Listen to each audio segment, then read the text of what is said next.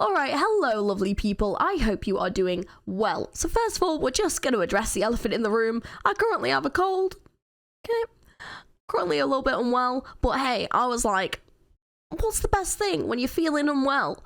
Filming a video, doing some voice acting. So, you know, the voice acting is a bit off in today's video. Yeah, I'm currently a little bit unwell. But hey, I was like, nah, we have to produce that premium content. So, yeah, we were in the torture room. Oh, this is gonna this is gonna be so freaking stupid. But yeah, this is the one. So yeah, bottom deck torture room. Yeah, the voice acting is definitely not going to be peak today. I apologize. But also, I am very determined to finish this game so that I can move on to other games.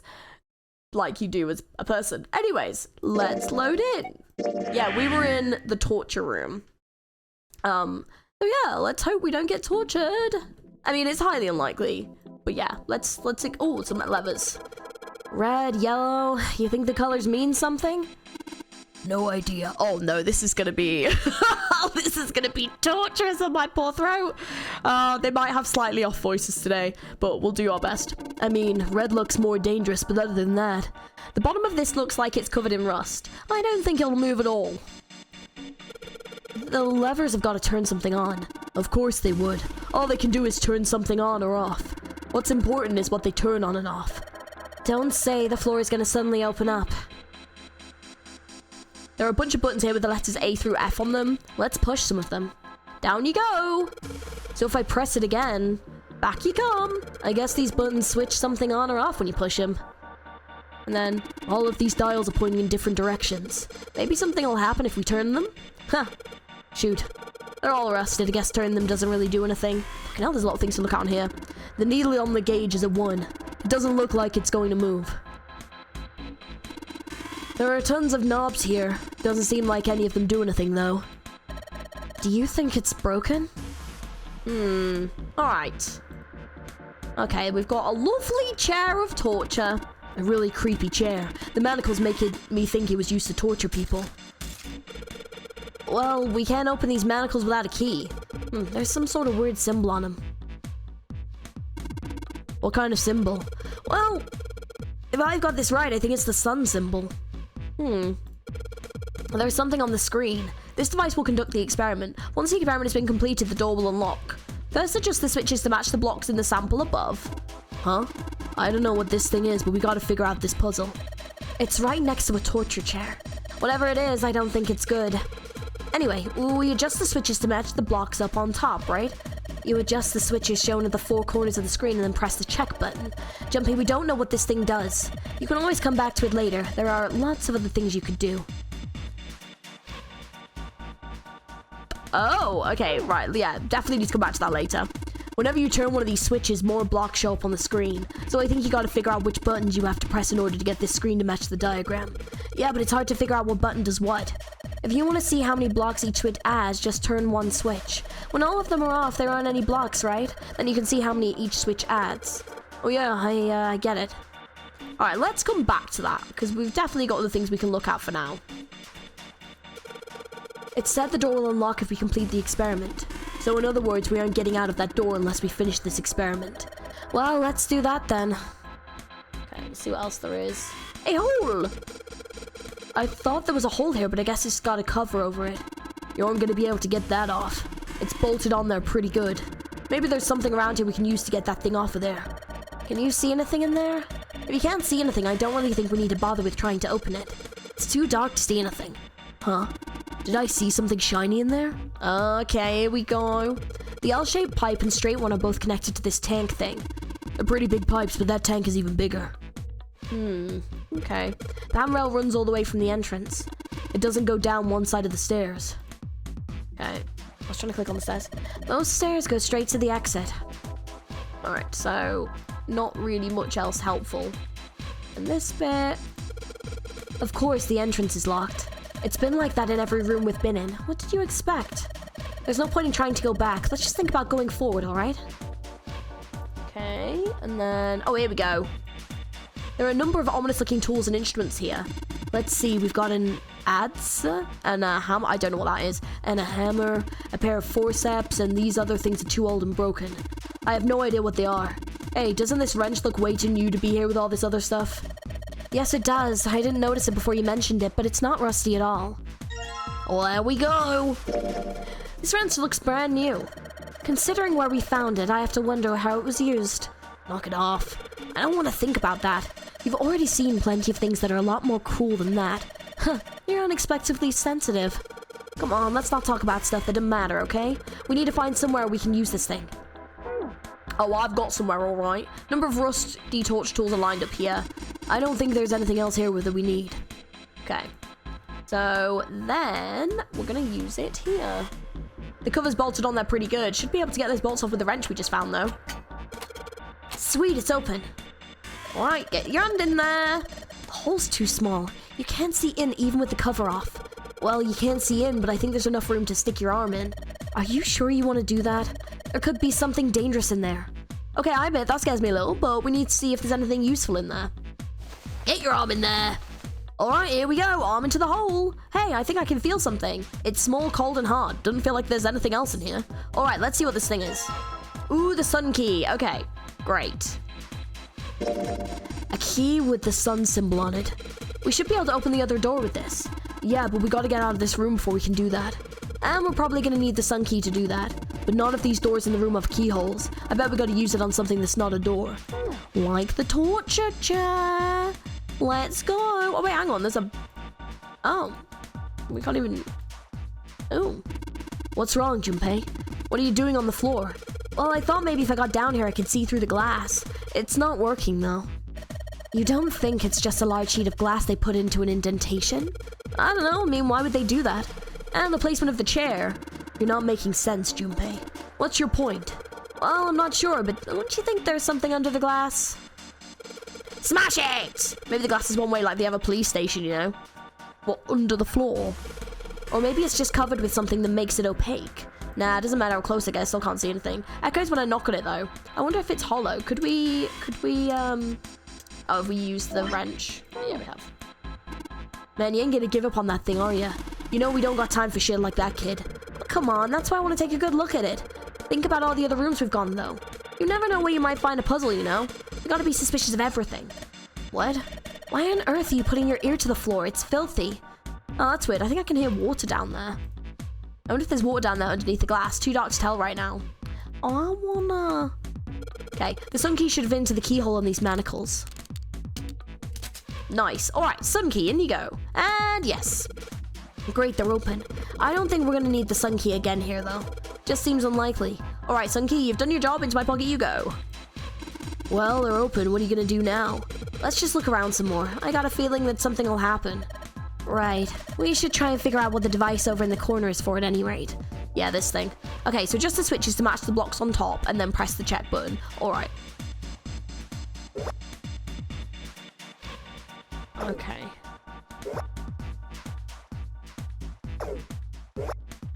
Oh, that puts on a lot of them.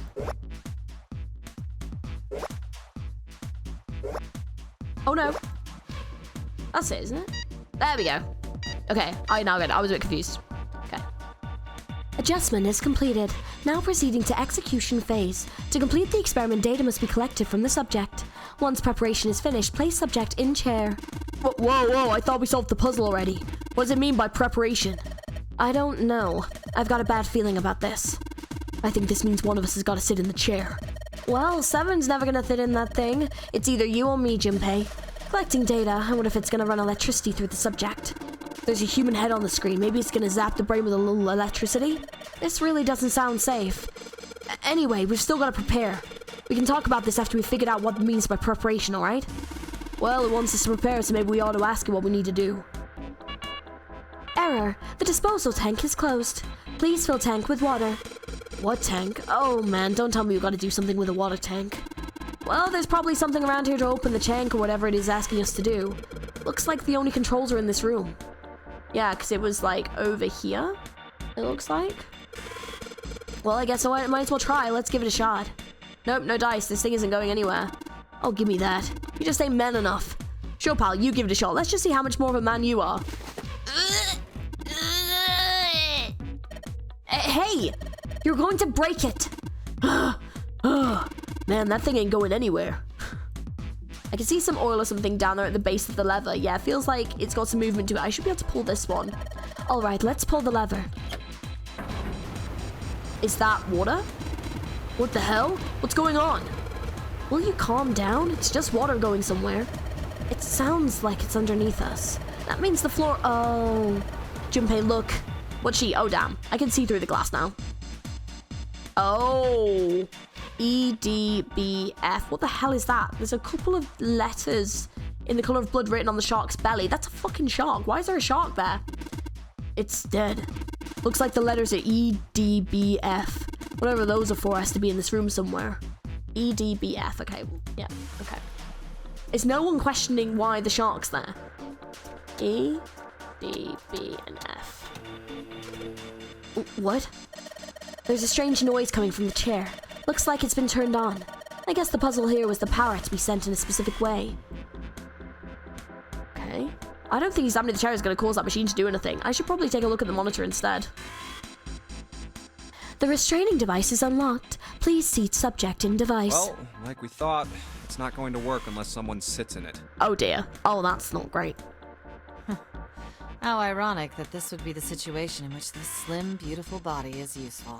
Lotus, are you sure? I can sit in it and you can solve. Junpei's right. If we screw it up... I'll be fine. Even if I fall in, the shark is already dead. But... No one likes an indecisive man, Junpei. I can still give you advice from the chair too, you know. Oh, okay. This seems a little bit terrifying. I just don't want to stay in this room any longer than we have to. Go over to that screen and let's get this over with. Look, do you think you could do me one last favor? Don't say last. Yeah, God, please don't put that pressure on us. You're making me nervous. Yeah. Just listen. If something happens to me, I want you to tell my daughters. Oh. Tell them that I loved them very much. She has daughters? No. Tell them that I will always love them. Daughters? You've got kids? Yes, I do. I suppose they're about your age, Junpei. What? They're twins. I had them when I was young after... Oh. Well, some things happened. Oh, right, okay. Their names are Nona and... Wait! Wait. Oh, no, and whoa. That's the other fucking link. Okay, she's the mum of two of the kids that were in the previous fucking Nona? experiment. Yeah. Aoi, Light, and Nona. Oh my God. Those were their names. Well, some of them. The kids that were in the experiment. Damn, okay. What the hell? What's wrong with you? Oh, no way. It couldn't. Lotus, is your last name Kashiwabara? How do you know that? Are you serious?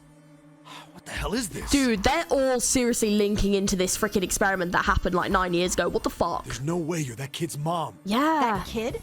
Wait, what do you mean that kid? Why are you acting like you've met her? I have. What?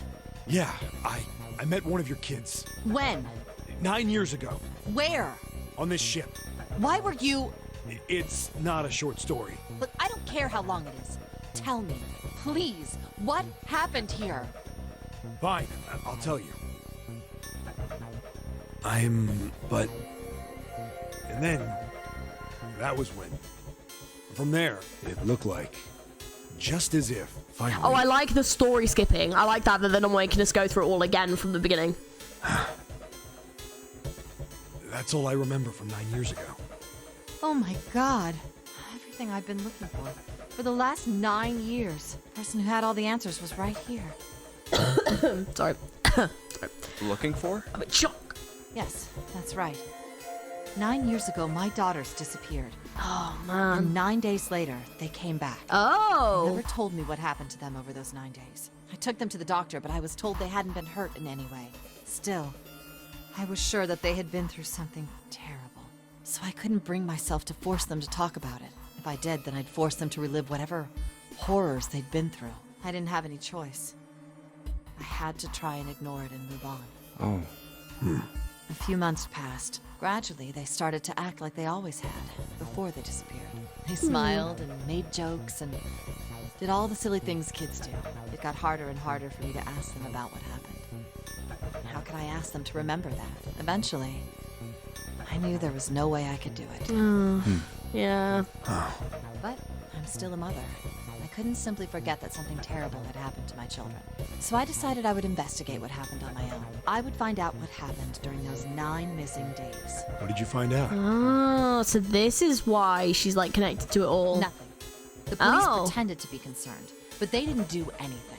Once the 16 children who'd gone missing came back, things were just... Even the media didn't talk about what had happened. I figured someone was probably paying or threatening them to keep their mouths shut. Well, Cradle Pharmaceuticals. yeah. No, probably something even bigger than that. Cradle Pharmaceuticals. Have you heard of them before? No. It's the first time I've ever heard that name. 7. How did you find out that Cradle Pharmaceuticals was connected to the kidnappings in the first place? I figured finding out whatever the victims had in common would lead me to the culprit. That's what any good cop does. What did they have in common? Every single one of the kids who disappeared had gone to this one hospital at some point. Oh. The hospital was one of a bunch that were under the control of Cradle Pharmaceuticals. After that, it was just about connecting the dots. Right. I see. The hospital. The Oh. hospital. And for a while, I was trying to get some kind of information out of the kids at the hospital. One of them told a weird story. What was it? Have you heard about the Gansfeld experiment? I guess all these kids had to go through it while they were at the hospital. Oh, no, I haven't. I think it was passed off as some sort of counseling. Right. What did you call it again? Oh, the Gansfeld experiment. This is how it's set up. First, subjects Q and A are put into separate rooms, far away from one another. Then a series of video images are shown to subject Q, who is told to send the images to Oh. subject A by thinking about Yes, this is what she told us about, right? Yes, I think. Okay, yeah. it. Subject A, It's on like the the other hand, is put in a large psychic reclining chair, experiments. given a blindfold. Right. Yes. So this is what it was. With their senses cut off, A is asked to guess what images Q is looking at. Oh, yes, I've heard of that. It's a famous telepathy experiment, Yeah. isn't it? Telepathy. That's how the experiment on this ship was supposed to work. The experiment to control people, right? Yeah. I don't know if any of the telepathy stuff really exists, but maybe someone from Cradle Pharmaceuticals bought into it. Even if that is the case, I still don't get how that has anything to do with any of this. The notary game, Zero, why we were kidnapped. What does any of that have to do with telepathy? I know I brought all this up, but I have no idea. Maybe none of this stuff is connected after all. No subject has been detected. Oh. Unless a subject is detected within 60 seconds. Oh, shit. All power will be shut down. Oh, shit. System recovery is estimated to take 1 hour. Oh, God. If you wish to proceed with the experiment, please seat subject in the restraining device. Oh God. Whoa, that doesn't sound Sit good. down. Get in the chair. Get in the chair, Lois. Get in the chair. Okay, I'm going. Quickly. Oh, no, that's not what we... Just hurry up and get it over with. Junpei, I'm counting on you. Right. Lotus, please, tell me right away if you feel anything weird. You worry too much. Now get on with it and be a man, or June's gonna leave you. Lotus. Okay, let's do this. What? Wait, what? Oh. Wait. What? Okay. Oh, is it that we just need to turn them all on? Finally did it. Bloody hell, that took me forever. So you have to do 1 on this side, and then 2 on this side. My God, I'm so dumb. We did it. Oh, that took forever. Okay, the experiment has concluded. The door will now unlock. I can hear the door unlocking, and now we've got a new message. Release subject from restraining device. Lotus, are you alright? Yes, I am. I'm glad nothing bad happened, but I do think my life just got a little shorter. Hold on, I'll get you out right away. Shouldn't take long for 7 and me to get her out of here. Let's get out of here now. Being a guinea pig is not for me. Damn straight. I don't ever want to see this thing again. That's flipping terrifying. There we go. Yay! We made it out of the torture room! The torture room! We did it! Yay! The hallway goes to the left. To the left, to the left. Yeah, but I don't see any doors. Guess we just need to keep going. Right, let's go. No, to left. We just said. Such a bad joke. An elevator. Oh, an elevator. Just what we need. Let's take this to Yay! C-Deck. Yes. Fabulous.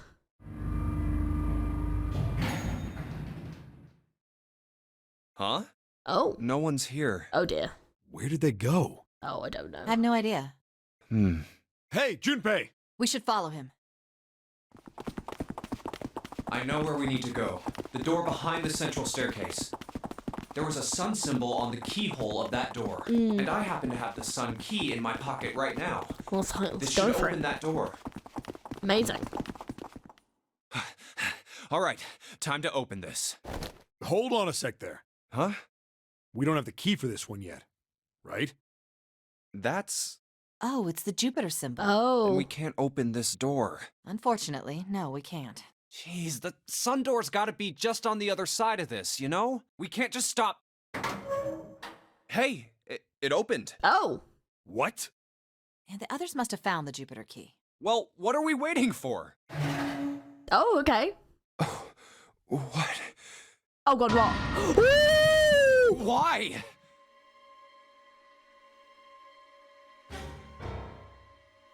Oh, that's a lot of dead people. Oh! Why is he dead? I would have said he was suspect number 1 for doing the murders. Okay. Oh, fuck me. Okay, he's just... Where the fuck's June? What? Oh, God. What the hell? Oh, God. Everyone's dead. What the hell happened? Apart from June, question mark? Clover. Nothing. She's dead. Shit. Hey, what are you doing? The key! Get me the sun key! Why? Why do you think we have to get out of here before the murderer comes back? I mean, that's a good point. The murderer? Santa, Clover, and Ace. I wasn't expecting... See, I thought Santa was freaking gonna be 0, so I'm now confused. What the fuck? And also, why the fuck is Ace dead? 3 people, 3 dead bodies. I would have said that Ace had done this. What the fuck? So wait, it's literally just June. Is June? Is she? Oh my god, I'm coughing out of shock. That means that the person who had killed them was... Is it fucking June? Oh my god, you have to be kidding. What the fuck? June? No, it can't be true. How? How? Genuinely, how? Give it to me! Calm down! Let's go! Can we even get out? Oh god. Open! Why? What happened? Nothing. Nothing happened. I didn't feel it unlock. Oh shit. Oh no. Is it the wrong key? I don't know. Maybe. It's open. Oh god. What the hell is this? Oh god, is maniacal June gonna come running out? Oh god. You mean the door was already unlocked? Oh, you're joking. Why? And how would I know that? That was so all this was fucking pointless. You've got to be joking. Whatever, let's just go. No. Oh, what's that? What the hell is this door? I can't see anything that looks like a doorknob or switch or lever or card reader or anything. We were having such a lovely time. This is, I mean, we were in a torture room, but still, the 3 of us were cracking on. But this, what the fuck? How the fuck are we supposed to open this? I don't know. Shit, psychic powers. I don't fucking know. We don't have a choice. We're gonna have to go back. No, I'm not going back there. There is a murderer back there. Or there could be a murderer coming this way. But I don't see any other doors. Look, we can take June down, all right? It'll be fine, unless she has like a gun or something. Then we're probably a bit screwed. But you know. Oh no! Why? Oh god, is June about to walk out of here? No way. Oh no! It opened by itself. Oh no! It's an automatic door? I'm scared. What the fuck is through this door? Look, guys, I've got a really bad feeling about all this. Same. The other doors were already unlocked. No. And this one's automatic. No, this is like led us to this route. We haven't no. seen anything like this before. Oh hell no! Bad feeling. We've hit bottom. This can't get any worse. I mean, let's see about that. Hang on. Oh, we're near the end of the route as well. Yeah, it can't really get much worse than this, to be honest. Yeah, we've really kind of hit. Yeah, yeah. Shit! Hey, Junpei! I can't take this anymore. No one can. Oh God, what the fuck? No. It's a lie. It's gotta be. Oh. This can't be real. No. It's impossible. If it's a dream, just wake up already. Someone please tell me it's all just a joke. I'm imagining things. Yep, that's it. This is all obviously a lie. It's a big, elaborate trick. An illusion or something. Or a dream. It's made up. Ah! Ah! Connie! Oh my God! Oh. Connie, hang on. Sorry, that was. Oh no! Sorry. I'm ill. All right, I have an excuse. All right. I just wasn't expecting you to make noises. Jumpy? Oh man, Connie, there's so much blood. What the hell happened to you? Have you been going around murdering people? How did this happen? Jumpy, I'm sorry. I might not make it. No way. I am going to let you die. I am gonna save you. I promise. I don't think you are, dude. I'm not gonna lie to you. This route seems a bit doomed. Thank you, Jumpy.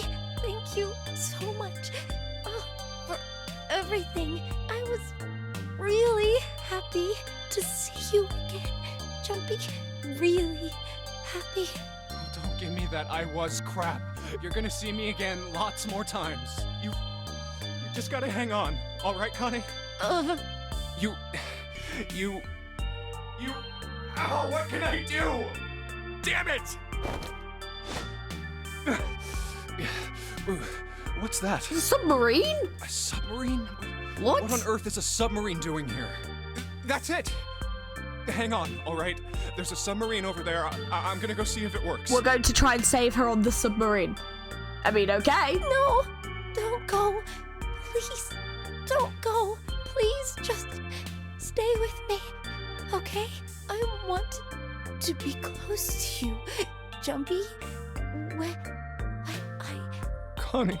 Jumpy, did you know you meant a lot to me when we were kids? I've liked you for a long time, Junpei. A really long time. Jumpy, do you remember how we hung out a lot when we were kids? We went to the pool and to the fair. Do you remember playing snowball at the school? They're all memories I'll never forget. All of those moments are treasures to me. But I also wanted to go to a lot of other places with you. A lot more. But that won't happen now. No. I mean, yes. Yes, it will happen. We'll go all sorts of places, Connie. You hear me? I promise. We'll go wherever you want. Really? Yeah, really. I swear. That makes me happy. Really happy. Oh, it's sad. It is sad, but I still, like, I think for me, because we're learning more and more with each of these routes, we're now learning how each of them are kind of connected to this, and so I just have some big old question marks as to how, like, these two are connected to all of this, because everyone else, obviously, like, Ace was in the company, Clove was part of the experiment, Snake was part of the experiment, Lois's daughter was, well, we know one of them was, Nona, was part of the experiment, we know that Seven was a police officer, we know that, 9 potentially worked with Ace, but, like, you know, and then Santa, potentially his sister might have been part of this, so we don't know that for certain, but, like, that he said his sister died 9 years ago, so it seems a little bit coincidental. So these two, we still don't know how they're connected, so it's still gonna make me sus. And also, if we think one of them is gonna be Zero, I'm just like, who? Like, who is it gonna be? Unless it's Junpei. Fucking hell. Actually, that would be kind of a plot twist. That would be cool, actually, if it was Junpei. Damn. But with how emotional he's being about everything, I don't know. But then, I don't know. I'm kind of sus of a few people at this point, you know? Because, like, Lois could be because she wanted revenge for her daughters, you know? I don't know. Jumpy, I feel sleepy. No, Connie, don't fall asleep. Thank you, Jumpy. Thank you so much. Well, how did she die? Did she get, like, stabbed in the hall and manage to, like, make it here? Because there was, like, no blood trail. Connie! Connie! Connie!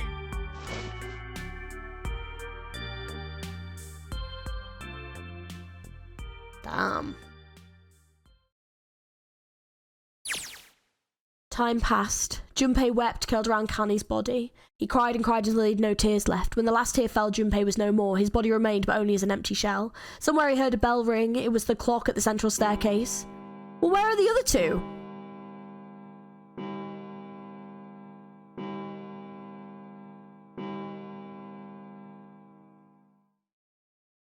It rang 5 times, then faded. 5 o'clock.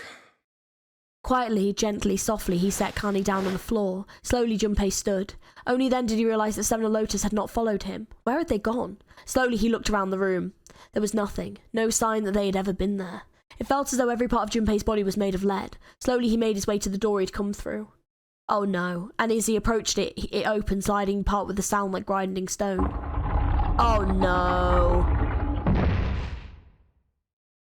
Junpei passed through the gate and into the hallway.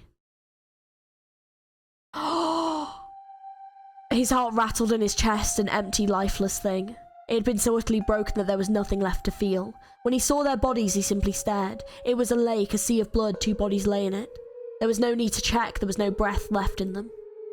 His eyes lit on Lotus's wrist, her bracelet. It was gone. He stared at it, it meant nothing to him. He didn't care anymore. He couldn't care anymore. Junpei's body felt numb. A part of him knew the lump of lead in his chest had once been a heart. He couldn't quite remember what it had been for. Tears poured from his eyes in great streams. He wasn't sure why. He gave up trying to make them stop. He turned around, the door opened again, and slowly, numbly, he walked through. He kept walking. Why stop? An object set in motion, simply inertia carried him forward. Eventually, he found himself in front of the submarine. His arm reached for the hatch. Is this fucking Ace? Is he actually alive? I'll fucking bet you it is. And then he was floating in water, because this is the only murderous bitch that we've known. His eyes stared into it, he couldn't see the bottom. His back was hot. Dimly, he felt the blade of a knife in it. Who? One dead body lay behind door number 5, the body of the 9th man. Another lay in the shower room, the body of Snape. And at the central staircase were 3 more, Ace, Santa and Clover. Just outside the door were 2 corpses, those of Seven and Lotus. And in this very room lay the body of that had once been Kane. And now Junpei would join them. Who then had killed them all? Who? Junpei let out one last breath. Faintly, he felt the bubbles creep up the side of his face. His consciousness faded quickly, dissolving away into the gentle, cold lapping of the water. Interesting.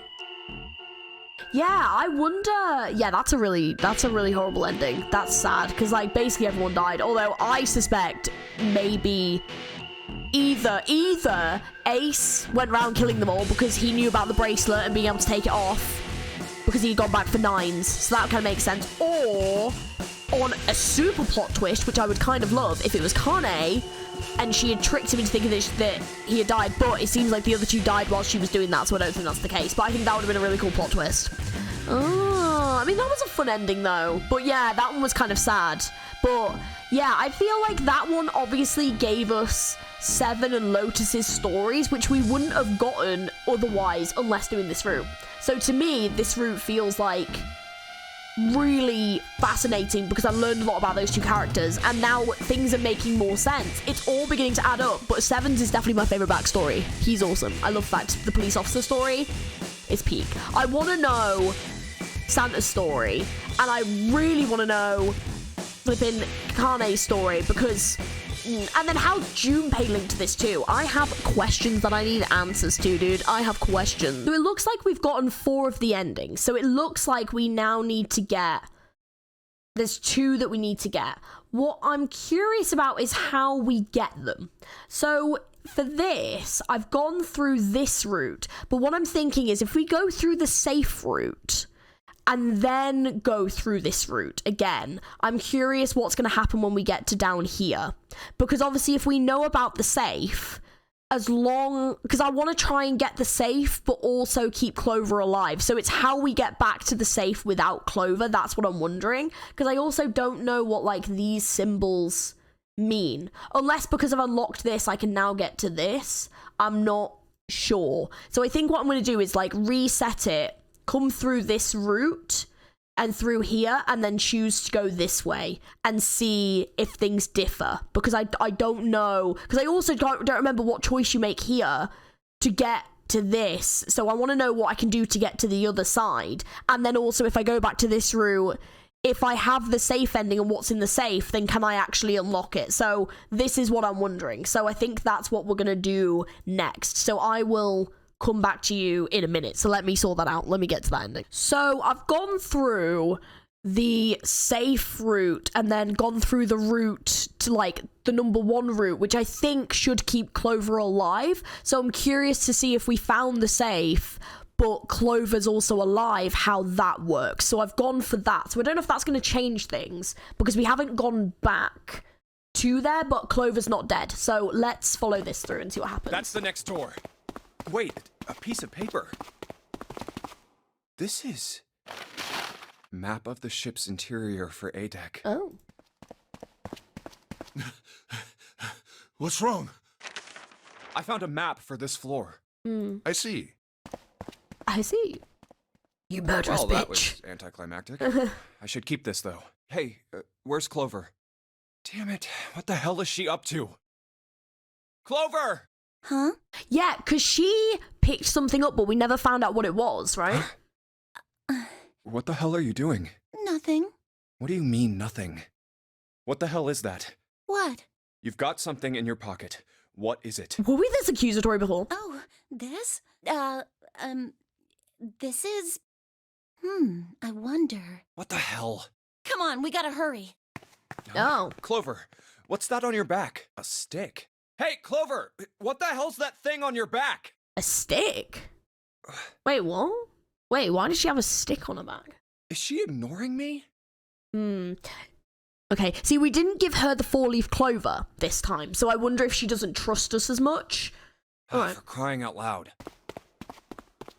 let's see. Because that's the only thing I can think is different. The big stairs. Huh. So this is where it ends up, just like it says on the map. Ace, did he head down? Oh, there he is. Look, the 4 others are there too. Really? Let's join them. Jumpy, Clover, What's up? we found it. Found what?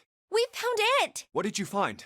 The last door. Sick. We found door 9. Yeah, but we know this is gonna go wrong. Because doesn't Santa have a gun in this route? What? Come on, just follow us. We'll explain on the way. Okay. Okay. Well, if that's the case... Wait for me. We should get going as well. Jumpy, we finally made it. Yeah, it's finally time. We've reached the end. But something's bothering me. Only 3 to 5 people can go through the numbered door. 7 of us are on our way to door 9. That means that, best case scenario, there will be 2 of us who have to stay behind. 2 people. Is there a way? 4:30. We've only got 90 minutes left. I've got no time to wonder about it now. Hey, Junpei! June! What the hell are you two doing? Hurry it up! Let's go, Jumpy. Yeah, Hey, what about door 2? What about door 2? Door 2 is the only one we haven't gone through it, I mean.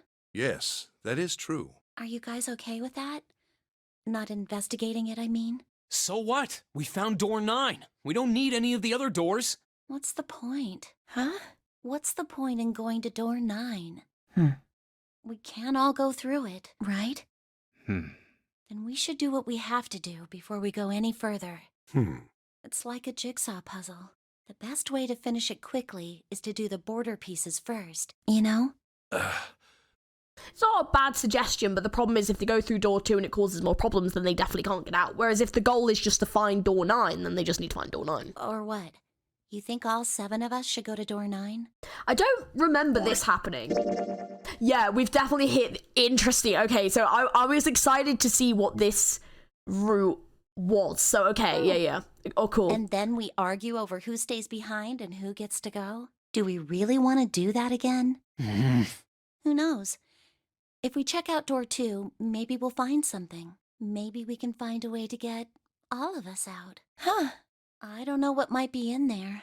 We may not find anything. But don't you think it'd be better to at least have a look? It's not a bad suggestion, but why am I getting chills? I'm getting, like, actual chills on my arms. I'm like, oh no, something's gonna go horribly wrong, isn't it? Am I wrong? Does that sound wrong to you guys? Yeah, you do have a point. The last time I checked the clock, it was 4:30. It's not like we've got a lot of time, but if we're quick about it, we might have time to take a look. You're right. Let's go take a look at door 2. The elevator can take us down to door 2. Who shall go then? Let's see. Me. I'm going. Then June, 7, and I need to go with her. Hey, why do you get to... I don't mind. We'd only waste time arguing over it. Jumpy, I'm okay too. See? Can we just go now? Fine. All right, let's get going. I'll see you later. Okay. Be careful.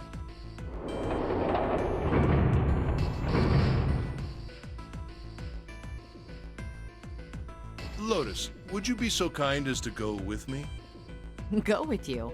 Well, I didn't think people still talked that way outside of the 1950s. Well, I'm a mother. Would that be a problem for you? What? That wasn't what I meant to... Wait, what? I was hoping you would come with me. Seriously, though.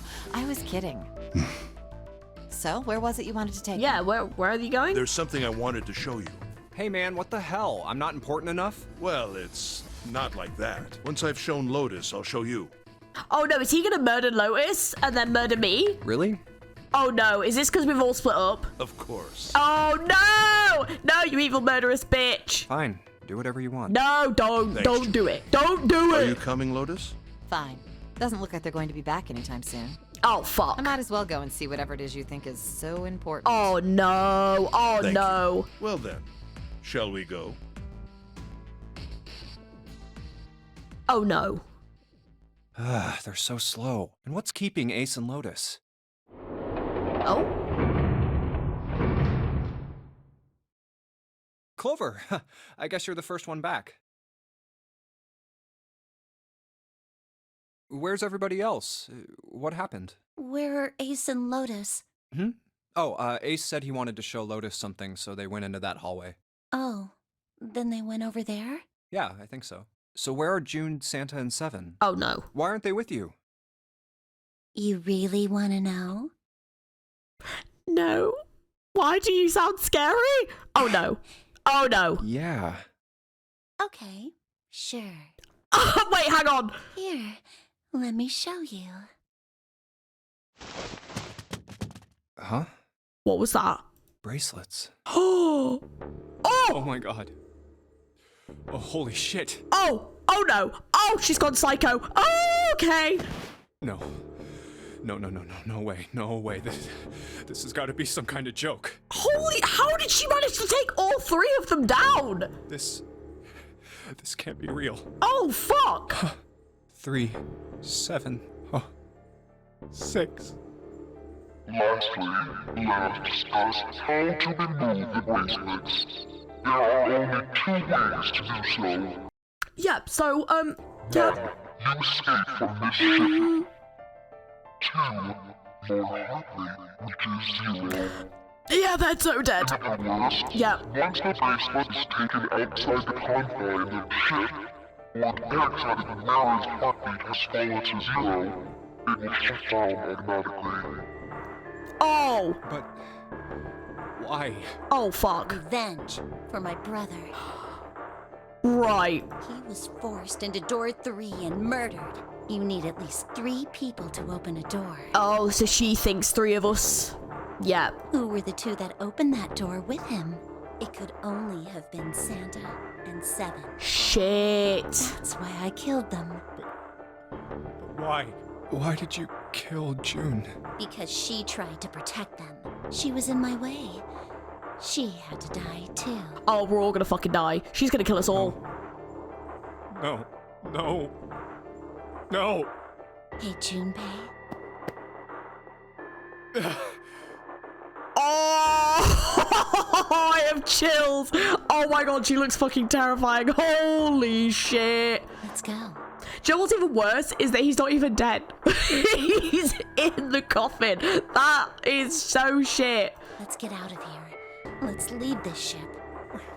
What the hell are you talking about? To open a numbered door, you... Yes, I know. You need at least 3 people. But as long as we have this... That's... the 0 bracelet. Oh. Oh, so You've she got did something take in your it. pocket. What is it? Ah, she did take it. This is... See? You get it now? Right. So we definitely need to go through door 4. Because we need to get the clover and give it to her. We have to give her that, because otherwise we end up in this room where she gets revenge. Right, okay. And we will have to go through door 1 to keep her alive, to stop Ace from killing her. So interesting. So you don't have to find the safe. Okay. Interesting. But I'm wondering, how do we get to the point where you can open the coffin? That's what I'm confused about. But yeah, all right. If we have the 0 bracelet, we can leave. You and I can open door 9 with just the 2 of us. See? So let's go. Come on. Hurry up. I mean, at this point, just go with, because otherwise she's just gonna chop off your hand and take it. Or kill you. Junpei.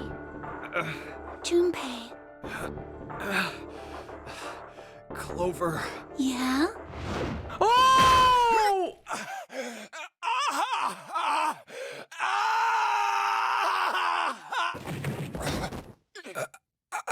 Oh my fucking god. Thanks, Junpei. Oh! I'm just gonna borrow this, okay? Oh my god, she's gone insane.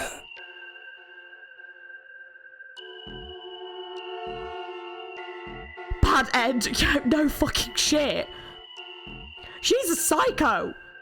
Holy shit. Oh my god. Between her and Ace, what the fuck? We didn't axe for that. Right, well okay, so we have all the other endings, so I'm presuming this is the final ending. Right, okay, so I think, right, let's talk about this. So, go through this point, that's fine. I think we're gonna have to go through this point, and I need to get the Clover item from Santa. So I think I'm actually gonna have to play through these puzzles again. I need Clover to be happy. But the only thing I can think is that we definitely need to have the 4-leaf clover, and we definitely need to go through door number 1 so Ace doesn't kill her. Like, we need to stay with Clover through the route. That's the only things I can think.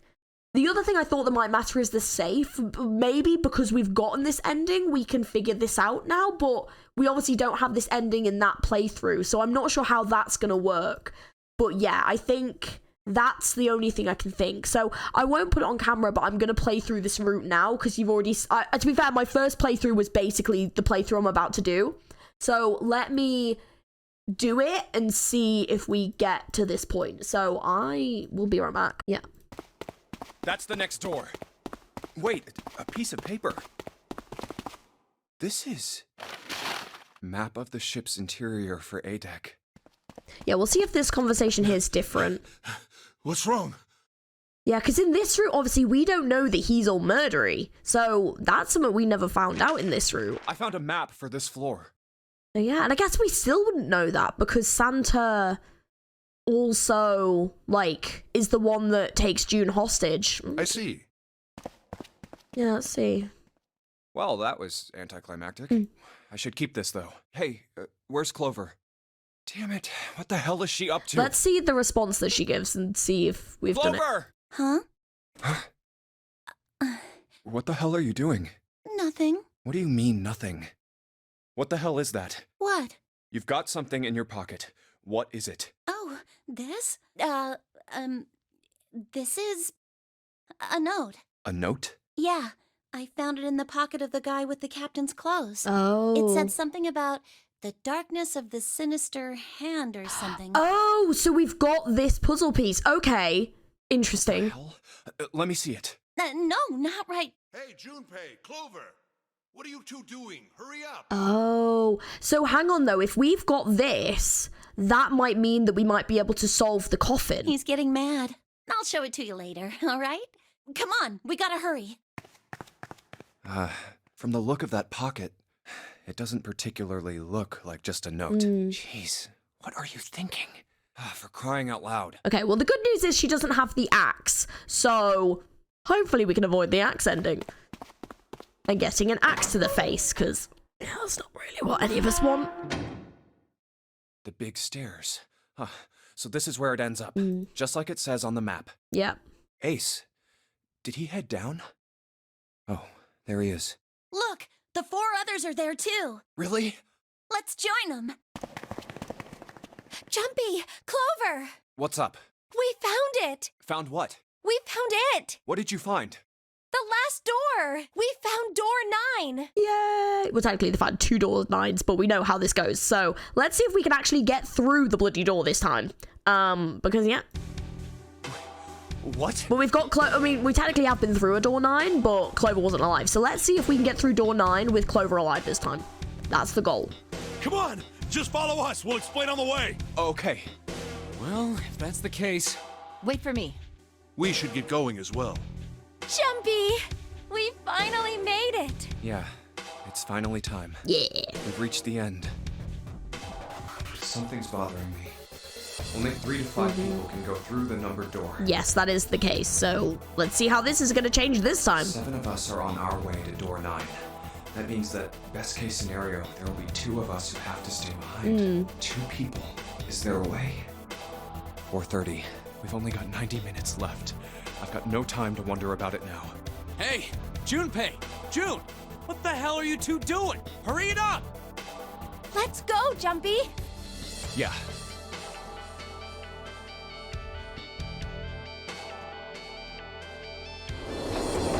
Alright, so she's trying to get us to go to door 2, which is good.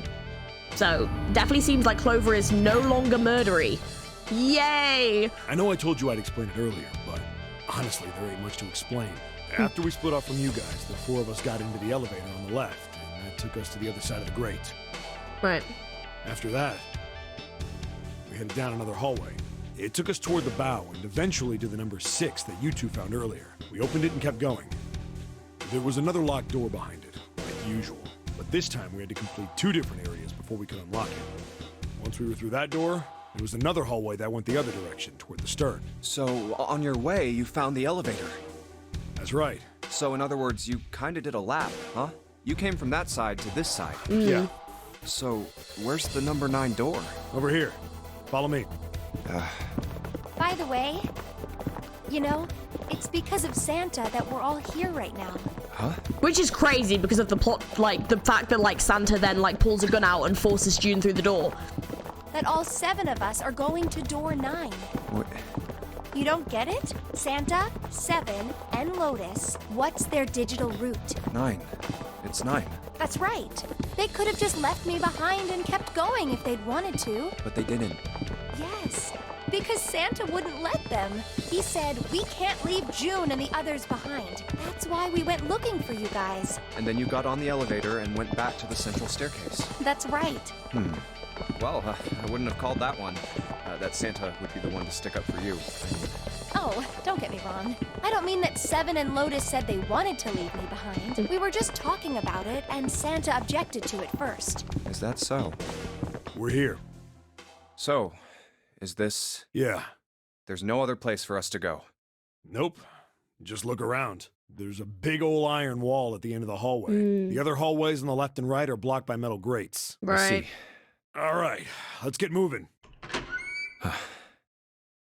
Oh, no way.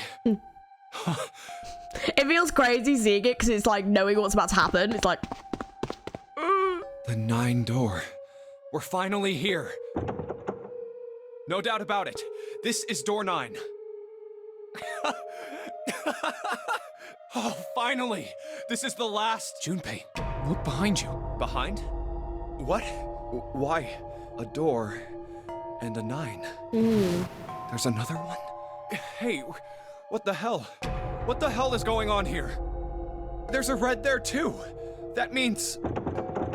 And of course it won't open. But why? Why the hell are there 2 doors? Do you think perhaps one is the right door and the other is the wrong one? I don't know about that. It seems unlikely. What makes you say so? Well, think about all the rooms we've been through so far. They're full of puzzles, but there are always hints about how to solve them. I'm pretty sure there aren't any rooms where we just had to go with our best guess and leave it to instinct to solve the puzzle. See, because I think we went through the other 9 door before and it took us to like the incinerator. So are we going back there?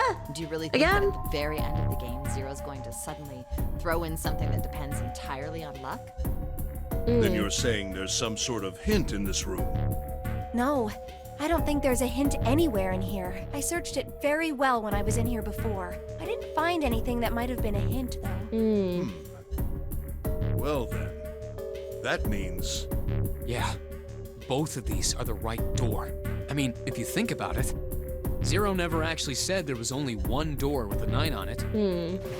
It is hidden, but an exit can be found. Seek a way out. Seek a door that carries a 9. So if there are 2 number 9 doors, if we split it up right? That's not gonna work. You've got a notebook and a pen, right? Can I borrow them? Yeah, here. Look at this. You get it? The numbers on the top are all the combinations with digital roots of 9. The numbers on the bottom are the people who don't fit. There's only 8 possibilities if we split up into 2 groups of 3 or 4 people. But the good news is, if we can actually get Snake out of that coffin this time, that means like the second group can go through the door. So that, I'm presuming, is why we need like to have seen the safe ending. But what I don't understand is how the endings tie into each other as of yet. Like, how can we solve it now that we've seen it, even though Junpei isn't aware of it now, you know? Like, that's what I'm wondering. So we'll see how things go, I suppose. So... If 3 people go through the door, then 4 are left behind. But we do have that piece of paper that I don't know if we had the first time. So yeah, we'll find out, because yeah, now we know what that paper is. If 4 go through, then 3 are left behind, right? Yeah. No way.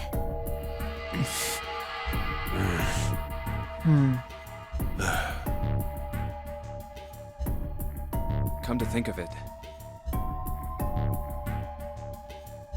what is this room? It looks like it's set up for some kind of ceremony. It is a weird room, yeah. But what kind? And like, why is Snake in the coffin? And why is he in some like ceremonial robe? Like, who put him in there? Because we never really had that answered, because it obviously wasn't Ace, because Ace wanted to kill him. So like, who actually did this to Snake? Like, we never got that answered. I wonder if Snake could tell us, because I don't think Snake knew. A coffin? No, it couldn't possibly be. Okay, I give up. I give up. I figured if we sat around here long enough, someone would volunteer. But I guess nobody's got the guts to do it. What are you talking about? What? You guys didn't figure it out yet? Fine, fine. Let me enlighten you. Clover was mostly right with her little explanation earlier, but she missed something. She wasn't really wrong. She just... screw it. Let me just write it out.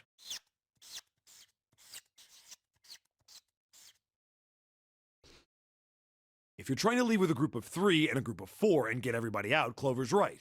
But there's another way.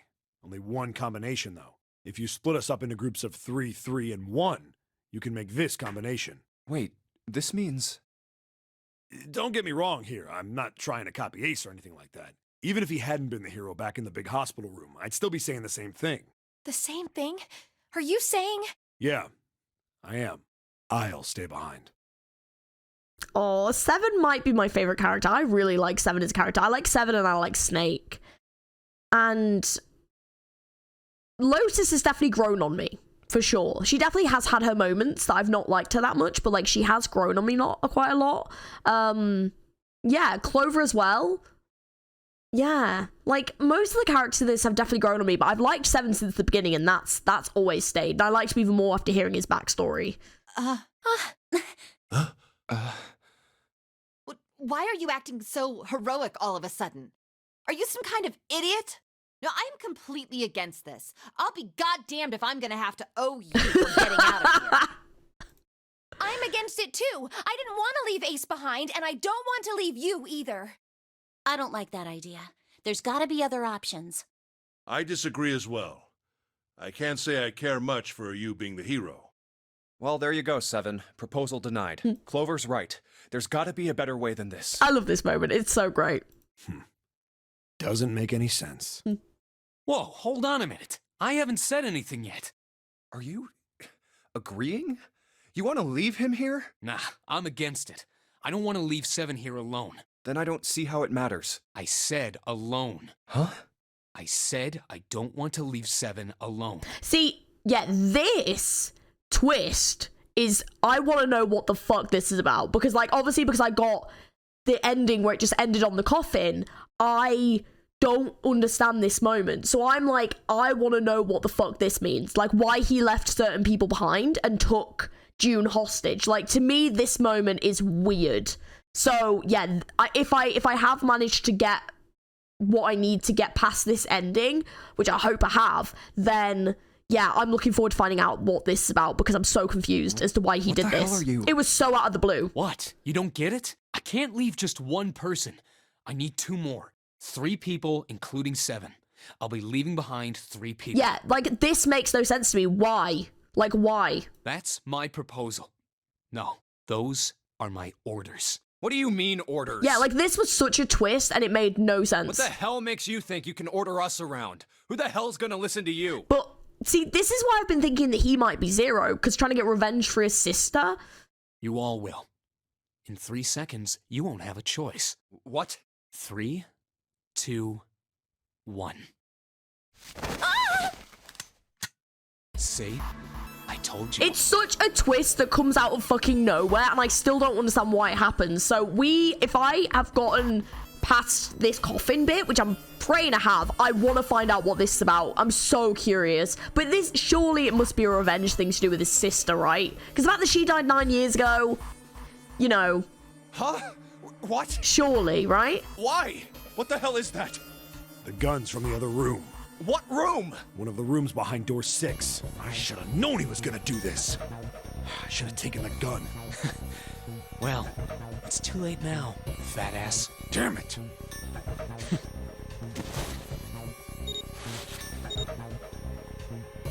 Now, time for you to start following my orders. Ace, Lotus, congratulations. I've chosen you to come with me. See, Ace, I wonder if he brings... See, I think Lotus is just because of the number that she is, but I reckon he brings Ace. If it is a revenge thing, then I wonder if, like, he, like, wants to get revenge on Ace before they leave. Like, is all I'm thinking. If Ace was the one that set up that thing 9 years ago.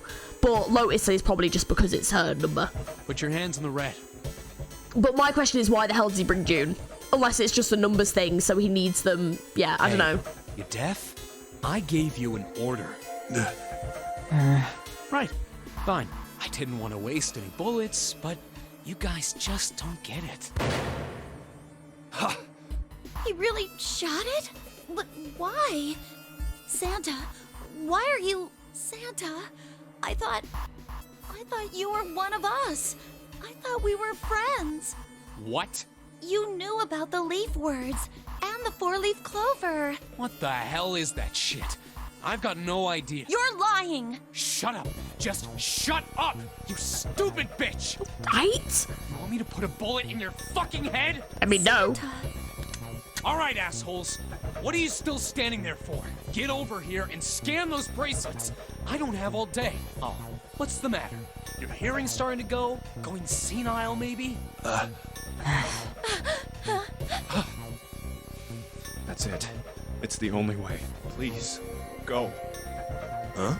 No way. Jumpy, what are you saying? If you stay here, you're going to be stuck, Jumpy. And so will Clover and Seven. I know, but you don't need to worry about us. We'll figure something out. Right, Seven? Right. You just leave it to us. It's gonna piss me off to do what Santa says, but... Don't worry about me either. There's still something I have to take care of. Yeah, because... No, you can't! Ace, Lotus, don't come over! Don't worry about me! Please! Please. Go. all right. Fine. All right, now let's get those hands on the scanner panel. What's the holdup? What? You think I'm fucking around here? I don't give a shit about this girl. Greg doesn't need a person, you know? All I need is the bracelet. You get it? Good. Now put your fucking hands on the scanner. See, because he knows about that as well. Which is weird. How does he know about that? I'm not gonna say it again. See, was he one of the kids that was, like, there a couple of years ago? There's something so off about Santa. I need to know what it is. Good job. Because how would he know that? Now, Lotus, pull that lever. Soon as the door opens, you get your ass in there. Try anything stupid, and you know what happens, right? Damn it.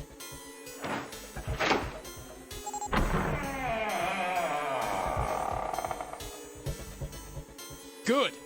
Go. Later.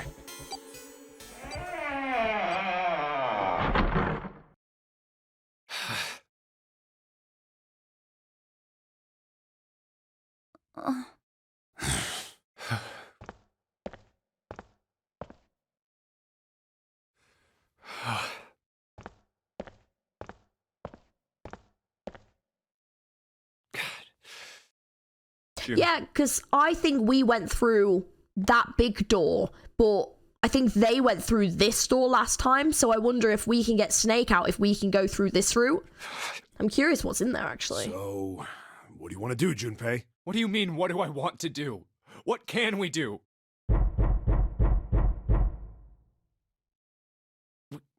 What the hell is that? The question is, can we solve that?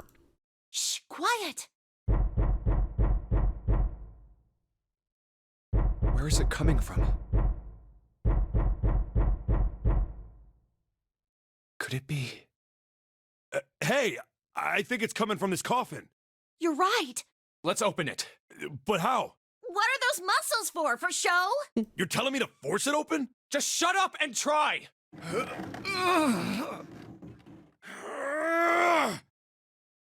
Damn it! Man, it won't even budge. Not another one. Yeah, looks like it. Do you think we have to put in the right password or it won't open? I think so. Whoever or whatever's inside this thing wants out, and now. I know that, but how? Without a passcode, I don't think there's much we can do. Isn't there a hint somewhere? Well, let's look for one. Ugh, there's nothing here. Not making this easy, are they?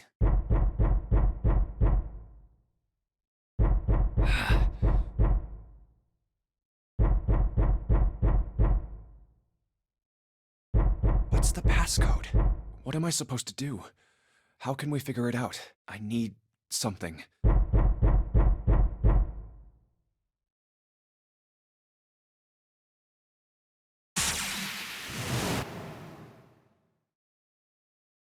The truth had gone.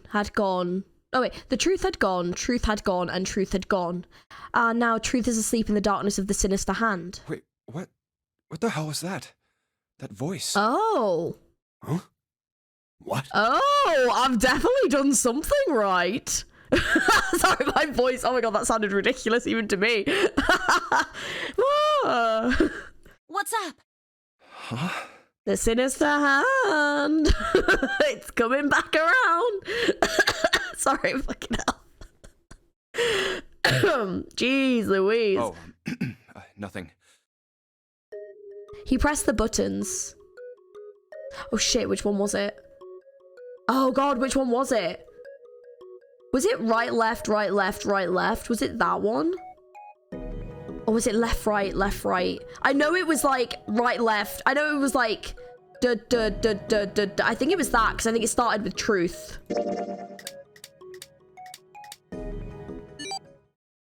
Yes, yes, yes. I love that. 1 4 3 8 3 4 2 1. 1 4 3 8 3 4 2 1. I thought it was going to be like the piece of paper. Huh? Huh? Hey, what the hell were those numbers? Oh my gosh. Are those? 1 4 Yes. 3 8 3 4 2 1. Ah, swap it in there. 1 4 3 8 3 4 2 1.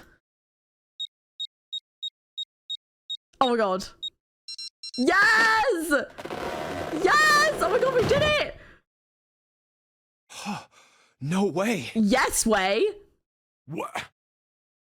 Why are you? Oh my god. Yes! Is that you, Clover? I apologize for worrying you.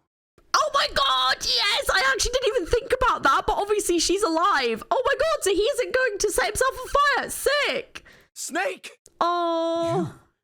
Why? Junpei? And Seven? Is that you? Is everyone else there as well? No! Santa went a bit mental and took them hostage. Jeez. You're back! Oh. Gently now. Yes! Yes! Let's go! Woo! My body's still a little weak. Oh. Oh, you're back! You're back! You're really here! Oh. You're back! Come now, what's gotten into you? You're acting as though I've returned from the grave. Not as though you did. I really thought you were dead. Oh. You jerk! Idiot! Idiot! Idiot! Oh, we did it! I mean, we need to get out, but like, I yay! see. I believe I understand things rather well now, thank you. In the shower room, there is a dead body wearing my clothes. Because of that, you thought that I was dead, correct? Yeah. You also discovered a corpse in the captain's quarters, and Santa turned on you here, in this room. Do I have it straight? Mm-hmm. Well, the dead body in the captain's quarters is a surprise. Yeah, I guess we didn't really get a chance to tell them that. Sorry, there wasn't a good time to tell you. Don't worry about it. Well then, I've got a pretty decent idea of what happened while I was indisposed, but it's still something of a mystery who did all this, and why. Yeah, because in this route, we find out a lot more about the background, but we still don't really find out a lot about the characters themselves. Like, the other routes kind of give us that information, but like, even with Ace, we don't find out the stuff about Ace or anything. So yeah, I wonder what we are going to discover in the rest of this, because yeah. So hang on, so if we go into flow... Oh, that's a whole thing. Okay. okay, hang on. I thought this was going to be like we go... I thought it was going to be like we go through that door and we get out. Not that I've got a whole fucking 10 hours to play. Sick. Right, let's continue. Let's continue. My housemate must be like, what the fuck is happening in that room with their voice? Okay, let's continue. The corpse in the shower room that looked like me. Yeah, maybe we will find out all that information then, because that's a lot of stuff that we've got to play. Yeah, okay. And the corpse in the captain's quarters. Mm-hmm. Why were they killed in the way they were? Great question. You don't know? No. Why would I? You don't know. I don't know. None of us know, and that's okay, you know? The guy in the shower room. We'll find out. We don't know who he is, so let's just call him Mr. X. Mr. X. Now I'm thinking of Resident Evil, and now I want to play a Resident Evil game. Oh, I want to play some Resident Evil. Anyway, this Mr. X is wearing Snake's clothes. Mr. X. Sorry, I'll stop. I don't know why I'm saying it like that. Anyways, sorry. But you're wearing some kind of weird robes. Yeah, I don't... Who did this to you? You know, what happened? That means someone took your clothes and put them on Mr. X. Mr... No, sorry. I will stop. But my question is who? Who did this? We need to figure out who that was. Yeah. I apologize, but I have no idea who might have done this to me. It must be Zero, right? I only just now woke up. Oh, I was okay. unconscious during all the events you just described to me. They must have undressed me and changed my clothes during that time. When were you knocked out? When we split up to look for the red. Where did they get you? Do you remember? It was a small room in one of the hallways on C deck. Right. What happened? The same thing that happened to every one of us when we were abducted. A canister releasing some sort of gas was thrown into the room. It must be Zero that did this then. Must be. I believe the gas is some sort of incapacitating agent. Then that means it was... Zero. Yeah. Looks that way, huh? There's nothing else I have to tell you. When I woke up, I was in this coffin. Why? Why did Zero make Mr. X wear Snake's clothes? Mr. X. Sorry. Oh my god, I can't stop. It's become a thing. Yeah, no, seriously though. Like, why? Well, I mean, so if we think about it logically, Ace targeted Snake, right? And obviously he has that face condition, so he can't tell whose face is whose, so he obviously would recognize Snake by the clothing. So clearly the person that was Zero knew this about Ace, so this was a trap for Ace, basically. That's what we have to garner from this. And Ace not being in this room while Snake is discovered means that basically Ace doesn't know that Snake's alive. So that is quite a powerful section of the story. And it makes me more suspicious of Santa, because Santa is the only other person that we've known so far that could identify Ace as the guy who was the CEO of Cradle Pharmaceuticals, apart from number 9, who he also took care of at the beginning. So I feel like if this is Santa, this is like another point to Santa being more suspicious, because Santa could have left Ace here. There could have been other combinations. He only actually needed one other person, but why would he bring 2 more through the door? Unless he specifically wanted to take Ace with him, so that Ace didn't discover Snake here. Which means that Santa knew that Snake was in this coffin. So that's the only other thing to me. Like, to me, Santa is definitely my number 1 culprit right now as to, like, the person that could be Zero. Like, he's my number 1 right now. He's so suspicious. Ace is clearly the target here, but everyone else here, I'm, like, wondering, like, why? Because also, on the flip side of it, clearly Zero didn't want Snake to die because he set this trap. So he clearly wanted us to be able to come through this door at this point, right? Because otherwise he could have just killed Snake, like let him die, and we would have had the same thing, but no, he specifically made someone else dress as Snake. So yeah, to me, this being a revenge plot definitely makes sense, and I definitely think it's targeted to Ace, but I think there must be other people here that are targets too. But my question is why, you know? How would that benefit Zero? Yeah. And Snake being alive benefiting Zero, question mark, unless this is someone that knows Snake and wouldn't necessarily want him to die. But yeah, so Santa is so sus right now. I don't get it. What the hell does any of it mean? But also, why did Santa specifically grab June? Like, why June? Could have grabbed Lotus. We saw Ace grab Lotus. Like, why June specifically? You know, could have grabbed Clover. So to me, it means that he wanted Ace to come with him. So, but why June? Like, what is it about June? There is something going on there. I just don't know what it is. So yeah, I'm sus. And I have no idea how I got the passcode for the coffin either. It's psychic intuition. Truth had gone, and truth had gone. Yeah, oh yeah, right, left, yeah. Where did those words come from? From the other ending, mate. Why did I feel compelled to push the buttons on the bracelet after hearing them? Well, I'm glad we did. All I know is my fingers moved on their own. It was like I did it subconsciously. See, my question is now, is this gonna tie in like we've been looping? And Junpei will start remembering the other loops? Or is it just like a one-off thing, you know? So I'm curious if he's gonna start getting other information. That's really cool. I really like that twist though, that like you have to have gotten the other endings to get to this ending. But yeah, my question is like clearly there were things we had to set up to get to this point, but like, is it going to be linked somehow, like actually linked to the story, or is this just like a one-off phenomenon, you know? I'm curious. Obviously there's been a lot about psychic stuff, so maybe it's going to tie in somehow. Also, Snake and Clover had been subjects in a similar experiment 9 years ago. The ability to access a morphogenetic field is affected by a couple of things. The first is epiphany, and the other is danger. And someone did actually die. And that person, I believe, could be Santa's sister, but I don't know that for sure. Girl. Her name was... There had been another experiment conducted on this same ship 9 years ago, and a girl had died during it. Morphogenetic field theory. The 2 murders. Switching clothes. The nonary game. Huh. Zero. He's the ringleader. The person who trapped 9 of us on this sinking ship. Zero should know everything. If we can uncover Zero's identity, all of our questions will be answered. My bet is Santa. My bet is Santa. Or Santa is at least involved. Like, maybe there's more than one Zero. But, like, I'm convinced that Santa is involved. For sure. He has to be.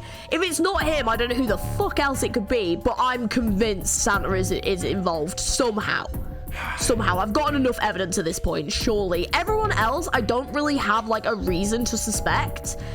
Other than Junpei and June, but Junpei, no, but June, even then, I don't like, it's kind of similar to, like, some of the things I've come up with in, like, Danganronpa before, where it's, like, sometimes having no information makes someone more suspicious, because if you know nothing about them, that, in a way, is even worse than if you know something, you know? So, yeah, but yeah, we've had very little about June, apart from stuff linked to Junpei, which could be a bit manipulative, you know, like, she's trying to manipulate him, in a way. But I don't know, because all the stuff that we've seen seems quite...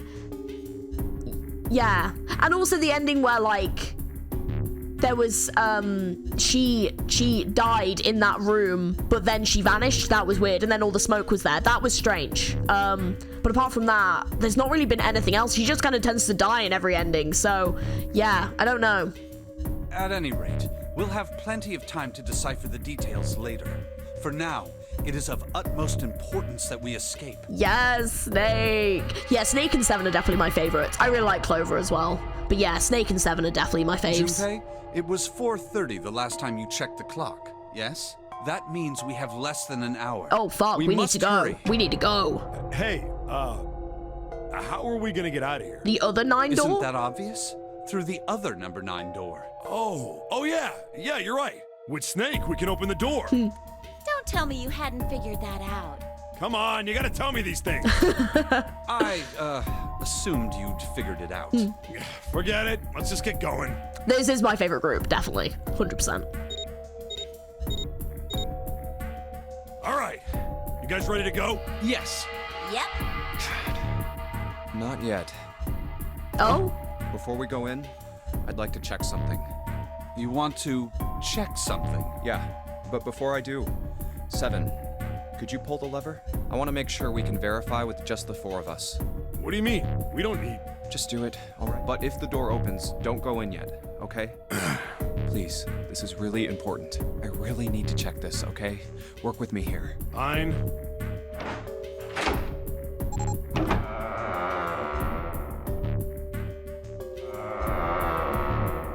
What's he checking?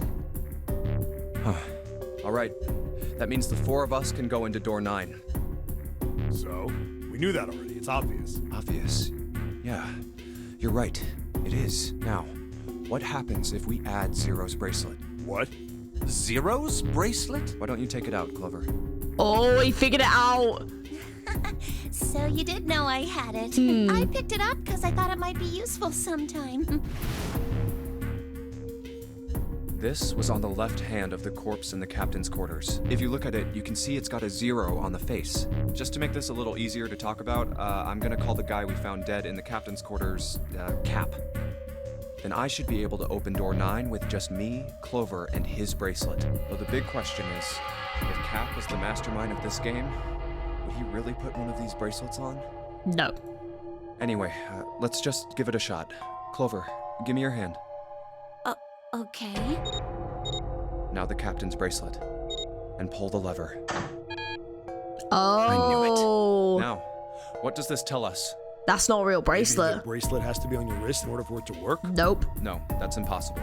Did you see how the panel showed a third asterisk when I scanned Cap's bracelet? Whether or not it's on your wrist doesn't matter. All you have to do is put the bracelet near the panel for it to register.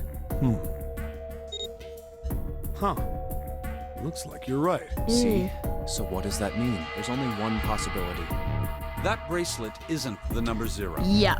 Is that what you're saying? Yes. That's right. Then what number is it? Let's find out. Scan the bracelets with this combination. So snakes, so 2. Okay, we'll do Let's this try one. Snake, me, and Cap. If this combination opens the door, then Cap's bracelet is number 2.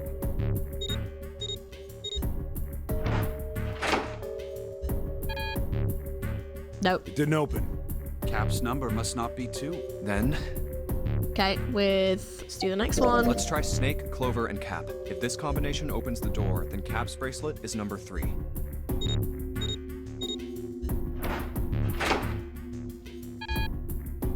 So did it Nope, want us it to didn't think that it was this one? Then the number isn't 3. Then, Okay, then we'll do this one. let's try Snake, me, Clover, and Cap. If this combination opens the door, then Cap's bracelet is number 4.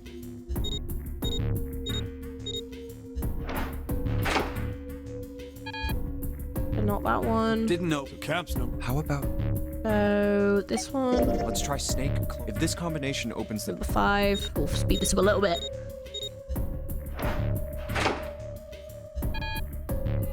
So it's not Didn't know. 5. How about, Then this let's try one. 7. If this combination opens the Number 6. Oh, there we go. Hey, it opened. The door opened. Wait, who's number 6? Wait, is number 6 June? What? Why? What does that mean? Hang on. Is number 6 June's? Isn't it obvious? Cap's bracelet is number 6. But doesn't it say 0? This isn't a 0. The symbol on here isn't a number 0. It's a letter O. Oh. Whoa, wait a minute. I don't get it. I mean, we figured out that Cap's bracelet is 6, right? Yeah. Does that mean there are 2 people with 6s? There is most likely only one person with a 6. But I don't get it. What about June? Okay, this is a big piece of fucking evidence that June might be 0. What the fuck? Well, this is only an educated guess, but I think June's number was never 6 to begin with. Oh no. Her bracelet was flipped. What? She's 9? In other words, June's real number is 9. 9? Oh, June's 9? That seems the most likely. Then all this numbered door stuff was just a load of crap? Well, yeah, because otherwise, how were the numbers working? Why would you say that? Because if they were calculating using a number 6, not a number 9, then it wouldn't have worked. Because if June is 9, then the numbers wouldn't match up. Here, look. List of all the numbered doors June's gone through. I'll let you know what I'm writing, okay, Snake? And that's everything. Yeah. So she wouldn't have been able to go through these doors if it was a 9. Because, yeah, this wouldn't have added up. Unless hers is a 9, but it actually isn't a 9. It just basically fills in any of the blanks, so it makes her look less suspicious. See, now I'm fucking worried that June's bloody involved. Yeah, this is a big red flag. Holy fuck. I wrote down which door she went into and with whom. Yeah, that's not good. And I wrote what all the numbers were. So if you switch 9 and wherever there's a 6, the numbers don't work. Yeah. If the digital root is 7, then you can't open door 4. If the digital root is 2, then you can't open door 8. Yeah. Clover, do you notice anything interesting on that list?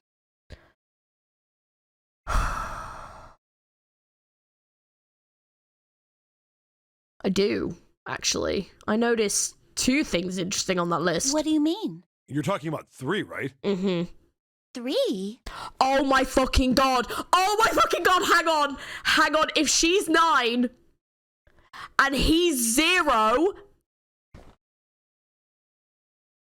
then it would make sense. Oh my god, Santa is fucking 0. No! No fucking way. Hang the fuck on. No. Oh my god, is it both of them? Is it fucking... Fuck off. No. No. June! Oh my god. No. You fucking joking. You're joking. Santa's always in the room with her. That's what you're saying, isn't it? Bitch. You're joking. Yes, that's right. What about it? That's quite simple, really. Oh my god.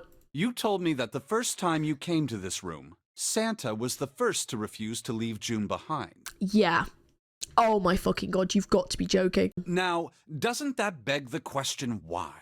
Why would Santa do such a thing? Bitch! Oh my fucking god! Ah! Do you know what? Yeah, Santa, I figured out. June! What the fuck? Hang on. What? The answer is easy. I have questions. See, now it's either going to be that she is fucking involved or that she didn't know that her bracelet was flipped. But I just feel like, I don't know. Bro, I was not fucking... I did not see that shit coming. Holy shit. Because Santa can't open door 9 with only 7 and Lotus. Oh my god. Of course, there's only one reason for because that. His is actually 0. His number isn't actually 3. Bitch. Oh my god. Santa's real number, 7? Would you be so kind as to modify my sister's equations? Yeah, sure. This is what you were getting at, right, Snake? Thank you. That is exactly right, 7. Bro! Oh my god! Damn, that is a plot twist. That's good. That's fucking good. Damn. I feel like, though, if we hadn't had, like, him betray us, I maybe wouldn't have twigged on. I feel like I twigged on more because then I was looking at him closer because of that shit that he did. But this makes sense. Like, my question is, though, why? Like, it must be revenge. But, like, why put himself in the game? And, like, does June know that she's 9 or not? I have fucking questions. I don't want any of this. Jumpy! No! Bitch, I need answers. What are you doing? Oh my god, bro. Santa's true number wasn't 3. No, you little snake. It was 0. No way. Yes way. I know, bitch. I know. Santa is 0? He fucking is. Oh my god. And June was 9, not 6. Oh my god. So wait, hang on. So at the beginning, there was... Wait. Now I need to check, though, because does that mean the guy that was number 9, what was he? Did they just have 2 number 9s at the beginning? Like, how does that work? Conversely, Santa was 0, not 3. Plus 3 and minus 3, yeah. They cancel one another out. Nothing appears out of order. Oh my god, it's been going on the whole time! You sneaky bitches! Santa was still playing by the rules of the nonary game this whole time. Yeah. Precisely. So you're saying Santa planned this whole thing? I'm not sure if he acted alone or not. Yeah, June Payne's gonna be like, June would never. She couldn't do that. I've known her my whole life.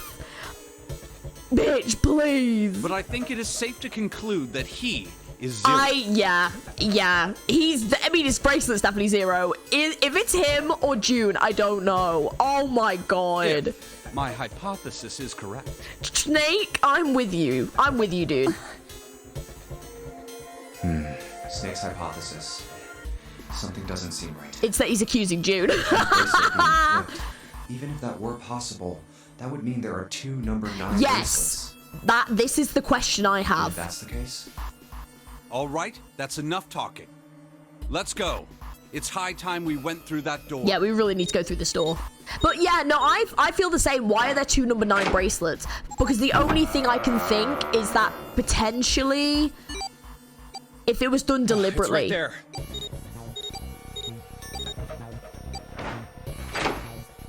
Oh, all right.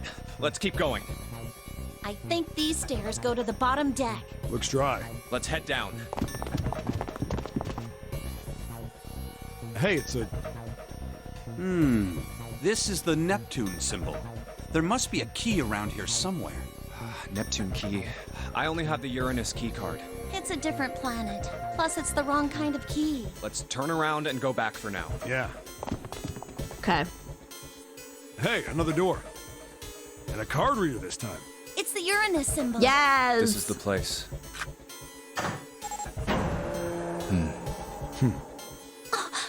Wow.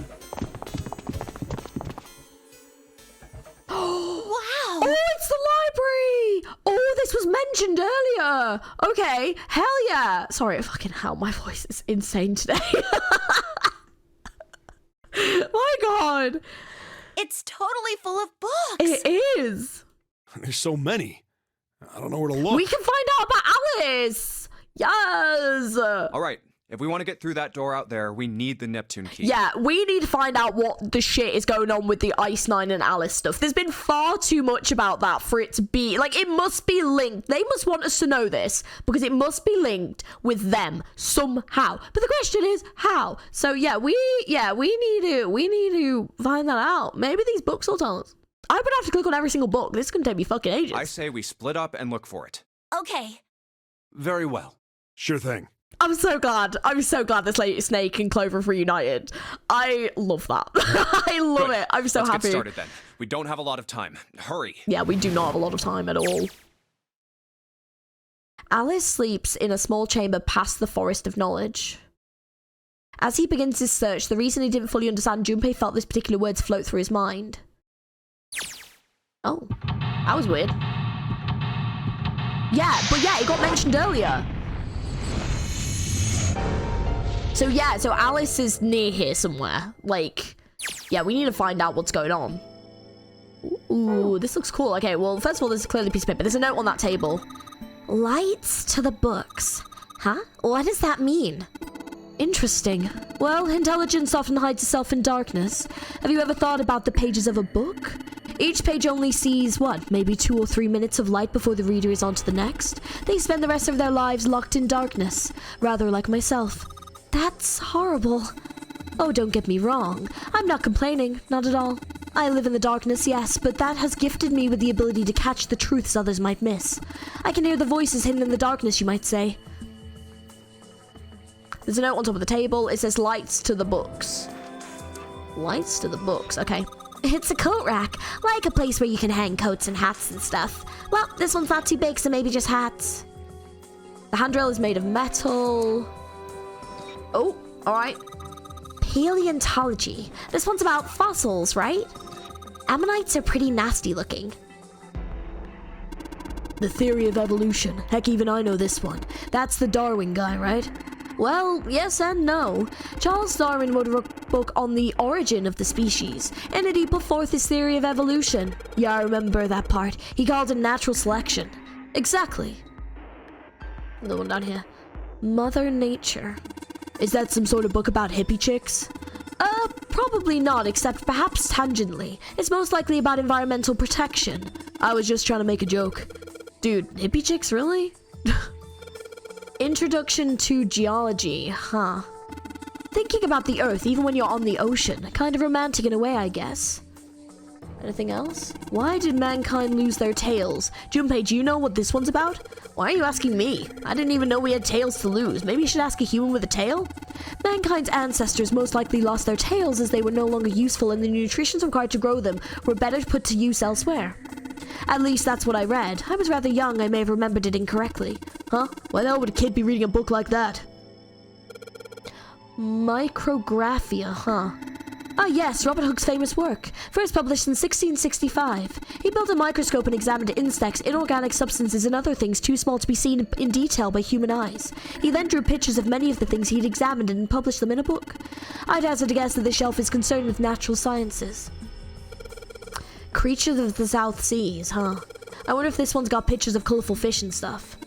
This one says, transition of extinction of species. We need to hurry it up or else we're going to end up in the pages of the book like that. Okay, so that's that one. Teletemperation and telepathy. What the hell is this one about? Well, I know what telepathy is, but I've never heard of teletemperation. It refers to having the ability to travel through time. This book is called Mind Swap. You mean you could, like, change bodies with someone? Well, I guess I wouldn't mind switching bodies with my brother at Junpei too much, but I'd rather die than let Seven switch with me. What the hell? Like, I'd even want to swap bodies with a little brat like... Hey, were you just imagining it? You were! Shut up! Yeah, well, he wasn't the only one. Ew. Kitab al-Azif. Man, they've got some weird stuff in here. I can't even pronounce this one. Who's that? Some famous guy? It's not a person's name. It's the name of a fictional book created by Abdul al-Harazed, I think. It's said to be one of the sources used in the creation of the legendary Book of the Dead, the Necronomicon. Oh, so these are all occult books and stuff? This book is called... Yeah, that one. This one says The Golden Rabbit and the Moon on it. Does it mean it's about a rabbit that lives on the moon? Rabbits are pretty cute, but what's the moon stuff about? It's talking about the Judas tree that is said to grow on the moon according to Chinese legend. Oh, there's some cool books. This book says Mind Swap in the Spine. Sounds like a reality show. Okay, right. So we've done that one, and then we did this one as well. Okay. Energy theory, huh? I don't even understand the damn title. Looks like the shelf sells science and technology. Oh, hang on. What's the deal with these titles? They're all just gibberish.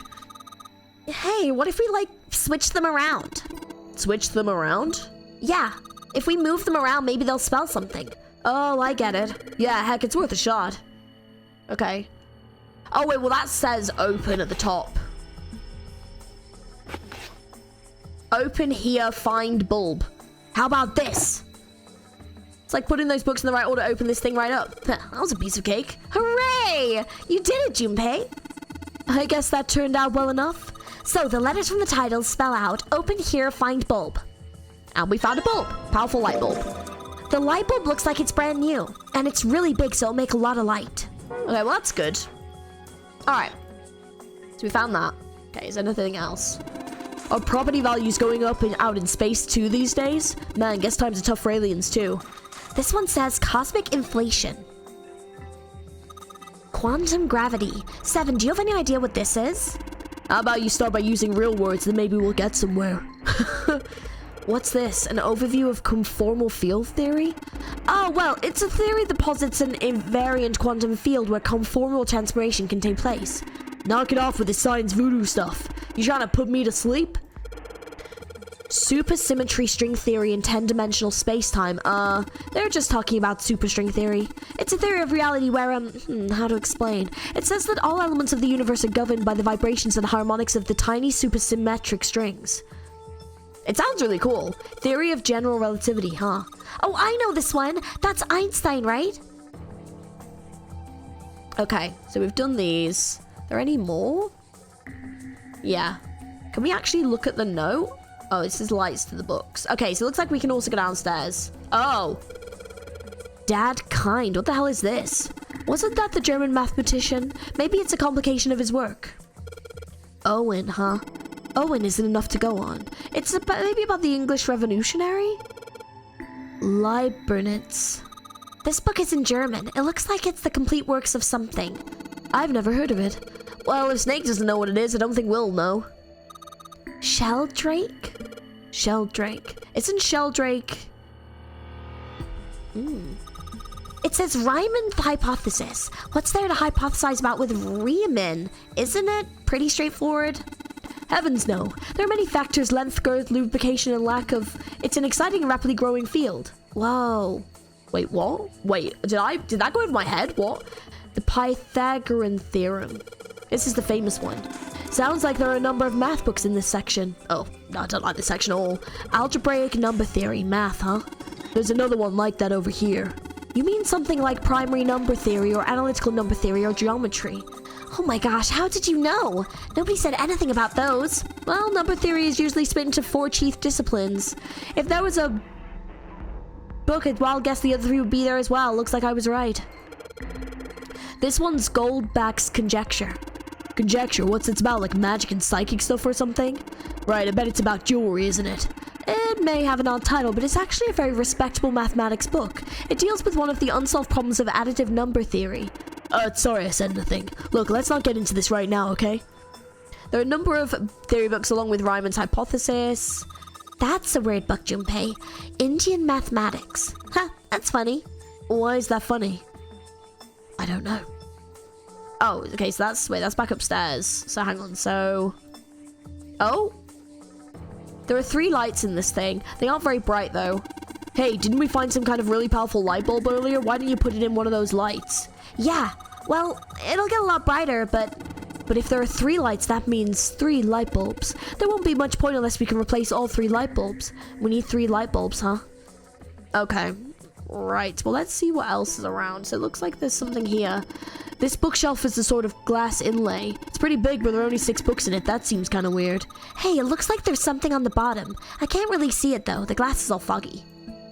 Awesome, there's a lock on the glass door. Yep, it won't budge. Oh, hang on. Oh, hang on. Okay, there's a... In the middle of the glass door is a cylinder lock. You know, kind of lock where you rotate the numbers around until you've got the right ones to open it. What the hell is this? It's like they just gave us the answer. Guess I might as well give it a shot. Wait, what? Oh, is that the numbers that are there? So, what is that? 632415. Okay. So, 632415. You did it, Junpei! Yay! I don't know why, but I don't really feel that particularly happy about being praised for that. Whatever. At least the lock's open now. Let's see if we can get it open, alright? Aha! Another light bulb. Feels like a light bulb. Pretty high wattage too, unless I missed my guess. This should generate quite a bit of light. Okay, so we've got the second one. All 6 books seem to be pointing at the cylinder number lock. Okay, so we've got the second one. There are books here in all sorts of languages. I can't read them. Sign plate is bolted down. I don't think it's a door. I think it's just like a wall. Okay, so there must be something we can do with this. Dad Kind, Owen, Sheldrake. It's got the volume number written on the lower part of the spine. And then yellow book as well. Okay. Right, well, let's go back upstairs then and see if there's anything else around. I mean, we haven't been over here. See, that's the open... Yeah, open here, find bulb. Yeah, so we've done that one. Shelf has a bunch of difficult looking... Yeah. Oh, sorry, hang on. This one. There must be somewhere we've not been. Black hole hypothesis, gamma ray, astrophysics. I guess this bookshelf has an astronomy theme.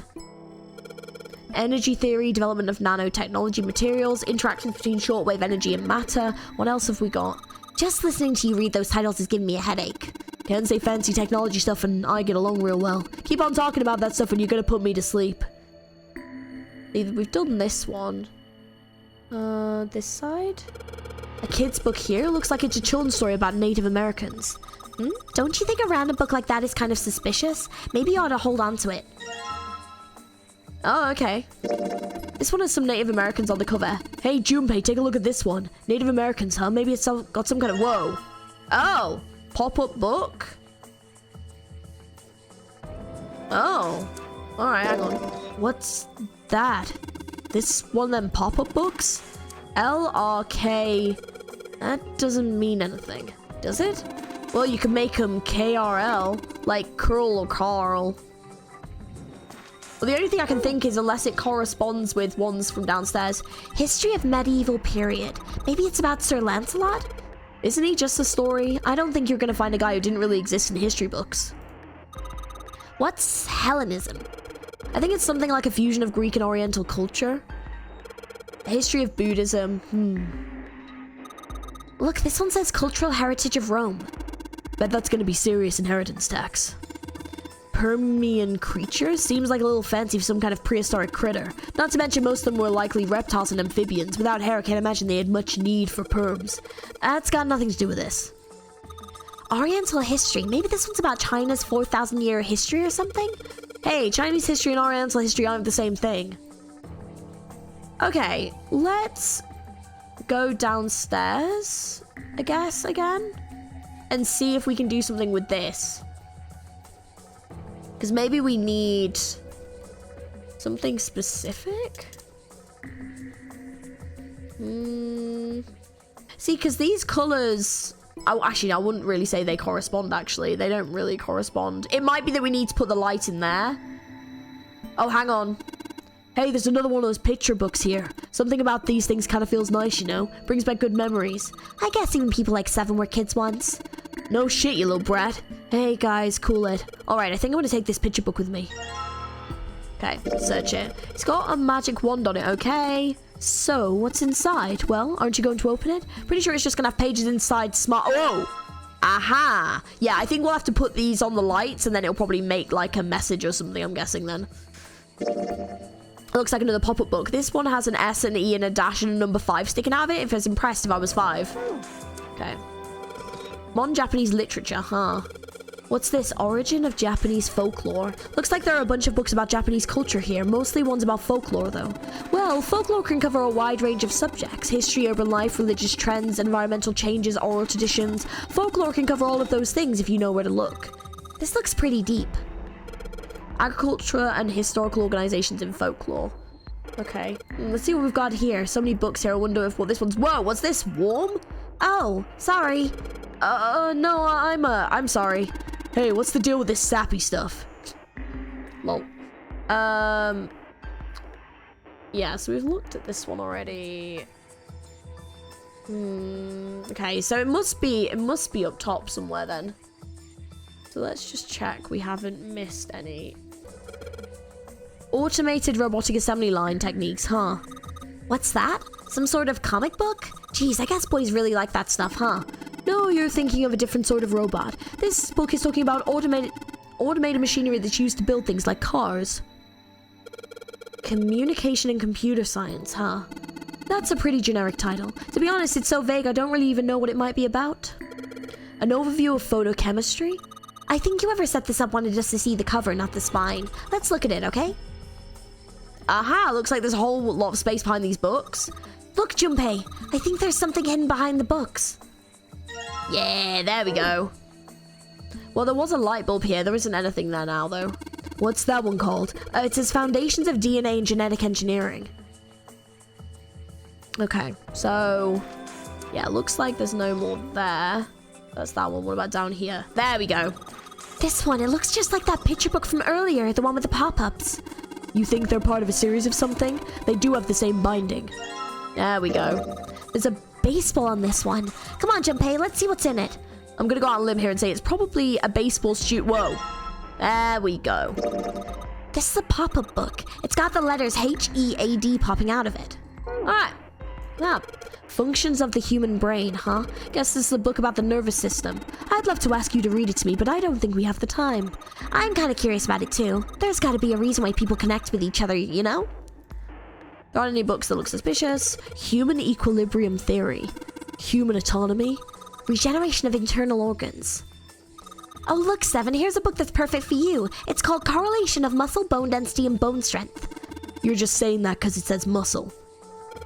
This book is just called Dissection. This bookshelf must be all medical books. From what I can tell, it sounds as though these books have been organized by genre.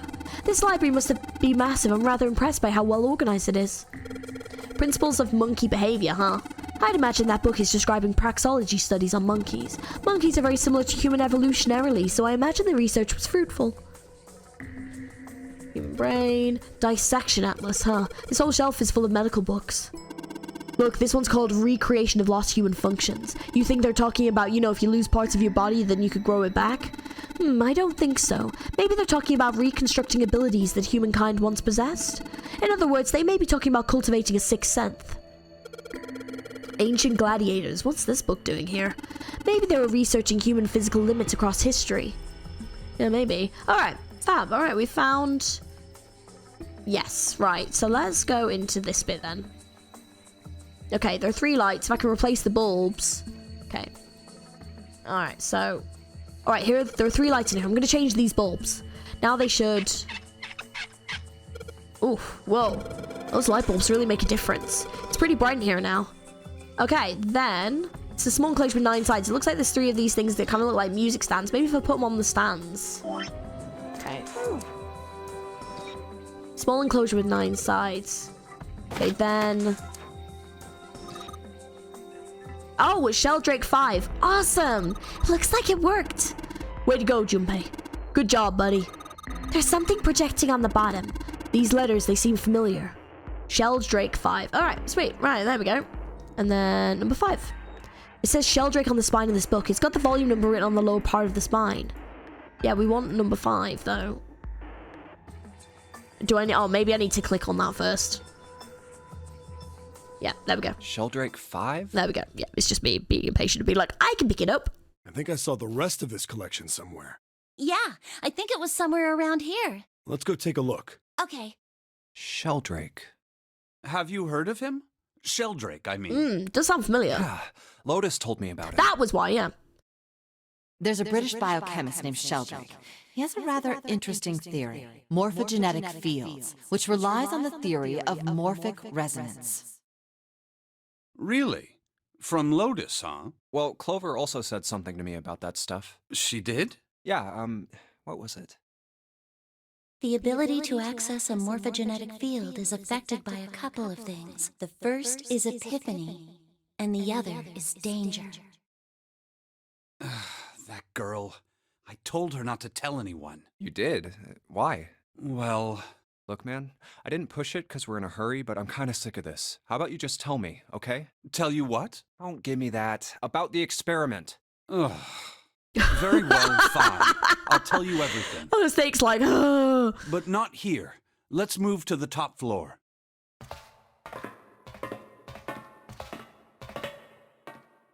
I suppose I might as well start by telling you why I kept quiet, and why I made sure Clover did as well. To be honest, the explanation is quite simple. Zero told me not to. I had little choice. Oh, okay. He didn't walk up and tell me, of course. He gave me a message engraved on a card. That's a Braille card. It looks just like the one you showed us earlier. So you had 2 cards. No, only one. Huh? What do you mean? I thought that card just had some rules for the nonary game on it. Yes, it did. And those were the rules I read you. However, they were not the only thing on the card. Oh, he just didn't tell us. There was something I didn't read. Well, perhaps I should say there was something I couldn't read. And that was? Tell no one of the events that took place 9 years ago. Tell, and I activate your sister's detonator. Oh, fuck. It's a threat on our lives. Oh. Well, what about Clover? Did she get a message from Zero too? I don't believe she did. But doesn't it strike you as strange that Zero would shut my mouth, but not hers? Yeah, it does seem weird. Like I said, like, Snake has been specifically targeted a few times now, and it's like, why? Yeah. To be on the safe side, however, I told her it was best not to tell anyone. Still, apparently she told you. That girl. What's wrong with her telling me? I figured some stuff out with the things she told me. I mean, it looks like the whole activate her detonator thing was just a bluff. Yeah. She's prancing around downstairs happy as a clam now that you're back. Oh. That's very true. I've decided I can trust you. I've decided to tell you the truth. The chance that Santa is Zero is very high. It is, yeah. I feel I can assume Santa doesn't have the time to observe us at the moment. No. And at any rate, even if he were, I very much doubt he would kill us. Why? Because he could have killed them before. Clover told me about the 4-leaf clover, about the words. If he knew about that, then he was in my group during the first experiment. I'm sure of it. Oh, so he was in it, yeah. This is so a thing for revenge. It has to be. He wouldn't kill us, no matter what the situation was. Hey, Snake? Yes, I know. You want to know what happened during the experiment? Yeah. How much do you know? Clover told me about... I see. The morphogenetic field in the experiments 9 years prior. How the experiments had taken place simultaneously at 2 locations, one being the ship and the other being a building in Nevada. And the girl that died during the experiment. She told you all that, did she? At any rate, I now know how much you've learned.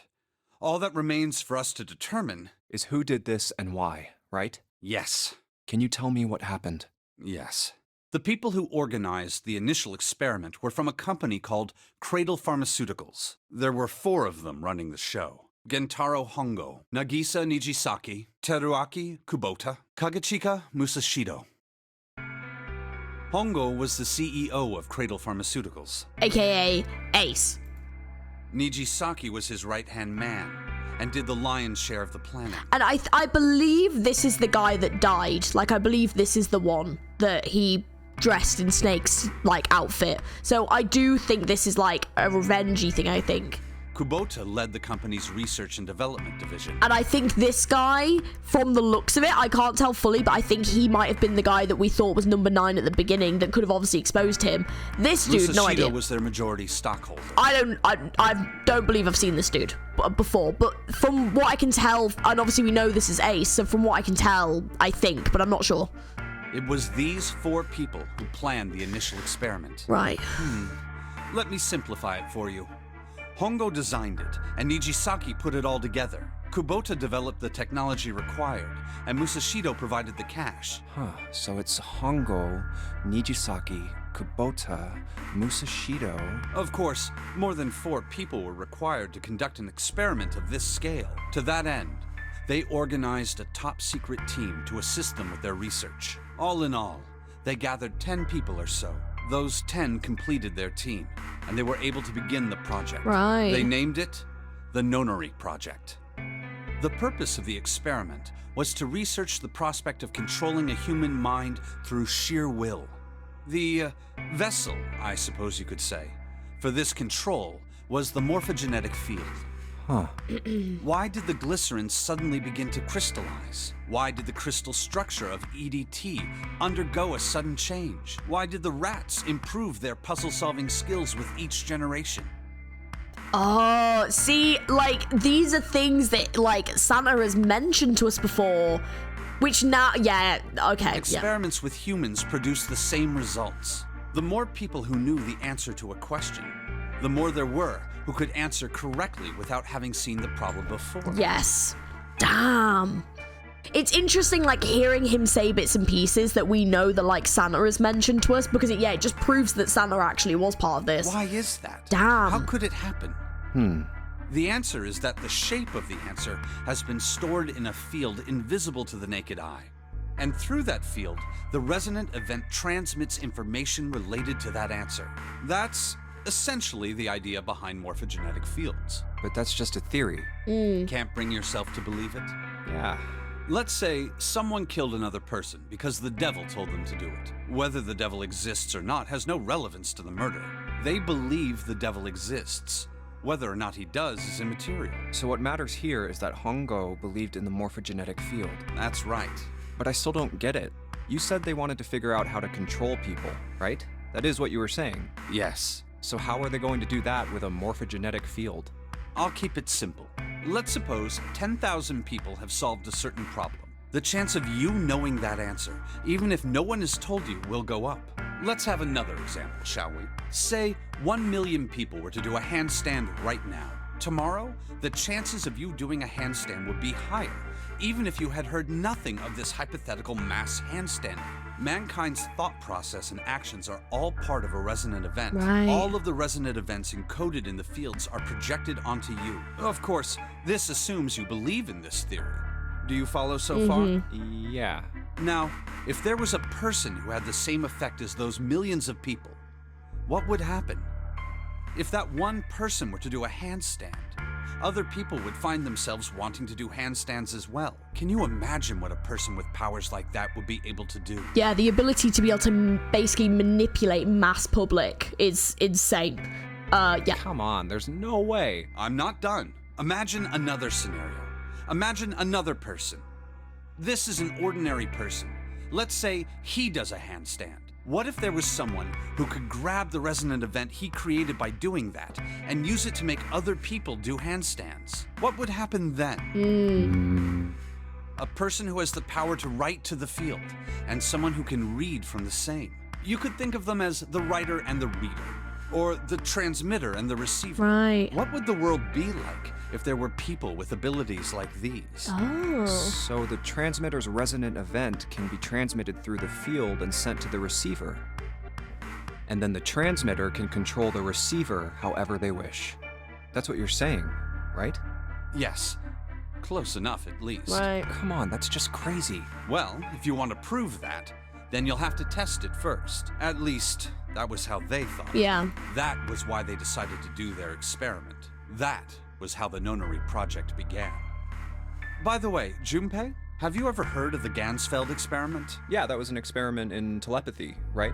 You place a pair of subjects in separate rooms. Yes, we have been told all about this one as well. Then you show one a picture and ask the other what they see. Yeah. Interesting. I'm impressed. Yes, that is exactly correct. So, why did you bring up the Gansfeld experiment? It was used to screen subjects for the Nonary project. Oh, in the hospital? in a remote town was affiliated with Cradle Pharmaceuticals. Oh, damn. Hongo used it to conduct experiments on visiting children in secret. And that's how he chose them, right? Some of them, he found, had potential. He began to gather children that showed promise. Children that seemed as though they might be able to access the field. Of course, none of them volunteered. They were kidnapped. There were 9 pairs of siblings taken, for 18 children total. Oh, so Santa and his sister were probably 2 of the ones taken.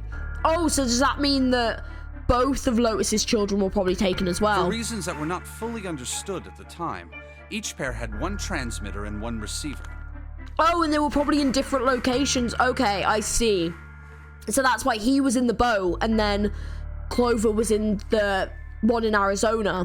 So it's probably very similar. So it's probably that, like, Santa was in the boat, and then his sister was probably in the other location. I see. They were split perfectly. As such, the 18 children were split into 2 groups of 9. The children who were put into Group Q were the ones who excelled at transmitting. They were transferred to the mock experiment building known as Building Q in the Nevada desert. Right. The children who excelled at receiving were put in Group A. Group A was then placed on the former hospital ship Gigantic. From the experiments he had conducted so far, Hongo had learned the following. There are 2 things that can increase one's resonance with the fields. The first is epiphany. The other is danger. Have you ever been faced with an especially difficult problem and thought about it very long and very hard until finally an answer suddenly appeared in your mind? It may seem obvious to say so, but that is what is meant by epiphany. The information obtained through that epiphany can be easily transmitted through the fields, where it can be easily interpreted. Adding danger to that equation allows for even easier field access. That's where Hongo came in. I see. They set up a number of puzzles across the Gigantic. The participants had to solve each one before they could move to the next room. Of course, he hadn't forgotten to include danger. He had detonated a bomb on the hull of the Gigantic. The children in Group A were forced to play the Nonary game as the ship sunk. By forcing the children into a life-or-death situation, Hongo hoped to increase the likelihood of their tapping into the fields. The children from Group Q, on the other hand, were confined to the mock experiment building, Building Q. Building Q duplicated the interior and puzzles of the Gigantic exactly. Right. Every detail was exactly the same. Hongo explained the situation to the children in Group Q. Solve the puzzles you find throughout the rooms. When you have the answers, transmit that information to the children in Group A. If you succeed, they will be able to solve the puzzles and escape. But if you fail, then the Gigantic will sink, and your brothers and sisters will drown. Those were his orders. Do you know why the astronauts of Apollo 13 were able to return to Earth safely? It was because NASA had access to a replica of the Apollo 13 capsule. All of the equipment, the instruments, everything. All of it identical. Everything was just like the real Apollo 13. NASA was able to replicate the situation the astronauts found themselves in. By putting themselves in the same situation, they attempted to solve the problems the astronauts were dealing with. Oh, that's interesting. Once they found solutions, they reported their findings to the men aboard the actual capsule. That was how they were able to return safely. Oh, wow. It was the same with the Gigantic and Building Q. Yeah. The children from Group Q had to use the power of epiphany to solve the puzzles they found and transmit what they learned through the fields. The children in Group A, however, they had to access the fields to learn how they might advance to the next stage. That is the simplest explanation I can manage. Hey, Junpei, Snake! How much longer are you two gonna sit around on those bony asses? Get down here already! He's right. Let's go, shall we? We don't have much time. We need to get out of here, and soon. Hold it. There's one more thing I want to ask you. Are you sure that there were 18 kids? Why? Well, I thought it was only 16. Oh, yes. That was what they said on the news, wasn't it? Yes. I have no doubt that 18 children were abducted and used in Hongo's experiment. After all, you couldn't exactly play a nonary game with any less, could you? Well, yeah, but are you saying that the news got it wrong? Yes, I am. There were 2 more children. However, they had no relatives that I'm aware of. I imagine no one filed a police report when they went missing. Oh, okay. They were brother and sister, like Clover and I. The brother's name was Aoi. The sister's name was... Her name was Akane. Wait. That was the girl who died. Oh! What? Wait. Wait, what? Wait. Akane Kurashiki died? Wait. Wait, I'm confused. Wait. What? Wait, does that mean... Wait, does that mean they're brother and sister? Wait, is Aoi Snake? Not Snake, Santa? Is his sister died? Hang on. What? 9 years ago? Then, who is June? No.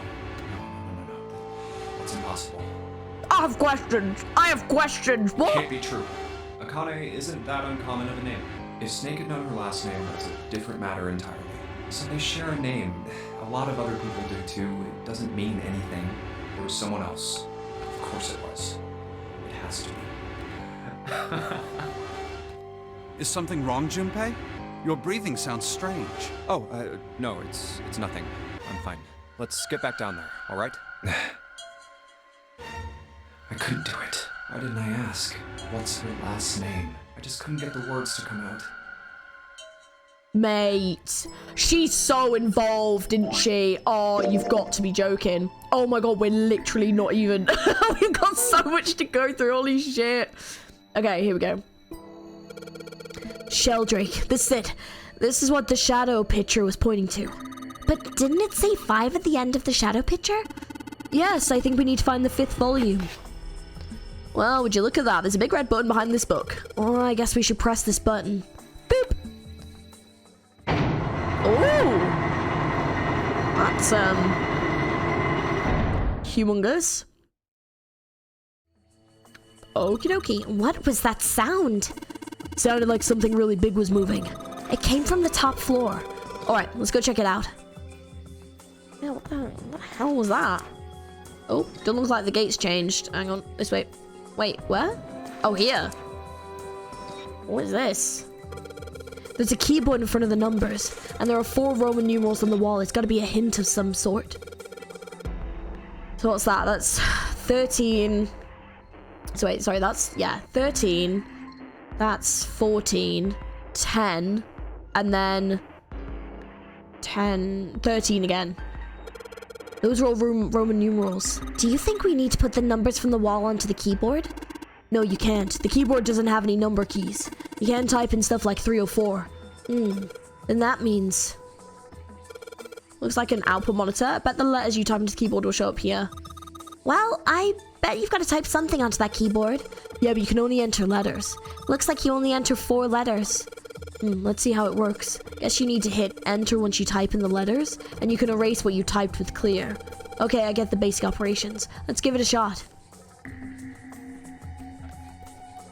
It's probably, yeah, so I'm guessing it's gonna be, so 13,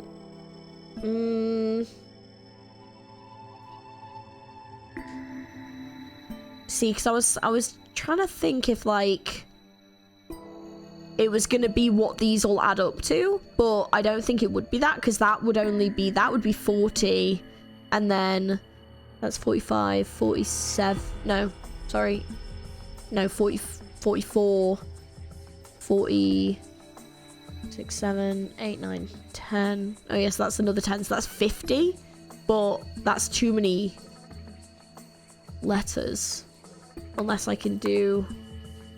No, that's not going to work. I had a thought about the hexadecimals because I was trying to think about converting them in the alphabet, and then I was like, oh no, hang on, there is a whole thing for this in here. So 13 is D and 14 is E and 10 is A and then 13, so it would be dead. So let me try that and see if it's that. Let's see. So let's see if it's dead. Oh, it is. Okay, there we go. Yay! You did it, Junpei. It's unlocked now. Good job, Junpei. Whoa there, don't get too excited. The password was dead, remember? Just makes me think whatever's waiting for us isn't good. So what? Geez, you're such an old lady. We can't be worrying about stuff like that. I mean, come on. We got it to unlock, didn't we? Let's go, hurry up. Which one? A thick metal door. There's a handle in the middle of it, though. Alright, handle? Time we got this over with. Urgh! Damn it, can't get it to open. This thing won't even budge. What? Why not? We put in the password, what else do we have to do? Then that means it's the other door. Yeah, so must be this one. Alright, let's get this thing open. Ah, there we go. Yay, we escaped! Alright, this is the next... Oh. Oh no. Oh, the door. Oh no. Did that just close on its own? Oh dear. Don't tell me we can't go back. That's not good. I don't know. Let's see. And now we're stuck. Damn it. It looks like it locks automatically. Is there any other way out? Well, Oh. There's another door over on the right. There's a card reader next to it. What is this room? It's got a red light on it, though, so I'm pretty sure it's locked, too. But there is a card reader, right? Yeah. Then perhaps if we find a key card, we could open the door and leave? Well, yeah, that might work, but... Hey! Wait a minute. Are you saying we're gonna have to search through this room for one little card? Oh, man. Oh, man. Okay. Looks that way. No way! For real? Well, we can sit down and wait to die, if that's what you prefer. I rather doubt that, however. So it would be wise to start looking. Yes. We haven't I much agree. time. Let's find that key card. Oh, and the Neptune key as well. We won't be able to get through the hallway without it. Yeah. All right then, let's begin. Yep, looks like we ain't getting out of this room so easy.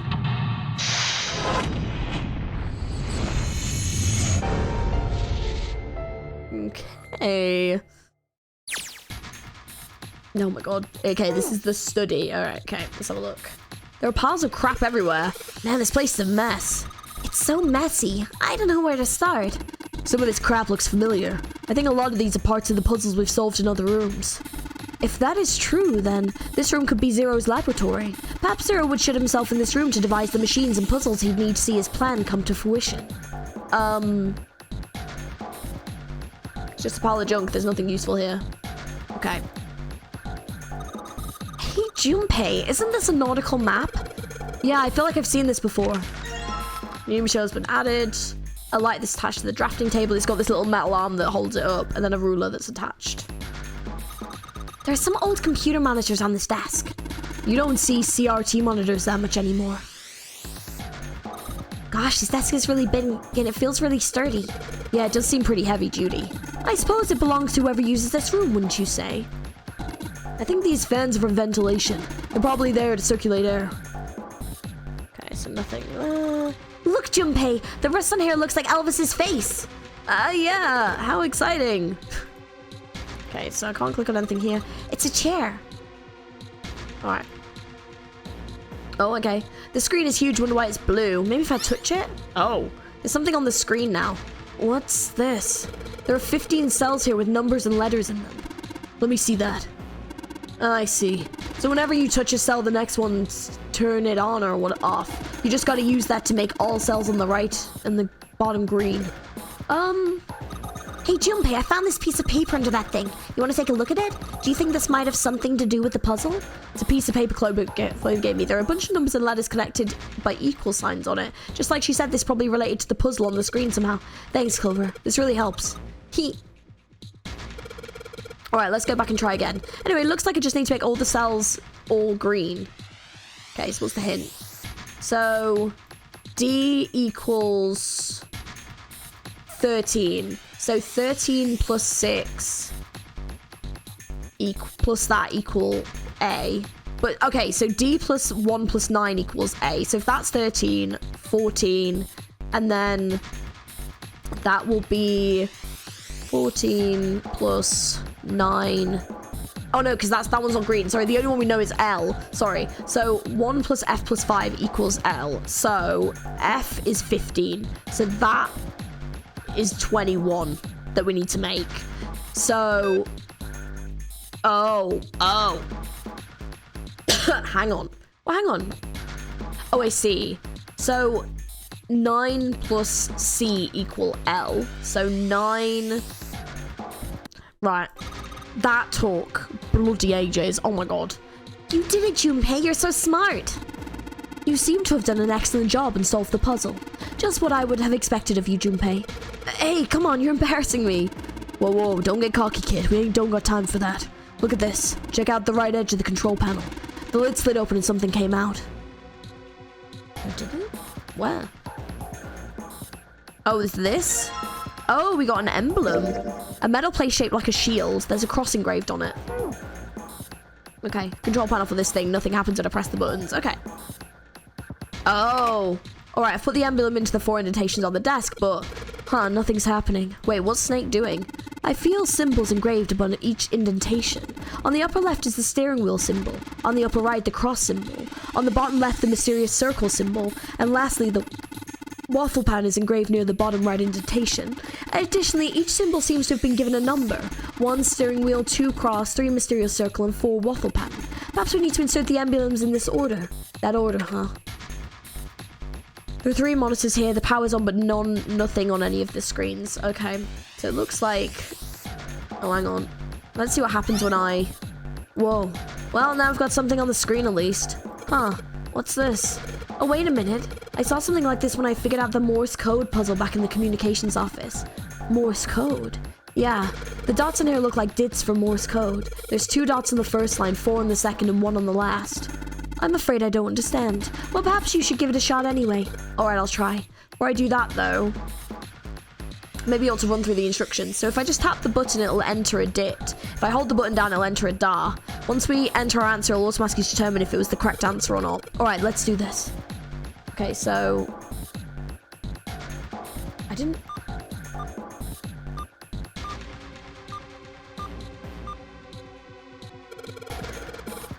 This monitor is part of the machine. It's really dim though. I've got a map of the whole world on it, but I can barely see it. Yeah, sliding panel just like the last one. What if there's a plate with the emblem engraved on it in here? The exit, we've got to get it open. You can see, interesting. I think I just need to turn this device according to the instructions on the nautical table. Wonder what the hell this thing is for. There's something in the front that looks like a compass. Junpei, it looks like there's a compass on there. Now I get it. What do you mean? I guess you weren't there, Clover, but I solved a puzzle like this once in the wheelhouse. I think I just need to do the same thing here. The same thing? The important part of this nautical table we found. I just have to match up the directions with the compass with the lines on the nautical table. I used the steering wheel in the wheelhouse, but this time I think I'm going to have to use the wheel attached to the side here. Okay then, show me, now. Of course. Maybe I'll run through the instructions. Looks like it probably works the same way it did the steering wheel in the wheelhouse did. If I just touch the direction I want it to turn to, the compass will turn in that direction. So hang on. So, oh, I can't do anything yet. I just got to press stop when the compass is pointing where I want it to. But I think something will happen if I can do it right. All right, let's do this. Okay, so hang on. So I need to write this. Oh, God. So where am I? Okay, so it looks like I'm starting here and going like the other way this time. So it looks like I need to go, so it's going to be south and then west and then southeast and then northeast and then east and then north and then east. Okay. So we need to go south first of all. And then we need to go west. And then we need to go southeast. And then we need to go northeast. And then we need to go east. And then north. And then east. Nice. Yay, you did it, Junpei. Good boy. He was a good boy. Ugh, knock it off. Hey, we don't have time for screwing around right now. Check out the right side of the monitor. It just kind of slid open and something came out. Oh, yeah. I heard noise, too. You know that big box in the hall by the exit? I think it made a noise. Like something unlocking, you know? A noise, huh? Okay. So we've got the helm emblem. Alright, so we've got a second one. There's some monitors hanging down from the ceiling here. That's the door we came through. It's locked right now. We can't open it. And then that's the exit, so we've got to get open. Okay. Right, so let's see what else is in the room. What's this? There's something written on these pieces of paper. It looks like we've got 3 sheets of the stuff. New material has been added, so nothing left in the cabinet. Okay. So what's this? The file Junpei found in the cabinet where he woke up, there was something written on it about digital roots, all the numbers involved. If the answer is more than 2 digits, all So keep adding digits to the left with a single digit. Okay, that's... Oh, is it one of these?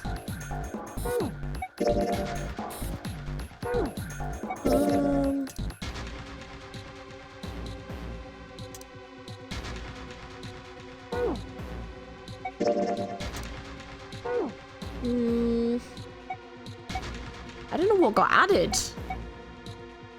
Okay. So then, let's see what else there is. So this is the emblem still. Okay, so it looks like there needs to be at least 2 more puzzles in this room. But see, with this one, I don't know what I'm entering. All right, let's give it another shot. Yeah, I know that, but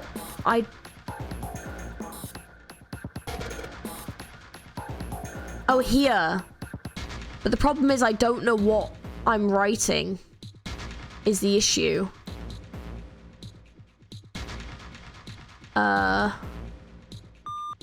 Yeah, because I can, like, do this. Yeah, so no. So I need to find out what I'm actually writing. Oh, for God's sake. This one's really annoying because it clicks on it. Okay. Yeah, I don't think I've found what I'm actually writing yet, because, yeah, so what's this here? The metal shutter looks pretty sturdy. It's framed with black and yellow warning stripes. Alright, let's open it. Holy shit, that's pretty damn creepy. There's a coffin in there. A coffin? A coffin? Oh man, does Seven think... Yeah, he's all pale. He's thinking the same thing I am. No way. Could this be... I'm sorry, but what's going on? It's a coffin. I wonder if there's a vampire in it. Right, I guess Clover and Snake don't know the story. Man, I can't bring myself to tell them. Well, at any rate, let's have a look around. There's a metal plaque on the coffin. Snake's touching it. All ice. Ah, the 2 machines. Holy shit. Man, this is serious. Oh well, let's open it, shall we? Clover, if you could give me a hand. Okay, I got it. Ready? 3, 2, 1. Huh. Ugh. No luck. It doesn't seem to be ready to open. Yeah, but if it's not like it's all screwed shut or something. Yes, I believe it's locked in some other way. Hey, Seven, do you think you could open it up with your superhuman strength? No, What's wrong? I think I'll just pass on this one, okay? What the heck? Very well, we'll just have to give up on the coffin for now. Let's look around the room a little more, shall we? Alice sleeps in a small chamber past the forest of knowledge beneath the navel of the gigantic. Is that actually true? Okay, is there anything else in here? The coffin. It doesn't have the lock as I can see. There's a metal plaque on it that says all ice. Maybe that's what we need to type into this? Maybe? Have you figured out what you're supposed to enter here, Junpei? Looks like the word that's supposed to go in here is 3 letters. It's got 3 lines and I think each line is 1 letter. I see. Well, if that is the case, then perhaps the letters you need are made up of 2 symbols, 4 symbols, and 1 symbol, respectively. After all, isn't that what you just said? One line has 2 spaces, the next 4, and the last one only a single space. I see. So in other words, I've got to enter either the dots or the dashes, in a set of 2 and then a set of 4 and then just 1. Yes, well, it would seem. Maybe I ought to run through the instructions. Okay, let me see what all ice is. So A would be that, and then the L's would be this. Unless it's ice, like the word ice, it could be. I, and then C, and then E is 1 actually. So actually that would work. So maybe it's this. And then, there we go. I see. So it seems you've solved the puzzle, Junpei. Excellent work. The answer was ice. How did you know? All I had to do was listen to the sounds the machine made. After that, it was a trivial matter to decode them. Ah, yes. I believe I heard a noise from somewhere on the right of the device after you solved the puzzle. It sounded rather like something sliding open. Do you see anything that could have made that noise? Yeah, that's true. Ah, yes, one more thing. I heard a sound from behind the shutter. Perhaps the coffin is unlocked now? What? There we go, code emblem. Alright, let's check behind the shutter then. Alright, fine, I'll open it. Okay, Junpei, you can do this. It's just a box. It's just a box. Holy shit, this is a coffin. It's gonna be something horrible in there. I just know it. Okay, deep breaths. Here we go. Huh? Huh? Oh man, there's nobody in there. Shit, I can't believe I was scared of something like that. What do you mean, nobody? What were you expecting? Someone to be in there? It's a long story. Ask Junpei about it sometime. Well, just like Seven said, there's nobody in here. There is something in there, though. Well, 2 somethings, actually. What is that? Aha! There are 2 things at the bottom of the coffin. Looks like we got a plate with an emblem on it, and, the Neptune key! Yes, we finally found it! Now we can get through the hallway! That's correct, Clover. But we do need to get out of this room first, you know. Yeah, I know. Okay, let's get the hell out of here as quickly as possible. I don't have any objections to that. I don't think we'll use the Neptune key in this room. It's really important though, so I'll keep it in my pocket for now. As far as the other thing goes, nice. Perfect. Right, okay, so let's get over to here. Okay, so what was the clue again? Well, I'll put the emblem into the indentation, but nothing's happening. The indentations are numbered 1 through 4, and there's symbols for a steering wheel, cross, weird circle, and then waffle. Okay, so steering wheel. Oh, here we go. Whoa. Okay. Well, now we've got something on the monitors at least. What's that? Looks like some kind of puzzle. Wonder if these are the rules. Here, I'll read them to you. When you touch a numbered area, that area will be selected and it will turn blue to indicate this. Touching a numbered ball after selecting an area will cause the ball to be moved to that area. However, you cannot move the red balls. You can only move 3 to 5 balls into a single area. Press the check button once you have moved all the balls except for the red ones, which you cannot move. The digital root of the balls in the area must match the number for that area. That's it. I still don't really get it. Whatever, like they say, practice makes perfect. Makes prefect, apparently. Let's give it a shot. Don't you mean practice makes perfect? Hey, let's see you solve the next one. Then you can make fun of me. Okay, so we need the digital root of 6 and the digital root of 3, but using all of the numbers. So, if we do... So, obviously the easiest ones to make are 12 and then... Well, 12 and 15.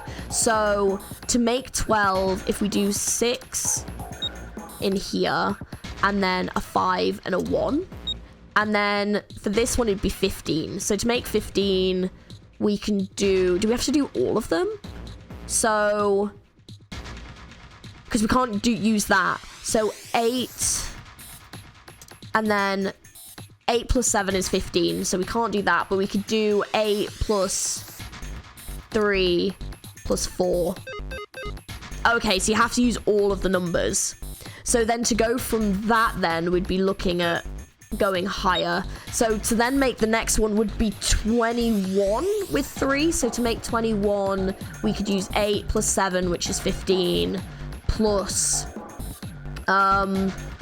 15 plus 4, which is 19, plus 2, And then to make this, what have we got left? So we've got 6 plus 6. Actually, I think that works. Yes! Okay, this is it, right? But nothing's happening. There are still 3 more indentations left empty. I imagine something will happen when they are all filled. Doesn't that seem likely? Okay, then the next one we need is gonna be the... was it the cross, I think? Okay, let's put in the emblem of the cross. Hey, Junpei, something's just showed up on the screen. This puzzle is sure a lot like the last one. Yeah, but there's more of those red balls you can't move. The numbers for each area are different too. Looks like it's got the same rules as the last one, though. You sure you don't want to double check that? No, I'll be fine. If I get confused, I can just look at the screen over there, right? Anyway, like they say, a picture's worth 1,000 words. Let's give it a shot. Isn't that a picture's worth 1,000 words? Hey, shut it. At least I'm trying, alright? Okay, so this time we want to make a 1 and a 7, but we can't use a 1 and a 9. Okay, so to make 1, the closest would be 10. To make 7, 16. So if we do... although if we aim for higher, then, you know, although we could aim for 20 with that one, actually. So if we aim for 20, so if we do an 8 and a 2, that's 10. And then a... I mean, 6 and 4 would be... So that's going to make 20. No, that's not going to make 1. What am I on about? What's I on about? It'd have to be 19. So hang on. So if we make 19, so that's 8 plus 6 plus 3 plus 2. And then to make this one 7.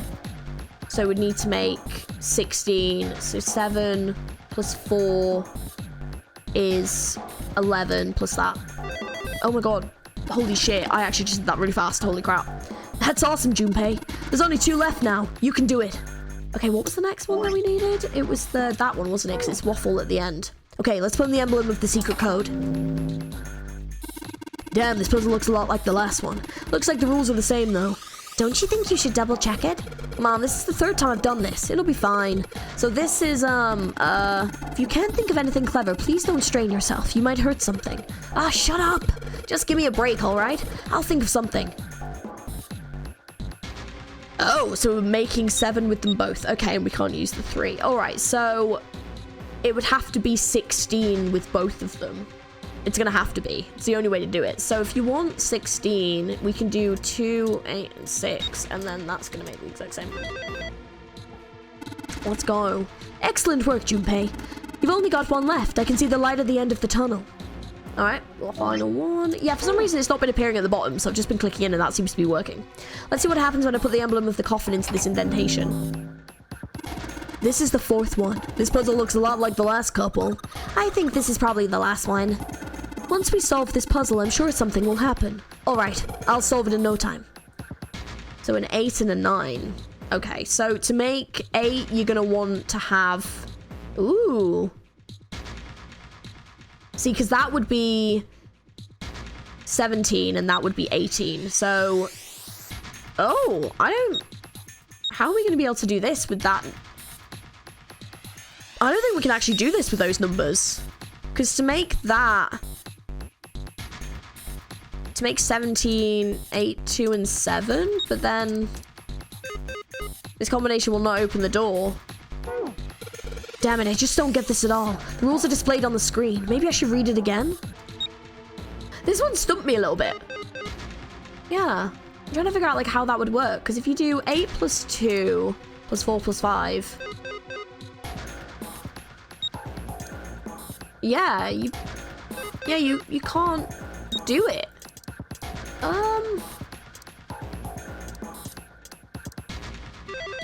Oh. Huh? Where did that noise come from? Okay, that made no sense. What? Underneath the keyboard? Way to go, Junpei! You answered all the questions! Damn, Junpei, good job. Hey, did you hear something just now? Yes, I heard that as well. From the bottom left corner of the desk, I believe. Oh. A picture. Oh. What the? Oh, there we go. Oh, there we go. What the hell is this? This man with a mustache on the right. He's the same guy we found in the captain's quarters. That's him! Oh, I should have twigged. Oh, okay, I didn't realize that was him. He had the Zero bracelet on his left arm. Ah, yeah, this is totally a revenge plot. And the second man with the glasses and a doctor's coat. Yep. He's the 9th man. Yep. The one with bracelet number 9. Shit. He died after he went into door 5. But this guy, the one in the striped suit. Oh man, that's Ace. Yeah, I guess it is. No doubt about it. But Ah, what does so it mean? this What is how we're Ace figuring doing it in out. this picture? Damn, so this is how we're finding out. Damn. Not only Ace, the 9th man and Cap too. And they look happy, like they knew each other well. Why? How? How in the world are these 4 men connected? You say Ace is in that picture?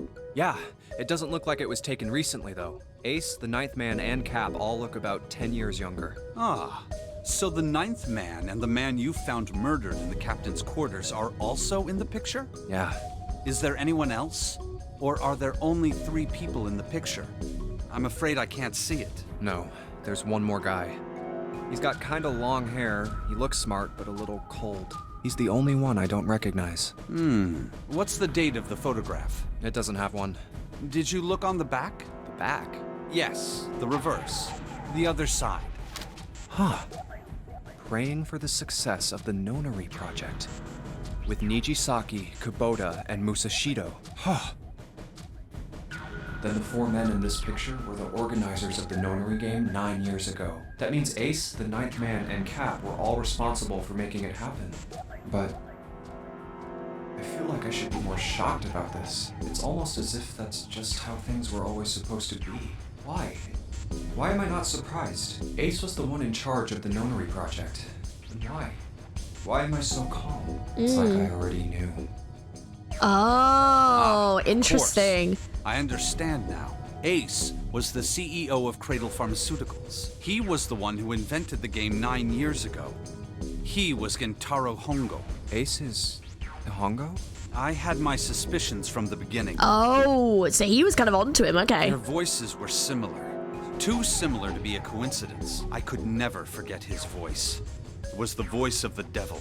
I couldn't be sure, though. After all, I had no way to check. I certainly couldn't ask him. Even if I had known, however, I would never have told you. Zero made it quite clear what would have happened if I did. Oh my gosh, I had no idea. Huh? I didn't know that Ace was Hongo. Oh, yes. I suppose you wouldn't have. 9 years ago. You were in Building Q in Nevada, but Hongo was in the Gigantic with us. I know. That's why I didn't know what Hongo looked like. But why? Why didn't you tell me? I mean, I'm your sister, right? You could have told me. I'm sorry. I apologize for keeping this from you. But if I'd told you, Clover, I would have told everyone else. And if you did, then I would have been forced to tell them about what happened 9 years ago. I had to prevent that. Hey, Junpei. You think I could borrow that picture for a sec? Sure. Hongo, Kubota, Nijisaki, Musashido. Hongo, Kubota, Nijisaki, Musashido. Hongo, Kubota, Nijisaki, Musashido. Is he going to be remembering his past? Hey, 7. Do you? Shut it. Just be quiet. I'm this close to remembering. This close. Hongo, Kubota, Nijisaki, Musashido. Cradle Pharmaceuticals. Nonary project. Shit. What? What's wrong? Holy shit, this is nuts. What's nuts? I remember Remember what? everything. Everything? Yeah, I remember all of it. My memory's back. I remember what happened before I got snatched. What? Let me tell you what happened. Like Snake said, Ace is Hongo from the right. The other 3 are Musashido, Nijisaki, and Kubota. Musashido was the man with the cash. Nijisaki was Hongo's right-hand man. And Kubota developed the actual technical details of the experiments.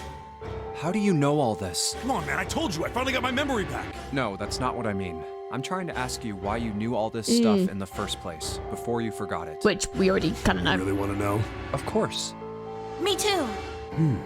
This is gonna take a while. Hell, it'll probably take me a good 3 days to tell you everything. Well, we don't have 3 days. Yeah, you've got like 20 minutes. Just so give us the short version, all right? Short version, huh? Alright, fine. I'll give it a shot. No promises, though. I'm a detective. It's a little awkward to say this about myself, but you could probably consider me a lone wolf type. I hold to my own code, as I think doing what's right is more important than doing what you're told. That's why I followed my gut that night. A slim lead brought me to the wharf. It was 9 years ago. The wharf had been cold as fuck, and I could barely see squat. I was investigating a mess of kidnappings, all of them children. It all had one thing in common. A history of visits to one particular hospital. A hospital under the management of Cradle Pharmaceuticals. My investigation had turned up evidence that Cradle had been involved in the kidnappings. After a little sweet talking, I managed to finally get a real lead from someone inside Cradle. My source told me this. Tonight, a ship is set to take the children to a large passenger liner docked offshore. So I headed to the wharf. From the shadows, I searched the harbor until I found the ship he was talking about. There was a bunch of movement near it. Men in black suits, many of them were carrying large bags. The bags. There was something about the way they moved as they were carried. No doubt about it. There were human beings in those bags. I moved before I realized it. I came out of hiding with my gun already in my hand. Don't move. I felt metal touch the back of my head. Drop the gun. I could kill you right now. It'd be easy to get away with it, too. Just tie an anchor to your feet, and no one would find you for a week. That what you want? The fish here would love a meal. He kept digging the cold metal thing into my skull. There was nothing I could do. I did what he said and laid my gun on the ground. Then suddenly, there was a sharp pain in my neck. A needle. A drug? That was my last thought. My face hit cold concrete. I was out like a light after that. I woke up on a hard floor. Damn it! Shit, my head hurts. I did a quick once-over of the room. Where am I? A small, shabby bed, a dirty sink, a toilet with no privacy. I'd seen it countless times as a cop. I'm in a cell, huh? Facing the toilet was a door set into the wall. I was still pretty woozy, but I made my way over to it. I pushed and pulled on it, but...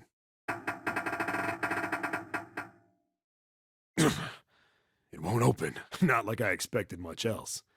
Would be dumb enough to put me in a cell and leave it unlocked. Threw myself against the door a few times, but it wouldn't budge. I knew it. I gave up and made my way back to the bed, and sat down. I sat there for a very, very long time. Who knows how long. Then, I heard a faint voice. The voice was far away. I couldn't understand what it was saying, but I could hear one. It was pretty high, probably a little kid. Huh? No, it was several. I hear 5, or 6, maybe more. Where? Where are they coming from? I pressed my ear to the wall and tried to listen through it. No, that's not it. Left. It's coming from under the bed? I hauled on the metal frame and flipped the thing over. And there it was. The bed had hidden an air vent under it. The hole in the wall was covered by a metal grate. I dropped flat on the floor and peered through the grate. I couldn't see shit, but I knew it in my gut. This was where those voices were coming from. Hold on. Why are there kids here? And then what my inside man told me popped into my head. Tonight, a ship is set to take the children to a large passenger liner docked offshore. Whoa, whoa, whoa. Am I on that ship? It didn't matter.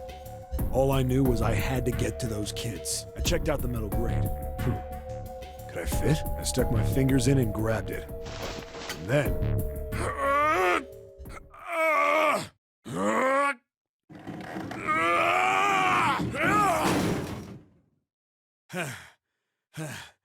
Yeah! How do you like that, you son of a bitch? I finally got the damn thing off. Sweat was dripping down my face, so I wiped it off and crawled inside.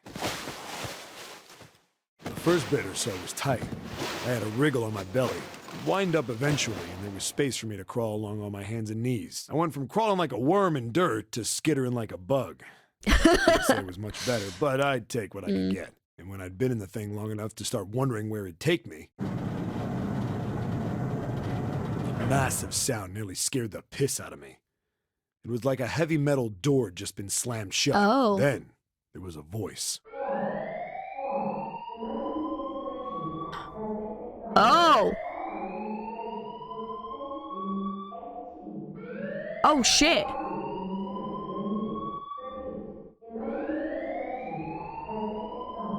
What? I wasn't sure what it meant, but anything with incinerator is bad news. Then, almost as if that was a cue, I heard a mess of young-sounding voices. A bunch of them were straight up screaming in terror, and all the sounds together made a howl that made the hair on my neck stand straight up. Damn it! What the hell is going on here? I scrambled through the duct as fast as I could. I made a giant racket, but I didn't care at that point. I soon found a metal door on the left side of the duct. The kids were screaming on the other side. I found it. I yanked the handle and threw the door open. I almost ripped the metal off its hinges. What the hell is this place? I couldn't believe what I saw. So that's where he was, the incinerator. The room had a dome up top. There had to be about 9 walls, all the same size. Up in the ceiling was an upside-down funnel, almost like a chimney. I looked down. There they were. The kids I'd been searching for. They all gawked up at me, suddenly silent. For the moment, from surprise and fear. Scared of the room or me, I couldn't tell. Probably both, actually. Not like I can blame them running into a mug like this when they're already scared shitless. I snorted at my own dig at myself and turned to the kids. Don't worry, kids, I'm not your enemy. I'm one of the good guys. All of them stood there, frozen. Well, except one. He was a boy, slightly older than the others, in a private school uniform. Okay, that is 100% Santa. Who the hell are you? He stepped forward and glared at me suspiciously. I'm a detective. I'm here to rescue you. It looked like they relaxed some the second I got the words out. How are you gonna help us? Where's the exit? There isn't one.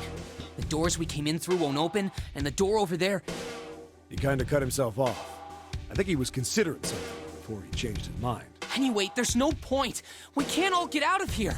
If we don't get out of here, we're gonna be burned to death. Burned to death? Can't you hear it? That voice said the incinerator's gonna start up soon. So... Oh shit. The voice spoke again. Incineration will begin in 15 minutes. Oh shit. They only had 15 minutes. I looked back down at the kids. Looks like a good 20 or 30 feet to the floor. No way I could pull them up. Too big of a distance for any of us to reach. What the hell was I gonna do? But then I got an idea. Wait right there. I'm gonna be right back. What? Where is he going? Are you just gonna leave us here? They just got frightened again. I'm not the best at that kind of thing, but I tried to reassure them with a smile. Don't worry, all right? I'll be back, I promise. So just stay calm and wait right there. Got it? I didn't wait to hear them respond. There wasn't time. I had to hurry. Well, as fast as I could on his hands and knees. Didn't take me long to get back to my cell. Still no way out of there, but I had a plan. I needed something from the room. When I got it, I dove back into the hole and took off towards the incinerator. Then... Sorry to keep you waiting, guys. I tipped out the doorway and dropped down the rope I brought with me. Back in the cell, I'd torn... Oh, yeah, torn the bed together to make a rope. Yeah, sorry. It was sloppy, but I got the job done. See, that looks like June as well, and that must be Snake. All right, just tie that around yourself, okay? I'll pull you up one at a time. Right. Huh. Wait a sec. Something was off. There were more of you before. Where'd the rest of you go? The boy in the uniform answered. I let them go on ahead. We opened the number 9 door and they left. What? You're telling me you opened that door? That's what I said. Then what the hell are you doing here? We couldn't go with them. Why not? Look, the only people who can go through the numbered door... He was in the middle of explaining when... Oh god, yeah, there's not time. There is not time to explain. Just get up the fucking rope. Incineration will begin in 5 minutes. Just get up the rope. Wall shook a bit. Explain later. Look, that can wait, all right? Just get us out of here. Right. I grabbed onto the rope. First one I pulled up was a girl with a ponytail. Next was a girl with a red necktie. A boy in a jacket came after. He said he'd climb up on his own. The boy in the uniform was the last up. Like the other kid, he climbed up the rope himself. He looked pretty scrawny, but I guess he was stronger than he looked. He moved fast, but when he was almost to me, we heard some knocking. Everyone looked at the door. What? It had a thick, square window set into it. On the other side, an angry face was staring in. Oh god. God damn it! What's going on here? Holy fuck, that's terrifying! Oh my god, oh my god, oh my god. Why is the room empty? Where the hell are those fucking kids? Ace, you evil bitch. Oh! The door opened. A man stepped in looking half mad with fury. Fucking hell. I recognized his face. I saw him many times Oh my in God. photos during my investigation. Oh my God. Sorry, anyone wondering who this is? I just realized I'm like holding this thing. It's literally to like clear your nose when you when you've got a cold. I'm just here. Sorry, I always thought about fiddling with something like a pen or something. I'm just here like, oh my God, what is happening? The man's name was Gintaro Hongo, the CEO of Cradle Pharmaceuticals. You evil bitch. Hongo saw the boy hanging from the rope. Oh my God. It was like he was an animal. Oh my God. Ah! Hurry! I know! Just The go! uniform booked it up the rope. Yeah. You son of a bitch! Get back here, you little shit! Oh my God. 15 feet. 10. The second I could reach the kid, I grabbed him. Oh my I God. hauled him up and tossed him into the duct Yeah, behind me. yeah. No! Hongo had lost. He's fuming! He's raging! His face didn't even look human. It was like the bastard pulled off his fake face. He was really a terrifying devil or some kind of damn monster. Damn! Quickly reeled in the rope, leaving a furious Hongo yelling at me from the floor. You fucking bastard! You won't get away with this!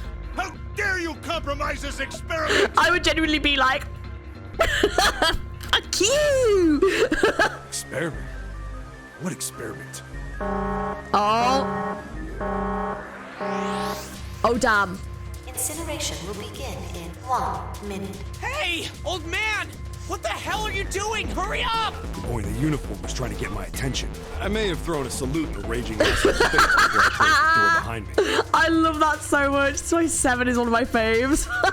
No point to going back to the cell, so we went down the other direction instead. After about 30 feet, we came across another duct on the left. This one was heading down. Everybody nodded and took turns sliding down it. The duct emptied us out into a narrow hallway. There was a door on either side. The one on the left was a normal double door. But the one on the right was familiar. It had black and yellow stripes. Oh. And a device next to it on the wall. A plate on it read, Incinerator. Incinerator? Yeah, that's where we were. It was the girl with the red tie who answered me. We were inside an incinerator? Yeah, Hongo might still be there. It looks like it's been shut off, though. Wait, what? If he's still in there... I'll just leave him. Yeah, that's not good. That meant we better. We gotta get out of here. Go to the other door, hurry! The kids started running, and I was close on their heels. On the other side of the door was a large spiral staircase. Run! Didn't need to tell them twice. Up and up and up. Feet pounded the steps. Our arms pumping fast. Round and round and round. The devil was on the tail. The stairway kept going. We passed a couple of landings when the boy in the uniform suddenly spoke. Something's up. Akane's not catching up to us. Akane? My kid's sister. The girl with the red necktie. Akane. That's strange. I didn't remember seeing that name on the list of missing kids. Hey! Akane! He kept his hands around his mouth and yelled. Maybe we outran her. Oh. The boy in the uniform skidded to a stop. I stopped too. So did the other two kids. When did we do that? Well, we passed a couple big rooms on the way here. Maybe she took a rest in one of them? No, that's impossible. Sorry, Grandpa. You keep going. I gotta go look for her downstairs. He turned to go. Hey, kid, wait! God damn it, I said wait! I don't think the kid even heard me. Fuck! I spun around to the boy in the jacket and the girl with the ponytail. I'm going after him. You two keep going, all right? You got it? The girl nodded and ran up the stairs. But the boy... I'm going with you. I didn't have time to argue. I just nodded and took off down the stairs. I could hear him following me. We ran all the way to the bottom floor, calling for her. Akane was nowhere to be found. God damn it, where the hell did she go? I could tell the kid was frustrated. And then suddenly... Help me! Somebody help me! Oh! We heard a girl's voice. Akane! The boy in the uniform threw open the door and leapt into the hallway by the incinerator. We rushed in after him. I couldn't for the life of me believe what we were seeing. That bastard Hongo had Akane by the arm and was forcing her into the incinerator. Oh, shit! Come on, goddammit, move! Oh, he's so fucking evil! Look at this evil, like literally look. Oh shit, sorry, wrong one. Hang on. I'm trying to get you. No, sorry, I'm trying to make it so you guys can see how evil he looks. Look how fucking evil that bitch looks. He's so fucking evil. Can he just, like, fuck off? Like, could he please just do one? No, I don't want to. Let me go, please. Let go of me. She planted her feet squarely on the floor and was struggling to get away. But Hongo was bigger and stronger. She wasn't gonna win. Damn. Akane! My brother roared with anger and charged toward Hongo. Help me. Ah! You're too late, idiot! Hongo lifted Akane bodily in the air and threw her, still fighting him, into the What the incinerator. fuck? Before we could even blink, Hongo had leapt through the door after her. We saw him land inside. What the fuck? Wait. And then, the door slammed shut. Oh, We fuck. ran to the door. We did everything we could think of to get the thing open. Oh. But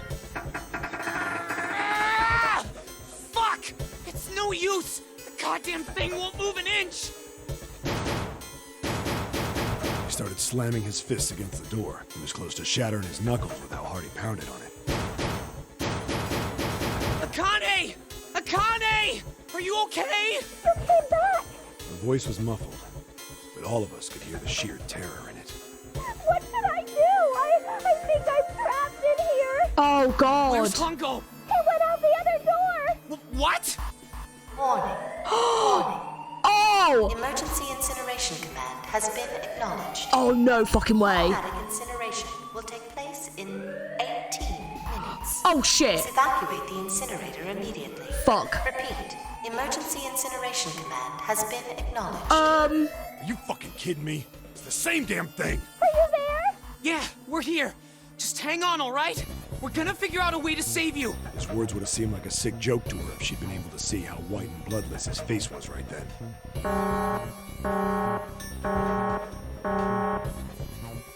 Incineration will begin in 17 minutes. Fuck.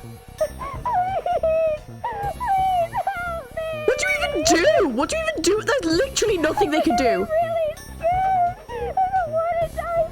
I don't want to die. I don't want to die. It's gonna be alright. I'll figure something out. I promise. I promise, okay? You hear me? I promise. It was torture listening to her sobbing on the other side of the door. Her brother was nearly crying himself. He could only stand there, fists clenched so tight his knuckles were white.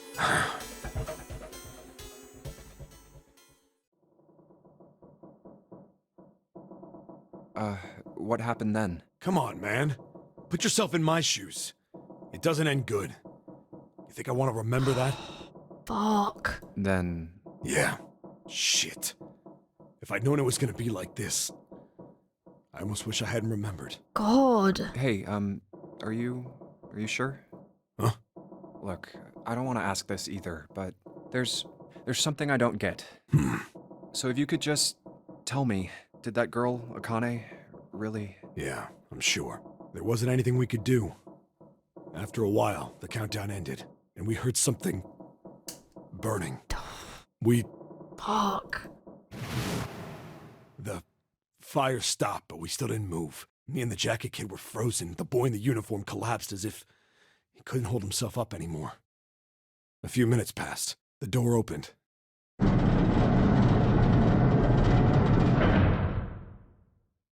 The boy in the uniform tripped over his own feet running in. We followed, too numb to speak. The air in the incinerator was hot. Every breath made my lungs feel like they were on fire. It was like standing on hot asphalt. The air was wavering, and in the middle of the room, there it lay. Oh, fuck. The kid's legs were shaking so bad, I don't know how he managed to walk. I couldn't see his face, but his body somehow looked empty. Finally, he reached it. He fell to his knees as his legs gave out on him. And then...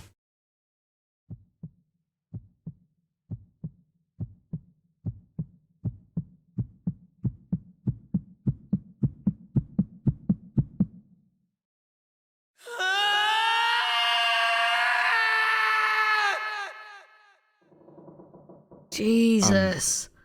That's fucking horrifying. Ace / Hongo is fucking evil. He's evil. What the fuck was the point in that? Like, why? Like, why? What the fuck? Can I ask you one more thing? What's that? The girl, Akane. What was her last name? What does it matter to you? Just tell me, okay? Please? Kurashiki. Her name was Akane Kurashiki.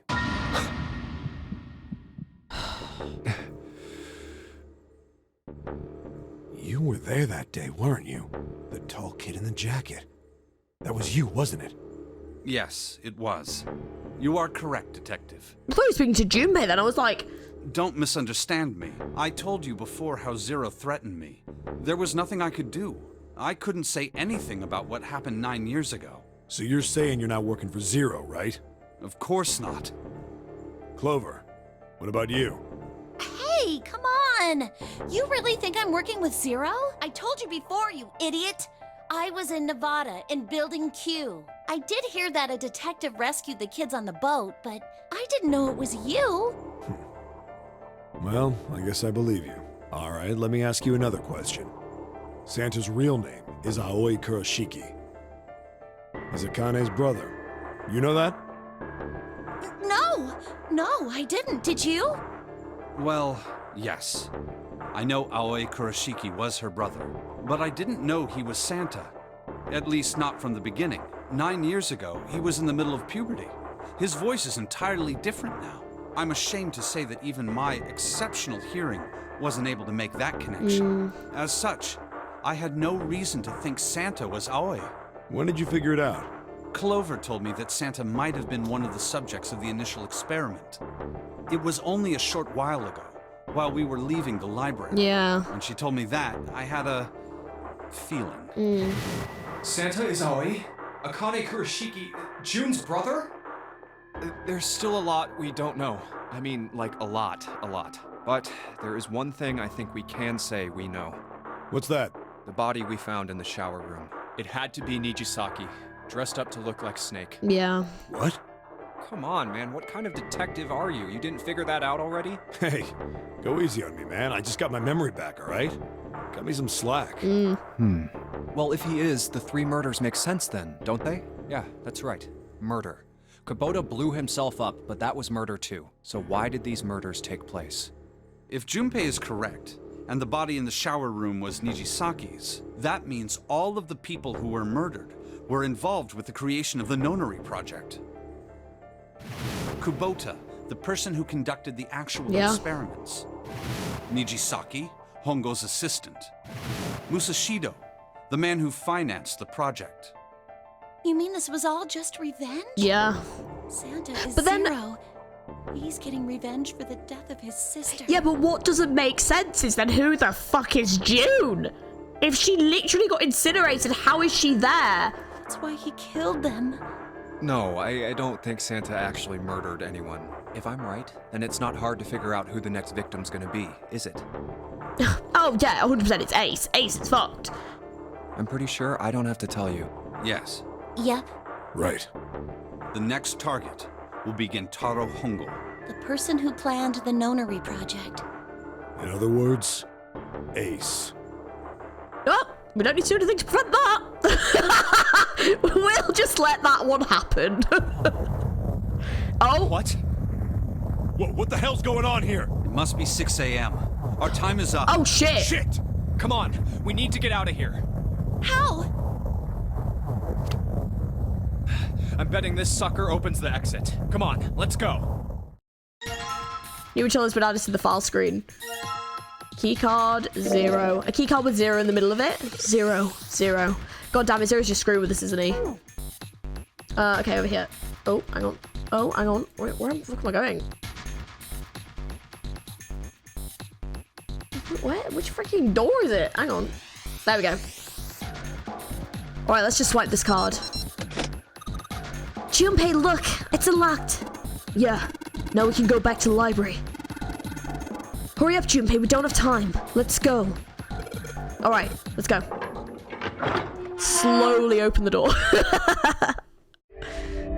Damn, things are like unveiling so well though. That's so cool. I like that in the other parts though, you still got some of these. I think the shaking stopped. Yeah, like you still got some of these things, but like you only got parts of the story, which I quite like. Yeah, because obviously we saw up until the incinerator bit last time. It would seem so. but we are yet to be out of danger. Yeah. You're right. Let's hurry. This exit needs the Uranus card, too. Hey, Junpei. Yeah, I know. All right, it's open. Let's go. Okay. Okay, Neptune Key, let's see if you work. Let's freaking hope so. Yes! I think it unlocked. It says incinerator. Oh man, we're back to this bloody incinerator again. So this is the incinerator. This is the first time I've seen it from this side, but yeah, I think so. Then there ought to be a lever near the door. Yeah, right here. Pull that and the door should open. Got it.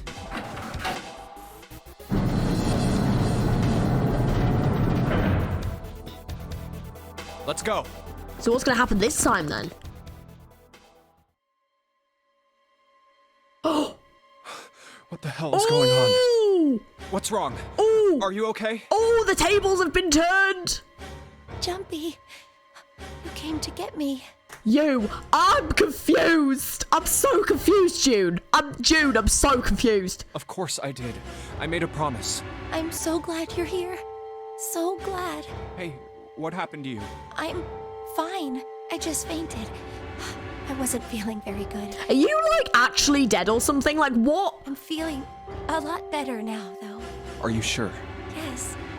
I just need to rest a little longer. I'm sure I'll be fine. You shouldn't worry about me. Santa. Hey, where is it? Where's the gun? You hide it somewhere? I don't have it. I got sucker punched and they took the gun. What? Who took it? Of course, who else took it? Freaking psychopath Ace. What? Isn't that obvious? I took the gun. Of course he fucking did. Of course he fucking did. Someone shoot this man. He is ridiculous. Oh, of course. Ace. Fucking psycho child murderer Ace over here. Freaking hell. Just what the hell do you think you're doing, Ace? Or maybe I ought to say Gentaro Hongo, CEO of Cradle Pharmaceuticals. I think you should say that. You have me at a disadvantage, and I don't like that. Well, how about you fuck off? That's what I think. You know me, but I don't know you. Do you have any idea how much I've suffered? Can you even begin to understand my pain? Oh, shut up! You absolute flipping arsehole. The pain of prosopagnosia, right? Oh, okay, it's all coming out now. It's all coming out. Another irritating insect. Another irritating person. Murderer man. And how do you know that? Good question. No matter. If you don't want to answer, it makes no difference to me. This is a waste of time anyway. It's time for me to go. Oh, First shit. is 1. Give me your hand.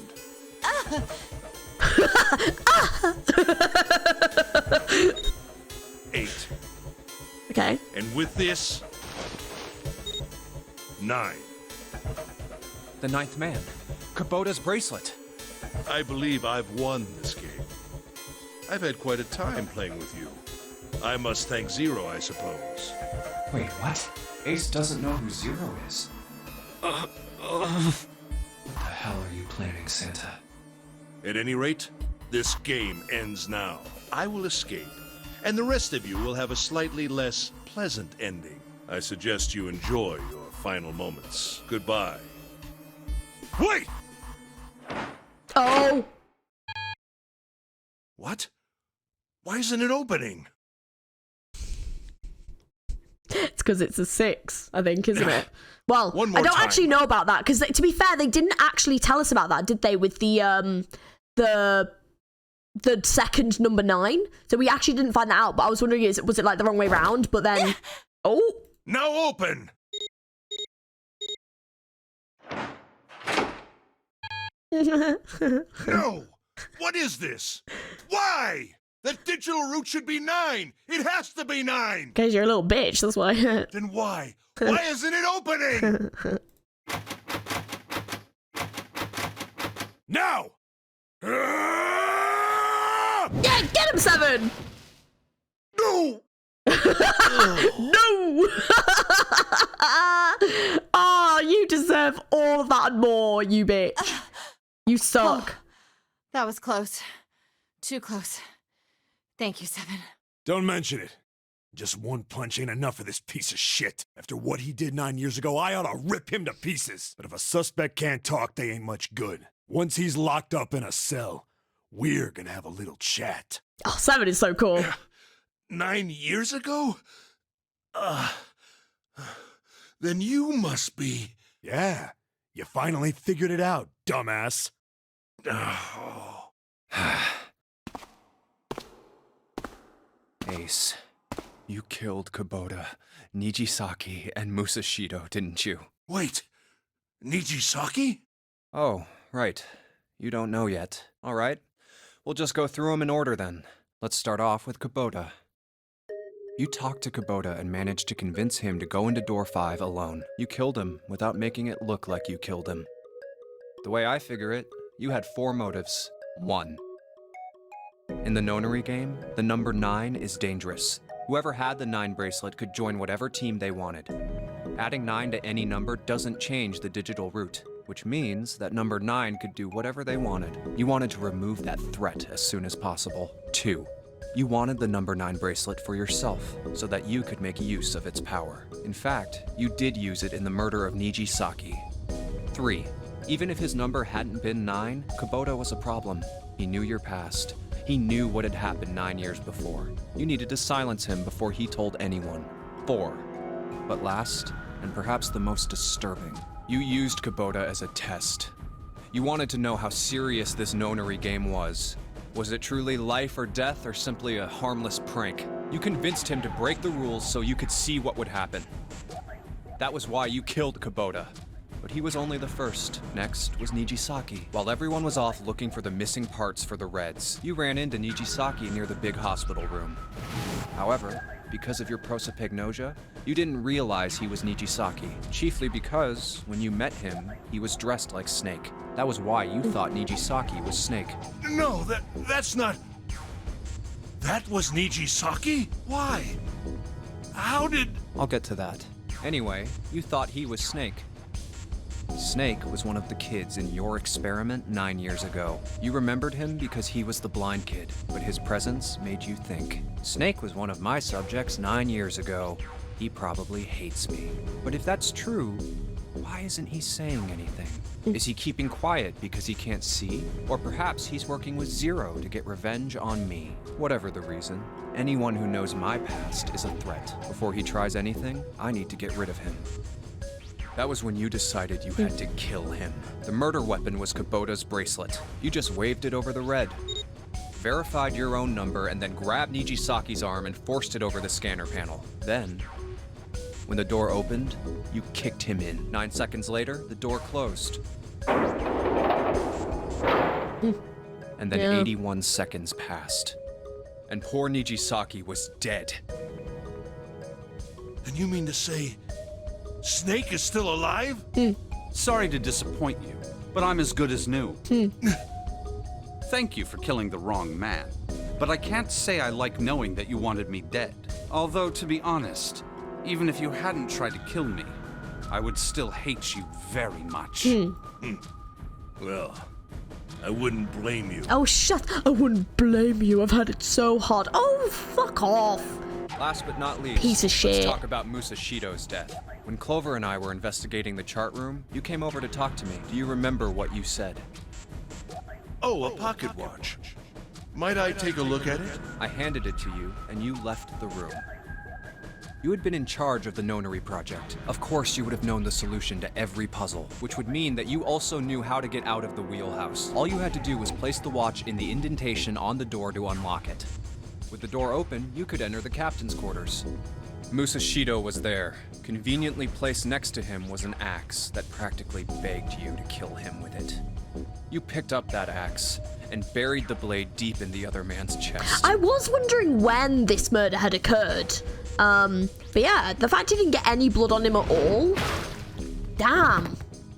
One blow was all it took. And then Holy you returned shit. to the chart room as if nothing had happened. That's so creepy, thinking that like that happened just while we were like literally next door. That is really creepy. There was something I wanted to speak with you about, Junpei. Could you come with me for a moment? I had no reason to say no, so I followed you to the wheelhouse. When we stepped inside, remember how you slipped your hand into my vest? You pulled out a piece of paper, the one I used to cheat during the vote. But that wasn't really what you were after. Your true purpose had been to slip the watch into my pocket. Oh, I never noticed that he put it back. I just presumed he kind of gave it, like, back at some point. It wasn't a very good plan. Had way too many holes, and someone saying the wrong thing could have brought it all down around you. And yet he still succeeded. You must have been desperate. But what made you willing to risk it all to do it? Ace, Musashido's murder is the only one I don't understand. You obviously did it. But why? Because of this. Oh, the Zero bracelet? What's with the paper? Oh. Just read it. Let's see. Number 1. There are 2 ways you might survive this ordeal. Oh. The first is to win the nonary game. The second is for you to confess your sins of 9 years past. I have prepared a camera in the captain's quarters. The images captured by that camera will be streamed through a satellite and distributed across the world. Simply look into the camera and repent. Once you have confessed everything, I will release you from this ship. Oh. To make your confession more credible, I have left you a witness in the captain's quarters. Perhaps he will confess with you. So that's how he knew that someone was there. The decision is yours. Do as you please, Zero. When I awoke in that room on D-Deck, I found that in my pocket. That was why I chose door 1 when we voted. If I went through that door, I knew I could get to the captain's quarters. As you said, I knew how to enter the wheelhouse. My plan was to find the pocket watch before anyone else. If I could, then my alibi would be set. At least, that was the plan.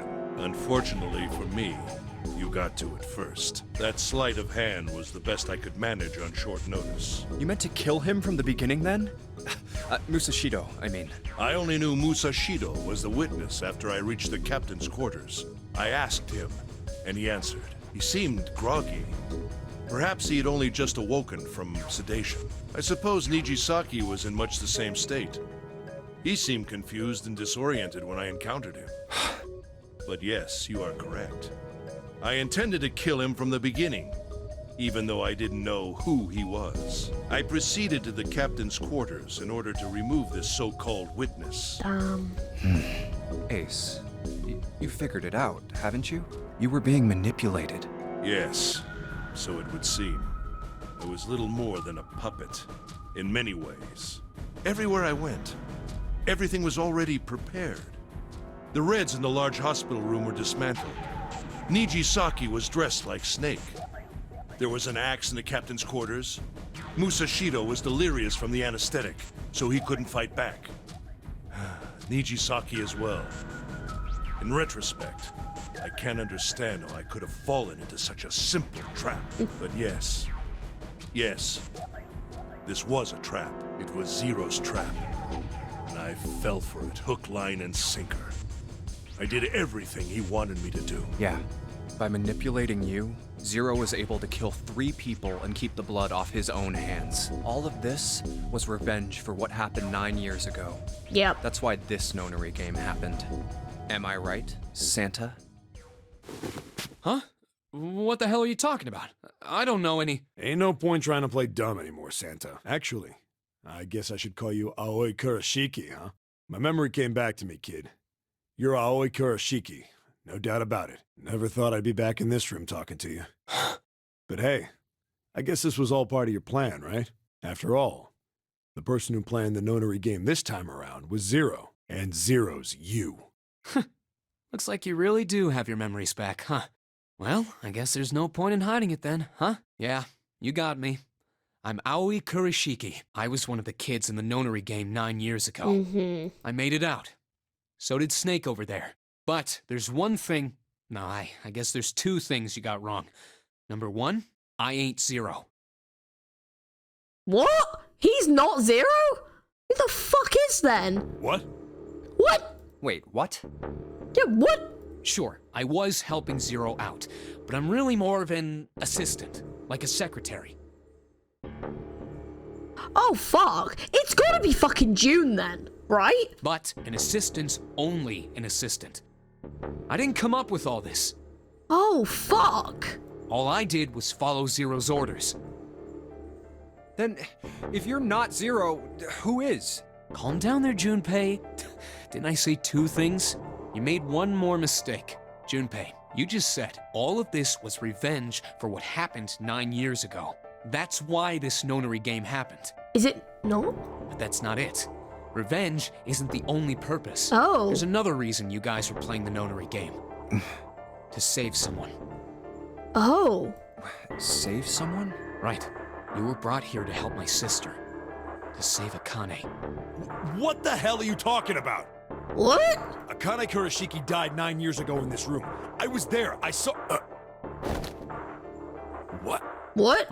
What the hell? Where is she? Where's Akane Kurashiki? Oh, my head. My head, it feels like it's gonna pop. 7! What the hell is going on? Fuck knows. I don't know, I just... Oh! I swear to God, my head feels like it's about to explode! What was the Nonary Project? I'm sure you know already, but I'll tell you one more time. It was a project designed to test a particular phenomenon. And what was that phenomenon? For 2 organisms to communicate with one another in the absence of physical contact. The morphogenetic field theory. Could human beings use these invisible fields to exchange information? That was what this experiment was conducted to determine. There were 2 separate locations. One was the Gigantic, and the other was a building in Nevada called Building Q. Yes, we know this. 9 children trapped in Building Q were faced with numerous puzzles, copies of identical ones on the Gigantic. They were told to send their answers into the morphic field set and transmit them to their brothers and sisters on the Gigantic. The transmitters were put in Building Q, and the receivers were put on the Gigantic. Each sibling pair was supposed to be split up, but... Yeah, I did think that, because I was confused as to why Santa and Akane were both here. But there was a mistake. Oh. Akane was a transmitter. She should have been in Building Q. However, for some reason, she was placed on the Gigantic with the receivers, like me. Oh. Perhaps she was mistaken for someone who was supposed to be in Group A. Whatever the case, Akane ended up on the Gigantic. I think I've told you enough. You get it, don't you? I'm pretty sure you know where this is going, Junpei. What is going? Don't play dumb. Oh. You know things you shouldn't. Things you couldn't. See, yeah, now this is the one. Like, everyone else, we've kind of, like, got a connection to all of this, but, like, Junpei is the only one that we really don't, which is confusing. So how is Junpei linked to this? How did you know Ace had prosopagnosia? How did you know why Ace wanted to kill Kubota and how Nijisaki was killed? Were you surprised when you found out Ace was Hongo? Oh. Hang on. Was June, like, transmitting to him or something? What about the coffin Snake was trapped in? How the hell did you open it? Is this how they're linking it to the other end? Oh, this... Okay, that's interesting. That's...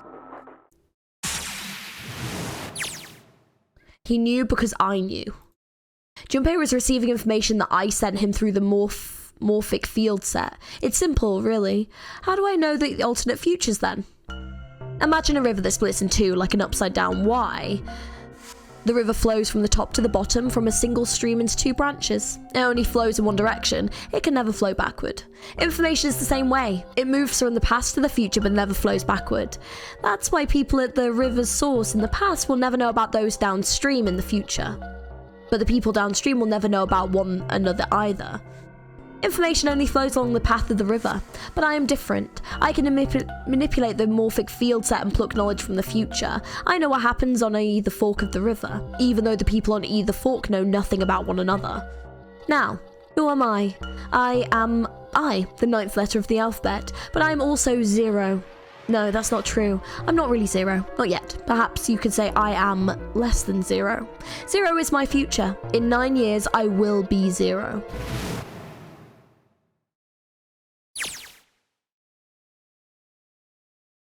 Oh, you're telling me the Akane from 9 years ago is transmitting to Junpei now so that they can save her? Oh, is that what's fucking happening? Where did she go? June. No, Akane. Where did you go? Santa!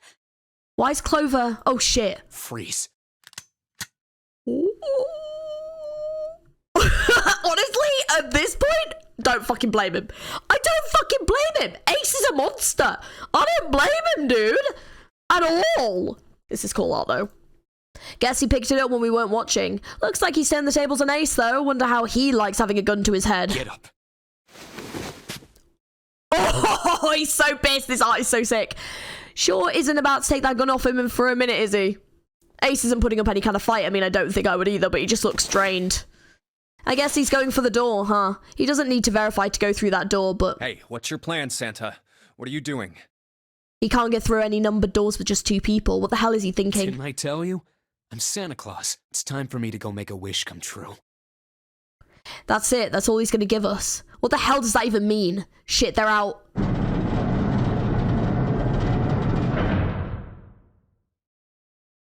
And now the gate's shut. Looks like the rest of us are stuck in here. They're all looking at me. At least Seven's headache is gone. He seems to be all right. Sorry, my throat. Well, I guess there's no harm in trying. Let's see if this door still opens. Damn.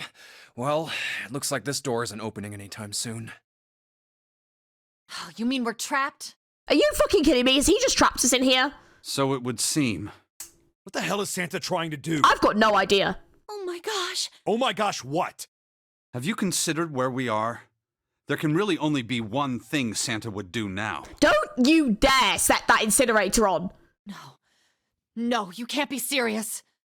Oh, but he is. Shit, we've got to do something. Maybe we can still get out through door 9. There's the red.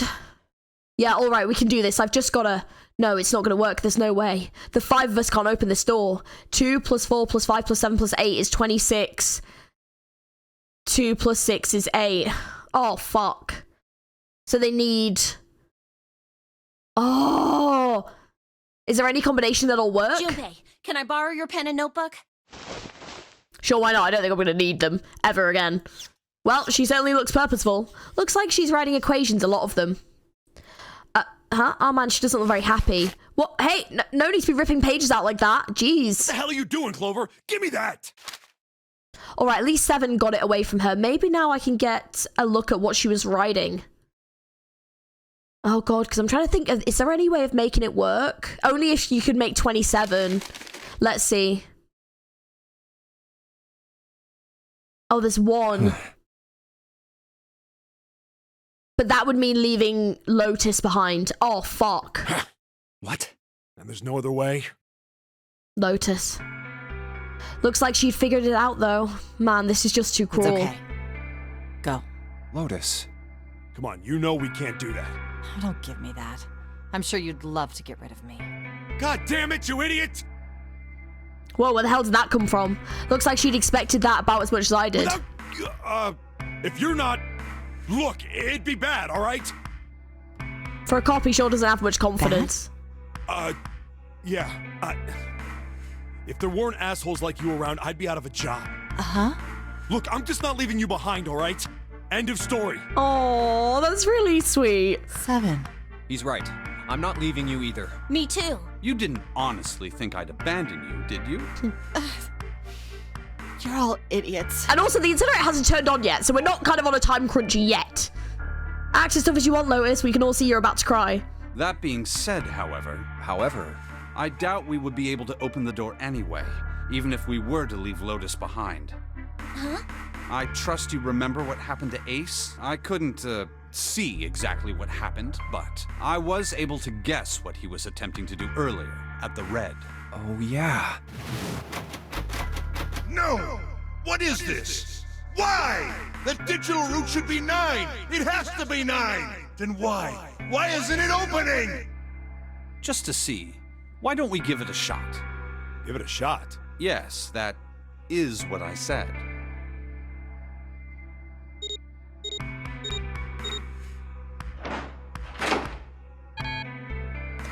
Yeah, 2 plus 4 plus 5% is 18. Plus equals 9. You were right. It ain't opening. Yeah. But it did open 9 years ago. The digital route was 9 then, I'm sure of it. You think maybe they changed the settings? Perhaps. Shit. If we can't get through the door, we can't get out. The walls are way too high. There's no way in hell we could get to that hole 7 popped out of 9 years ago. All we can do is stand here and stare at the door with a 9 on it. I guess this is it. This is the end.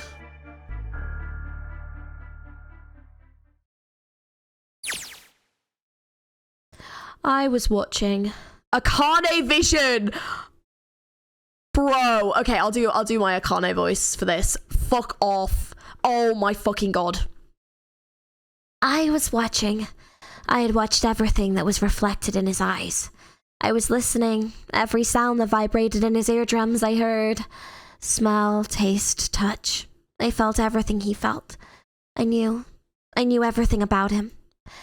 What was he thinking? What was he feeling? What was he sensing? All of his feelings and worries and fears became mine. My mind, my consciousness was inside of him. Through the morphic field set that we were resonant and we were as one. I was him, and at the same time I was an observer. It started with a tremendous noise like a clap of thunder. That was approximately 9 hours ago. A bomb had gone off on the ship we were on. That was when my resonance with him began. My resonant event melted into him and we became one, inside of Junpei. Somehow I found myself in Junpei's mind 9 years in the future. But I didn't lose myself. I was living in two realities at once. One was the present and one was the future. Perhaps you can think of it as two movies showing on the same screen at the same time. Eventually it becomes difficult to separate them and determine which movie is which. However, if I concentrated, I was able to focus on one or the other. That was why I was able to grasp what was happening in front of me. Come on, over here! Oh, she looks so much like Lotus. That must be one of Lotus's kids, right? Come on, over here. That was my brother Aoi. He was yelling. I followed him. Around me were 7 other children. They all looked like they were about my age. Come on, hurry up! We ran down a long straight hallway and burst into the large hospital room. Oh, the music is lovely. Oh my gosh, this is so fucking... Everyone was arguing. 2 of the boys got in a fist fight. A girl watching them began to cry. I want to go home, she cried. I want to go home. Another girl slapped the crying girl and glared down at her. It has been 2 hours since the nonary games began. We were starting to fall apart. But just when all hope seemed lost, Light started talking. He was blind. 9 years later, we would call him Snake. Hello? Everyone? Could you come over here for a moment? He was older than most of us and his voice had authority and dignity. The fights died down and we gathered around him. I have a little sister. She is very important to me. Right now, she is over in Building Q and is desperately trying to send information over to me. Her name is Clover, and today is her 9th birthday. As he spoke, he pulled something from his pocket. In his hand were 9 4-leaf clovers. I was going to give these to her as a birthday present. I was outside picking them when I was abducted. I'm sure I've already told you, but I am blind. For a man who can't see, collecting 9 of a very specific plant is... well, it is difficult. But my sister means a great deal to me. And I hope that these would show her how much I cared for her. I see, that's why it meant so much to her. Since it's her 9th birthday, I thought 9 4-leaf clovers would be appropriate. Every one of you has a brother or a sister in Building Q with Clover. For their sake, we have to survive. We have to get off this ship. Do you understand? If we're going to do that, there are 3 things you have to remember. We need trust and love, and we have to have faith in one another. If we can take all 3 of those to heart, then I promise that good luck will come our way. Did you know that the leaves on the 4-leaf clover mean faith, trust, love, and luck? Those words are leaf words. So if you believe what I've told you, and you understand, then I want you each to have one of these. They're a promise between friends. He gave a clover to each of us. I took one too. Eventually, he was left with only a single 4-leaf clover. He had one last thing to say. Don't ever forget, so long as you have that, we will always be connected. Do you understand? When he finished, the tension of only a few minutes before was gone. We were calm. After that, we ran around the ship for a while longer and opened several of the numbered doors until we finally found a door with the number 9 on it. In fact, there were 2 doors with 9 on them, and we found them in the chapel. We split into 2 groups and walked through the doors.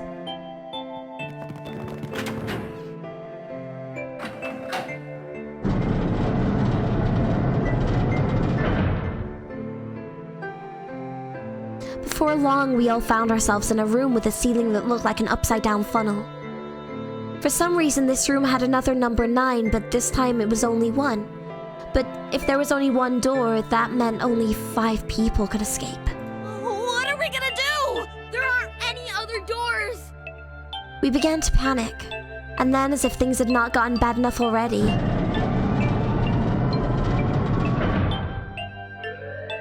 Warning. Warning. Emergency incineration command has been acknowledged. Automatic incineration will take place in 18 minutes. Please evacuate the incinerator immediately. Repeat. Emergency incineration command has been acknowledged. What? What's happening? What did that thing say? That didn't sound good. my brother Aoi swallowed hard and answered. I think it means this room is gonna burn. Burn! The plaque on the door says incinerator, and that voice said that the incineration is about to start. And incinerate means to burn. No! Help me! Abject terror filled the room as everyone began to scream and cry. Every pair of eyes was filled with despair. And then, high up on the wall, a door opened and a man appeared. He was a huge, frightening mountain of a man as large as a bear. 9 years later, we would call him Seven. Don't worry, kids. I'm not your enemy. I'm one of the good guys. I'm a detective. I'm here to rescue you. The rest happened just like Seven had said it did. The 4 of us who had stayed behind were saved by Seven. We crawled through the vent away from the incinerator and slid down into the hall. We came out on the other side of the door 9. On the wall opposite the door was a set of double doors. We went through those and began to run up the spiral stairs. As we ran, I led the way. Behind me were Nona, my brother Aoi, Snake, and Seven. The other children, the ones who'd gone through door 9 before us, were up ahead. I could hear them cheering each other on. We ran and ran and ran. We leapt across many stairs as we could and kept running. The stairs spiraled upwards like a tornado. Eventually, I pulled ahead of the rest. Perhaps Nona had slowed them down. I didn't want to lose them, so I slowed down as well. I didn't stop, but I glanced over my shoulder from time to time to see if they had caught up. That was when I'd realized... Oh, where is it? Did I drop Jumpy's present? I knew I had it with me when we passed through the vent. Then, had I dropped it as we slid out? I had to go back, I had to. But I knew I couldn't tell the others. They would stop me, I was sure of that. I didn't stop to think, I simply moved. I ran to the central hall, the room that connected all of the other areas of the ship. I hid in the shadows, and moments later I felt a rush of wind as they ran past me up the staircase. See, I understand, and it's like very sweet. It's definitely a very much like a child's mentality of like not necessarily putting the danger that you're putting yourself in to the worth of the item that like she was going back to get. So it's like in this situation, anyone would have been like, that's far too dangerous, you're not going back. And also Jumpy, you know, Junpei also would never have wanted her to go back. So it's like she's going back for like a very sweet reason, but it's like the thing that ultimately leads to this like horrendous circumstance. But it's definitely very much like, you can't blame her for this because she's obviously so young, you know? It's just one of those things where it's like, it's just the danger is not proportionate to... Sorry, the item's worth is not proportionate to the amount of danger that she's putting herself in by going back. I waited until they were out of sight and then I ran. I moved as quietly as I could, down and down and down. Finally, I reached the bottom deck. I ran into the hallway and looked around frantically. There it is! It was just where I thought it would be, sitting under the opening of the vent. I ran over and snatched it from the floor, but as I ran back towards the stairs in freedom...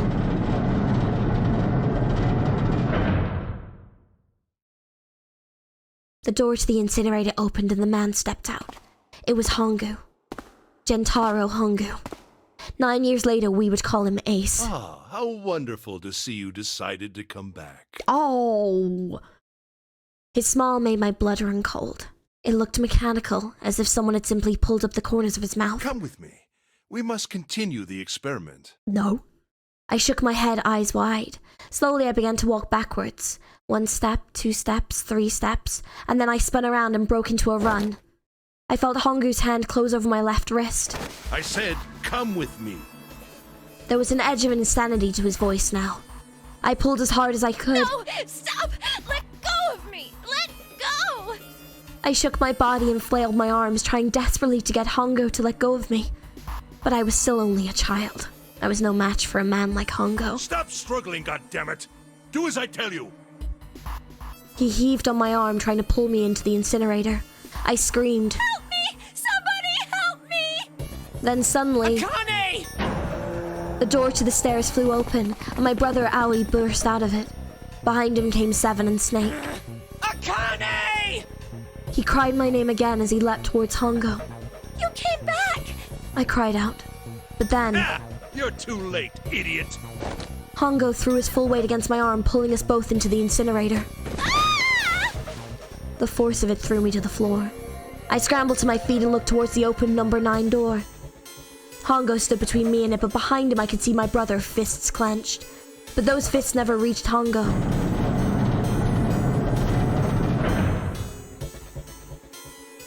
With a cold, heartless screech of metal on metal, the door slammed shut. Hongo glanced at me mechanically, his face registering that there was an object there, but not anything he would consider a human being. He then turned away and walked to the red heat that sat next to the door. He reached into his pocket and removed 2 bracelets. He waved them both over the scanner panel. 2 asterisks appeared on the red. He checked the screen, then tossed the bracelets carelessly onto the floor. What was he doing? What was the point? He made no effort to explain himself, of course. He said nothing at all and walked past me as though I was nothing more than a rock by the roadside. A few moments later,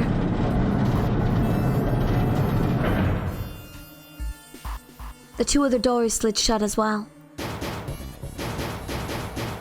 Faintly, I could hear someone pounding on the door behind me. I turned around and ran towards the door with the 9. Akane! Akane! Are you okay? I could hear a voice from the other side of the door. A worried, frightened voice. Help me! My throat was already raw, but I screamed as loud as I could. My voice echoed lonely around the empty room. What should I do? I think I'm trapped in here! Where's Hongo? He went out the other door! What? Then it started again. Warning. Warning. Emergency Incineration Command has been acknowledged. Incineration will begin in... Oh, fuck! Oh, we're back in Junpei's vision. Oh, shit. 18. Oh, for fuck's sake. Please evacuate the incinerator immediately. Shit. Holy shit. Man, I knew what I was gonna say, but that is one hell of a creepy voice. I knew it! It's starting. Santa started the incinerator. Why? Santa! Fuck! Man, I never thought I'd hear that damn voice again after 9 years. Fuck's sake. What the hell? What the hell? What in God's name are you talking about? It's 9 years this and 9 years that, and when it's not 9 years something, then you're talking about some sort of fucking experiment. You aren't making any sense. Yeah, honestly, Lotus. Fucking hell. I'm sorry, Lotus, but we really don't have time to explain it right now. I promise. I'll tell you everything once we get out of here. But...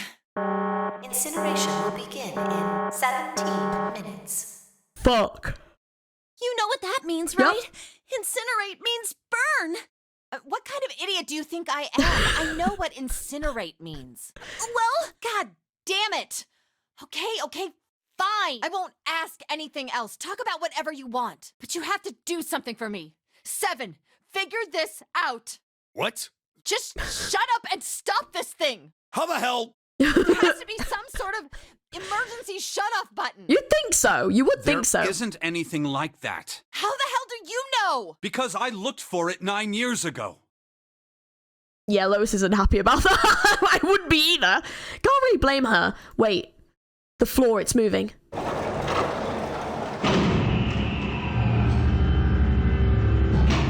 What is that? What else can I say about it but... What the hell is that? Yeah, what the hell is that? Oh. What is that? Oh. What is that?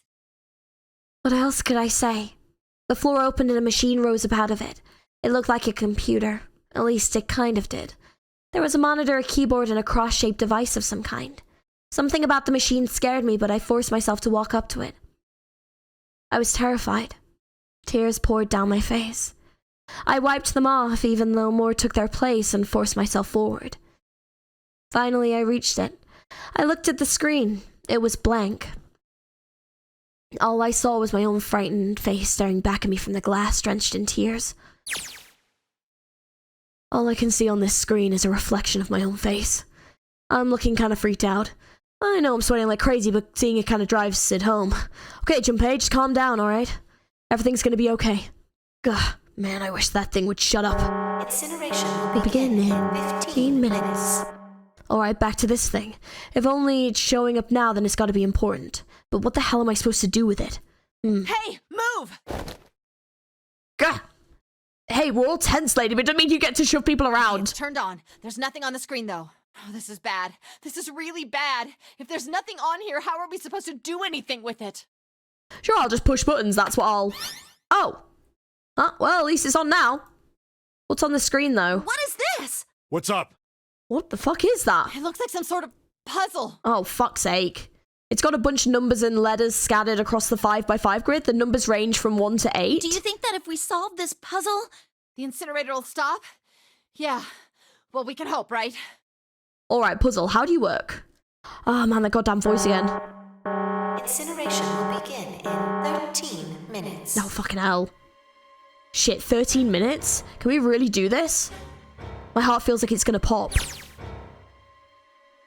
My heart was pounding like it was about to explode. I stared at the puzzle on the screen. I was sure I had to solve it somehow, but I had no idea how. My connection to Jumpy had been gone for a while. His mind was gone. I couldn't get any more information from him. I felt the seconds tick by as I stared at the screen, completely lost. My cheeks felt hot as tears poured over them. Then I heard a voice. Hey, what are you doing? It was muffled. I turned around. Pressed against the window in the entry door was a face, a frightening, evil face. It was Hongo. How long had he been watching me? Don't know what to do. He's so fucking evil! Fuck you, bro! He was yelling, but his voice was still muffled. It's simple, really. But I suppose I might as well tell you. Just solve the puzzle on that machine. He's a fucking psychopath. His laughter was muffled by the door, but it still tore at my heart like the claws of a vicious monster. I bite my lip and glared at Hongo, struggling to hold back hot tears. You're a terrible person! I hate you! Oh my. How could you call a gentleman such as myself a terrible person? That's not very nice. She's being really nice about it. I would be like effing and blinding. I'm quite fair. I don't use tricks or play dirty. What do you mean? You just threw her into an incinerator. You see? I've even left you a way out. A way out? Didn't you hear me? All you have to do is solve that puzzle. Do that, and you can stop the incinerator. What's the point of stopping it? You'll only capture me and make me do this all again. I'm not going to listen to you. If you're just going to throw me back in here, I might as well just die now. My goodness, haven't you listened to anything I've said? I told you, I'm a fair man. Huh? If you solve the puzzle, the verification function of the red will in turn activate. If this experiment is to deliver valid results, there must be a chance of success. If you succeed, you will escape. The verification function of the red? Then I remembered. Before Hongo left the room, he had scanned 2 bracelets into the red. Ah, so you do remember. Right now there are 2 numbers in the red. The first is 1, and the second is 3. Say, Akane, what's your number? I looked down at my left hand. The face on my bracelet showed a 5. 1 plus 3 plus 5 equals 9. I ran to the door with a 9 on it. I grabbed the red and put my hand against the scanner panel. Oh. You really aren't one for listening, are you? I hear Hongo's muffled voice from across the room. I've already told you, didn't I? Once you solve the puzzle, the verification function of the red will activate. In other words, if you haven't solved the puzzle, you can't enter your number. What kind of fool are you? Why are you doing this? You could never understand. You don't know what it's like to spend every day surrounded by monkeys. Now start the experiment. Solve the puzzle. I don't know how! Of course you don't. Isn't that the point? You understand, don't you? Access the morphogenetic field and find the solution. I can't! Then you'll die. You'll burn alive. It's gonna be quite hot in there in a few minutes. I imagine it will be very painful.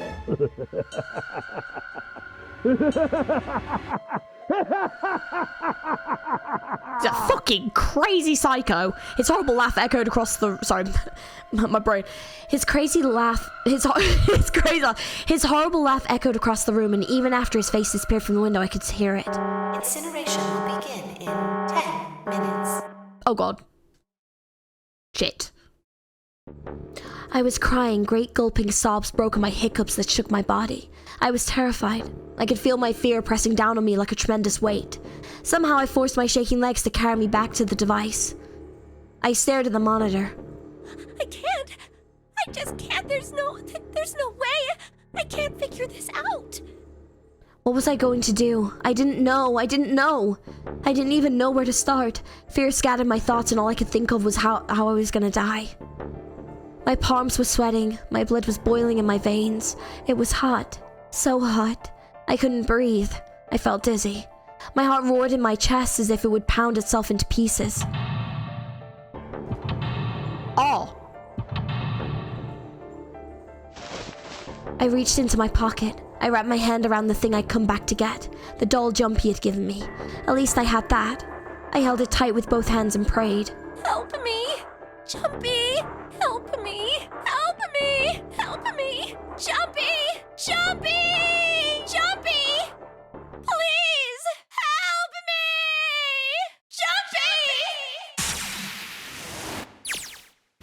Akane? Akane? Who the hell is Akane? Shut up! Just shut the hell up!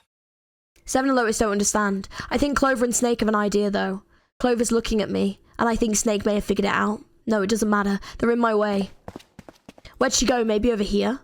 Akane! Akane! Can you hear me? Akane! Say something! Fuck. Did something break our connection? I swear I just heard her. Shit. Akane! Answer me! Akane! Jumpy? Oh! I spun around. I heard a voice. His voice. I looked around. He wasn't in the room, of course, but I'd heard it so clearly. Like he was right there. Jumpy! I screamed as loud as I could. Akane! Jumpy! That's her. She's there. Then that means... Akane! Akane!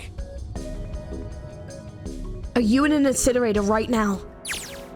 Yes, I am! How did you know? I couldn't believe that he knew that. Now I understand what Santa meant. There's only one way to help her. You were brought here to help my sister. To save Akane.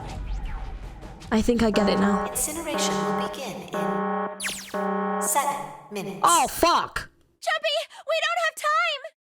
As quickly as I could, I told him... Oh, sorry. As quickly as I could, I told him that I had to solve the puzzle in order to stop the incinerator. Got it! And I do. I get everything now. At last, I finally understand what all of this means. I know why the nonary game was held today. I know why we were kidnapped and brought here.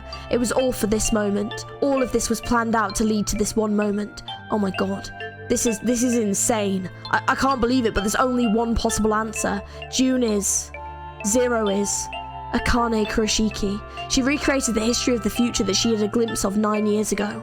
She tried to save herself that way 9 years ago. No, she's trying to save herself right now. That means there's only one thing for me to do. Even if this is all some sort of insane plan, I will save her. I will save Akane Kurashiki. I must save her no matter what. Incineration will begin in 6 minutes. Well then hurry up! The voice reminded me of how much time I had left. Jumpy! Yeah, I know. Just hang on, alright? I promise I'll get you out of there. I'm not gonna let you die. I promise. So don't worry, alright? Just give me a few minutes, okay? Okay. My voice shook as I answered. It was hot in the room. It felt like my heart was on fire. 6 minutes or not, my heart burned with my feelings for him. Alright, time to get to work, Junpei. Is Snake talking to them about something? Whatever, it doesn't matter. Get out of my way. Hey, what are you... Just trust me, okay? Sorry, Lotus, I didn't mean to snap, but there's a lot more at stake here than your pride. I'll apologize later, alright? Now let's have a look at this thing. We've got numbers all over this grid. I think the panels are out of order, so I just need to switch these out. Staring at it isn't going to accomplish anything. I'll just have to try it. Think of what I did all those times before. I'm gonna do this on my own, with my own mind. I'm gonna solve this problem. I mean, sure. Okay. Oh, fuck me. Oh, why do I have to solve this? Okay. So it looks like we can take these out and put them back in. Okay. So it looks like they all have to line up to something. When I press hint, numbers appear in the empty spots on the grid. They're all single digits. I get the feeling the numbers change when I switch out the yellow squares. But this square at the bottom, why does it stay blank when I press hint? Oh, this one. Pressing the button again makes the numbers disappear. Looks like I can turn them on and off. Then there is some special meaning to there being 2 modes. What could it mean? See, they're all 9 around this number 1, which we can't move. So does that change anything? When I flip it off, all the empty spots look like the ones at the bottom right. Does that mean they're supposed to match? Wait. Maybe I need to make all the numbers in the squares the same. Can I take these ones? Oh, like, when I switch out a yellow square, the numbers that show up in the hint. Looks like the numbers are affected by the adjacent squares. For example, when I switch out 3 with a 5, the hint number increases by 2. I bet the hint just adds the surrounding numbers. So if I put...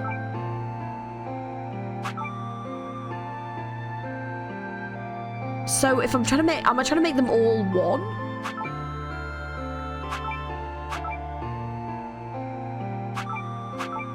So that's now all 9. So is that correct? Okay, I'm not gonna lie to you, I'm a fucking moron. I have been trying to do this. Genuinely, if I was in a fucking incinerator right now, I'd be dead. Because I can make passwords. Can I do anything else? I think I got the gist of the puzzle up top. I just need to make all the digital roots the same. But what number? Switching out a yellow square affects all hint squares around it. Wait, but one square doesn't get a hint number. The 9th spot at the bottom.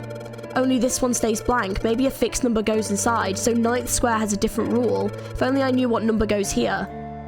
What must be the number fucking 9? But I don't know how to get that because I don't have a 9 here. Okay, I'm not fucking kidding you. I literally did that and it didn't work. And I've been trying to figure out how to do that for so long because it didn't do anything. I want to cry. Is it 9? Is it the number 9? I actually hate my life. Ace can absolutely kiss my ass. I hate him. I hate him. I hate him with a passion. Akane, did you get it? Yes, I did!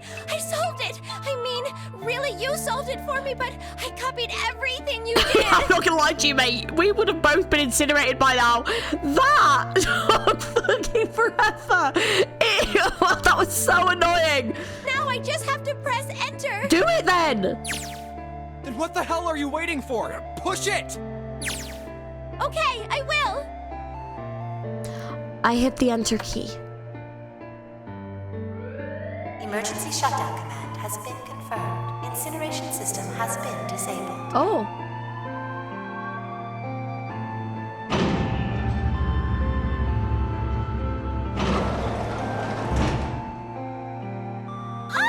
Jumpy! It worked! It worked! The incinerator shut down! It worked! Tears rolled down my face as I cried out to him, but they were a very different sort of tears. A wonderful feeling of accomplishment and relief flooded my body. At the same time, what strength I'd had left disappeared and I collapsed to the floor. For a while, I just lay there laughing and crying and enjoying being alive.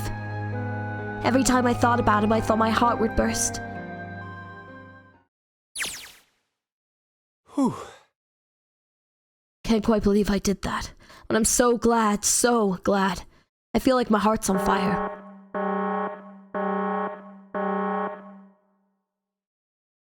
No, I don't have time to be thinking about that kind of shit. I need to tell Akane. Akane! Sorry, but things are kind of busy over here. I'm gonna have to hang up now, okay? Oh, of course, that's fine. I wiped the tears from my eyes and nodded vigorously, even though I knew he couldn't see me. Then I looked over at the corner of the floor. There were 2 bracelets Hongo had left behind.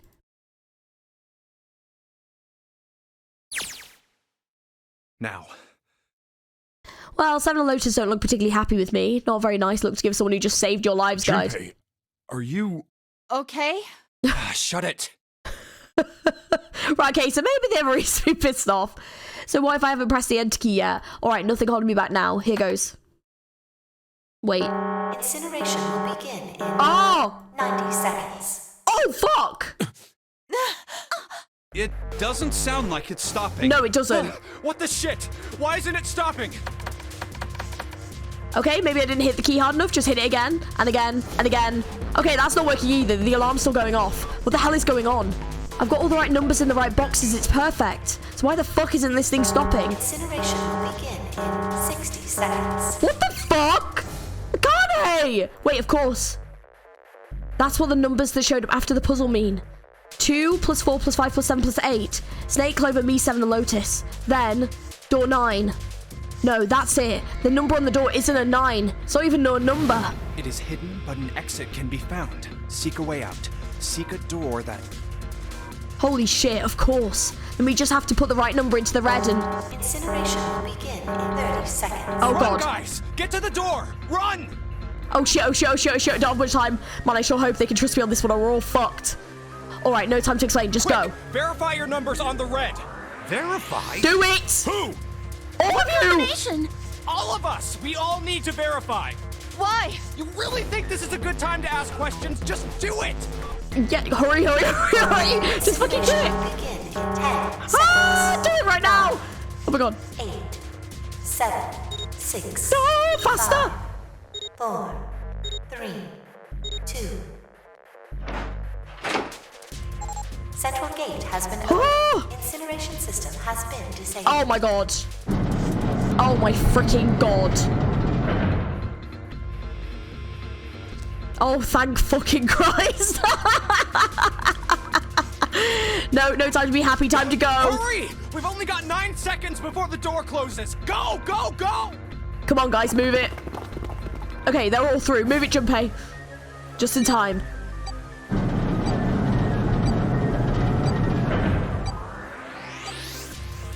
And there goes the door. No, don't calm down yet. You're not done. We've still got to find the dead.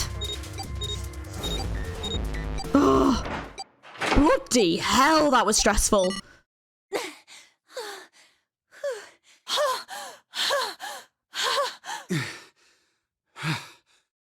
Shit. Looks like we made it, huh?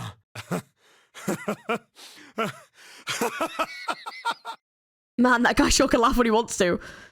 Looks like Clover and Lotus are totally out of energy. Snake is shaking his head wearily. I just want to take a nap, but... Akane? Akane! Can you hear me? Akane! I want to tell her we made it. I want to tell her how good I feel.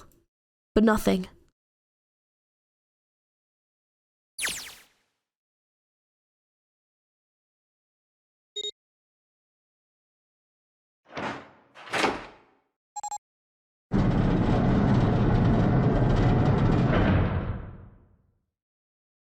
The door opened. Standing in front of it was my brother. Akane! Oi! I cried out his name even though my voice was almost gone from screaming and leapt into his arms. Oh, oi! Akane! I buried my face in his chest and cried again.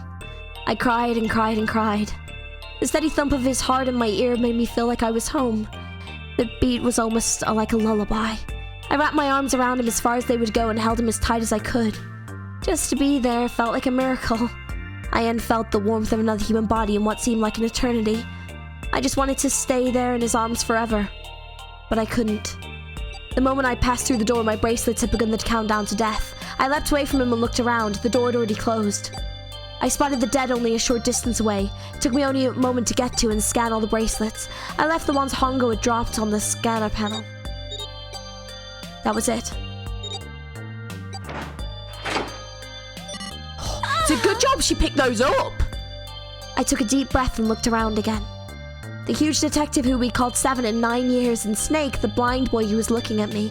They all seemed to have been utterly stunned by my sudden appearance. Their eyes were wide and their mouths hung open. All right, let's get out of here. If we don't book it, we might run into Hongo again. Aoi was right. It was time we got moving. The mention of Hongo seemed to jar Seven and Snake out of their surprise and they nodded. We took off running up the spiral staircase to freedom. Time for more running. But if they can get us out of here, no. We're running so hard. My heart's beating so hard I can barely hear. God, I can't wait to breathe real air again. Huh, is Seven talking? Hey, Junpei, can I ask you something? What's up? That door, the one with the 9 on it. Why'd it open? Yeah, all 5 of us verified our numbers on the red. 2 plus 4 plus 5 plus 7 plus 8 is 26. That makes our digital route 8. It shouldn't have opened. That's not like you, Lotus. I thought you would have figured it out already. Huh? Why? Because you were the person who taught me about the idea of bases. Bases? Yeah. What are the 2 numbers in base 2? 0 and 1. How about base 10? That goes from 0 to 9, right? And how about base 16? 0 through F. After 9, it starts at A and goes from there. B, C, D, etc. You're right. In other words, A in base 16 is 10 in base 10. B is 11, C is 12, D is 13, and so on. So, what about it? You don't get it? What if we keep going with that pattern? What if you go way past base 16 all the way to base 27? Base 27? Yeah. Well, the numerical digits are the same, so I guess you'd add alphabetical digits. E is 14, F is 15, G is 16, H is 17, I is 18, J is 19, K is 20, L is 21, M is 22, N is 23, O is 24, P is 25. Yeah, and? What comes after that? Q. 26! And what does that mean? There wasn't a 9 on the door. It was a Q! A fucking lowercase q! Yep, that's pretty much it. I guess to put it another way, you could say that it was a 9 in base 10, but a Q in base 27. Time for more running. God, my thighs are killing me. I swear any moment now I'm going to tear a muscle. I feel like every single cell of my body is dying for air. Damn, every breath I take is a chore now. I feel like my lungs are going to burst. Maybe just a short rest. No, can't stop. Don't have time. Come on, legs. There can't be many more of these steps left. Let's run, run. Like a bullet down a rifle barrel. Like a tornado cutting through a sea of clouds. I feel like we're running along the back of a giant coiled dragon. Finally.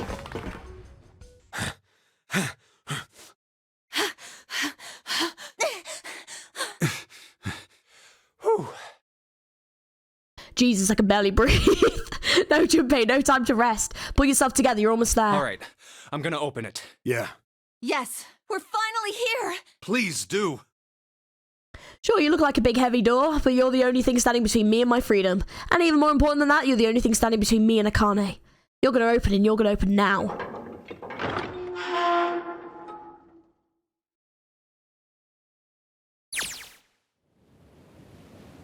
I felt a hand on my shoulder. It was Aoi's. He gave it a small reassuring squeeze. I was so happy I felt like I could melt. My heart was at peace. And not only because my brother and I were back together again. Thanks to the huge detective, all 9 of us who had been kidnapped. We were finally able to escape from the gigantic. On the distant horizon we could see the faint outline of the ship as it sank. It gave a thunderous roar as it finally slipped beneath the waves. It was the last cry echoed across the ocean, and then it was gone. It's over. Aoi whispered. Yeah. It was over. It was finally over. Or was it? Was it really? No, that was wrong. That wasn't it at all. I was sure of it. This wasn't the end. It was only the beginning. This was only a prologue to what would happen in 9 years.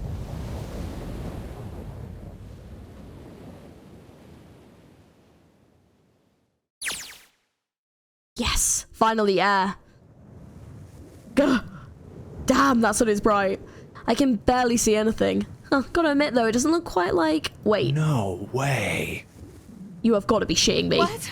It can't be. This is... Oh! Where are they? Oh god, where is that? This is the building in the Nevada desert. Oh, it's the other building? The mock experiment building. Oh, that makes sense because they already would have had it all set up. Oh my god. This whole time we were in building Q. Damn.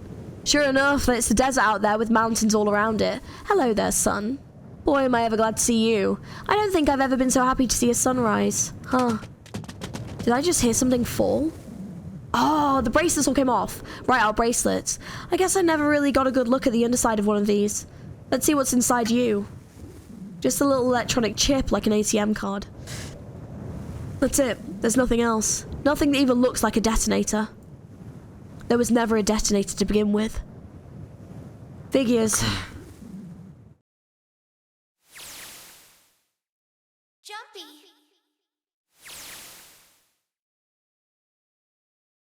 Huh. Guess I must be pretty crazy about the girl if I think I'm hearing a voice in the wind.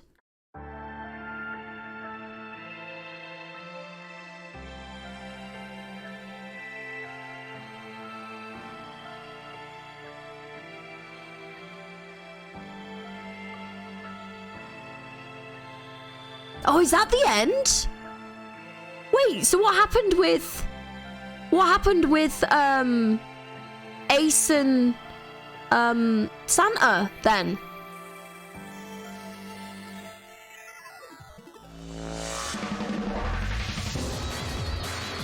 Ooh, the music's cool. Oh man, damn, that was a very good game. That was a very good game. I did enjoy that game a lot, actually. Yeah, I have some opinions though on the twist at the end, and I also have questions as to like some of the choices that were made and stuff. Yeah, I definitely have some questions, and some opinions. But overall though, it was a pretty solid game. I think the story was really well written. And there were definitely some twists in it I did not see coming, for sure. But yeah, I do definitely have some questions. I also don't remember that scene, I don't think. But also, I'm kind of curious, like, how did Junpei know Akane growing up, but her brother, like, not know that she had a brother? And I guess not know her older brother, or like never have met him if they were kind of that close. But then I guess because she knew the future, she probably deliberately kept them separate. Yeah, I guess if she knew the future, she probably just kept them separate for a reason. Are you okay? Oh, come on. This is nothing. Really? Yeah. You don't look okay. It was just before the end of elementary school. Jumpy and I were sitting next to each other on a small hill, looking down at the town as the sun slowly set. How does it look then? He was half serious and half joking. I thought about it for a minute first. Well, let's see. I was gonna say, I didn't see the scene. It looks like you kissed a toad and got warts, but then they just kept growing and growing and growing. What does that even mean? Junpei grinned and... Ow. See? I told you you're not okay. You're too reckless. You can't beat 5 8th graders, Jumpy. That's crazy. Yeah, but I couldn't just stand there. I mean, don't you think so? I had to do something.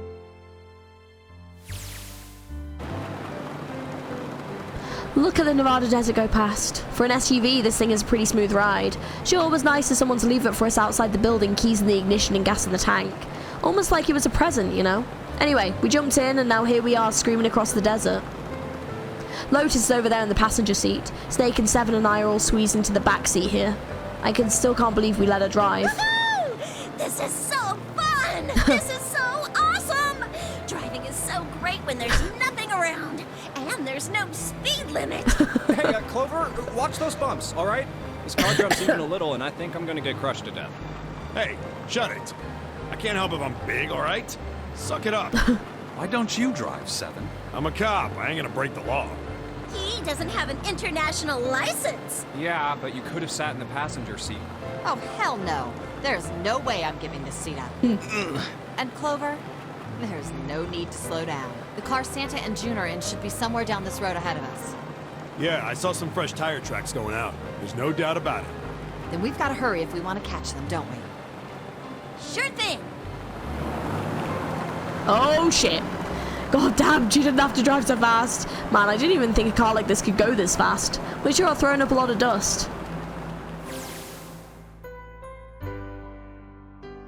It was a couple of hours after we run into the junior high students. They'd been hiding in the bushes on the back of one of the hills, drenching a kitten in gasoline.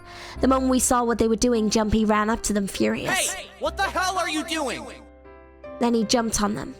He quickly scooped up the kitten and tossed it to me. I caught it and ran for the police station as fast as I could. Help me! Officer, please! You have to come with me!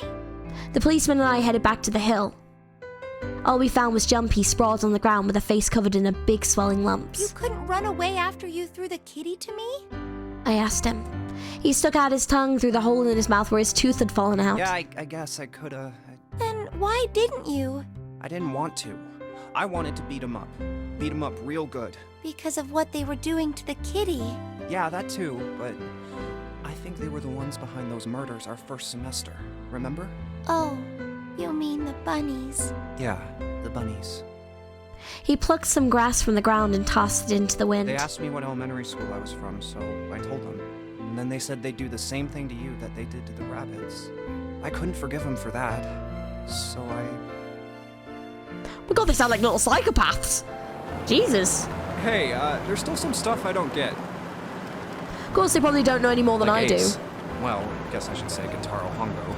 Why did he create the Nonary Project? Anybody? Any ideas? Why don't you ask him yourself? Well, yeah, I guess I could. He's still in the trunk, I assume?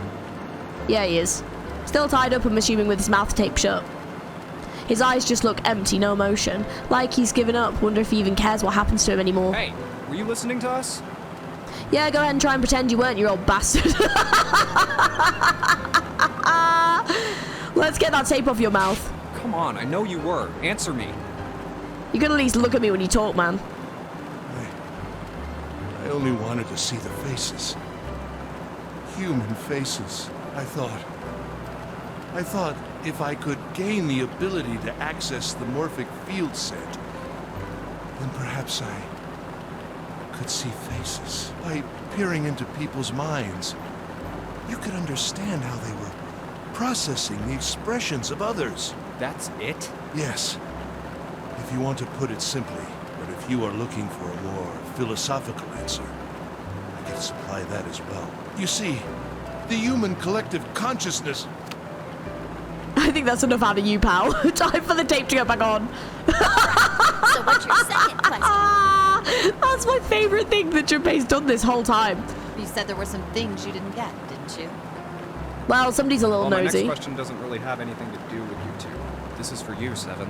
It's about the whole Alice thing. What's the deal with that? Well, see, 9 years ago, after I escaped from the Gigantic, I kept going after Hongo on my own, hoping I'd catch him when he finally slipped up.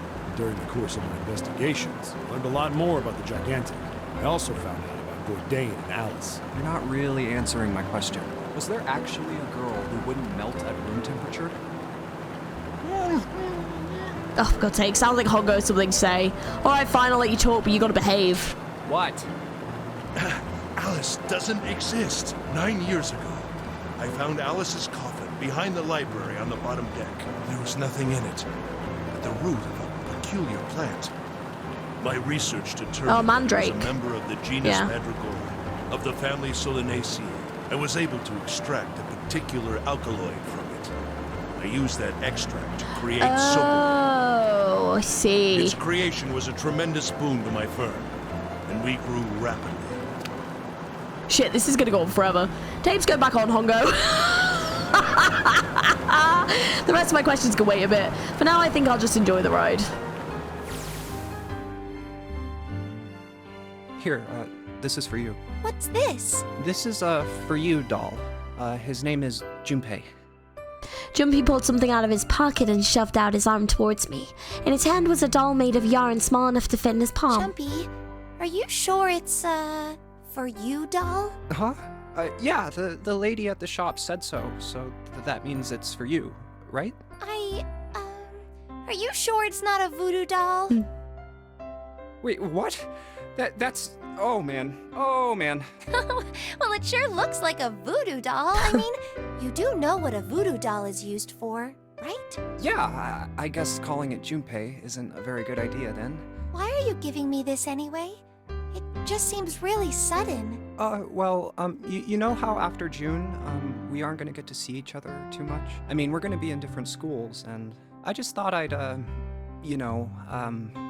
okay, well, how about we call it June then? Okay. So, I wanted to give you this. You sound like some sort of tribal chief in a bad movie. Yes. I, head of tribe. This doll, traditional charm of tribe. So I give this, it me. So we always together. Oh, Jumpy.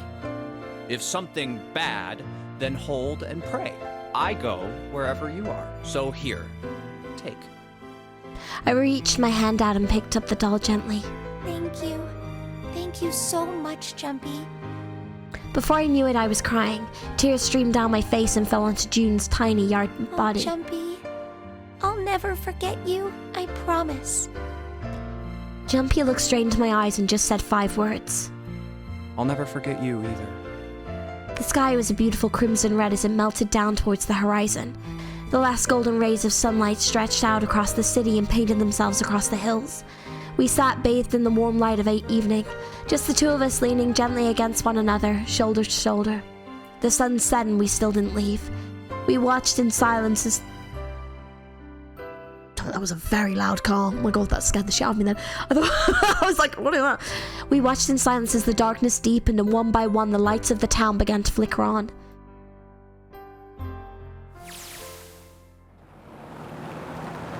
There's still one thing I don't get. To be honest, it's the biggest mystery as far as I'm concerned, and also the only one that's really important has to do with June and Akane.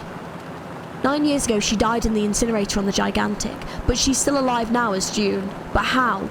Was it because I tapped into the morphic field set and saved her 9 years ago? Alright, let's say that makes some kind of insane sense. If I did that, then... how do I make sense of what Seven remembers? Snake makes sense, he's blind. He couldn't have seen her body anyway. But Seven, he said he was sure he saw it. Does that mean there's some kind of historical discrepancy? Or wait, maybe that's not it at all. There's one other logical explanation. Was what you told me the truth, Seven? You look satisfied. No way. He couldn't.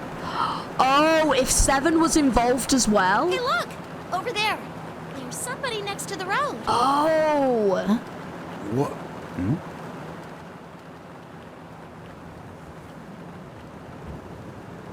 Like, was Seven involved? What?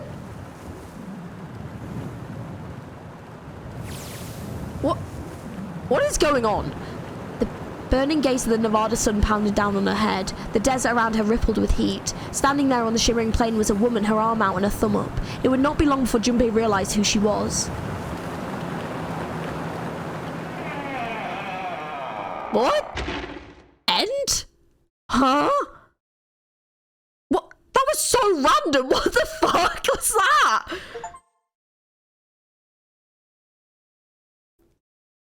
Is that it? Is that the end? Yeah, I think so.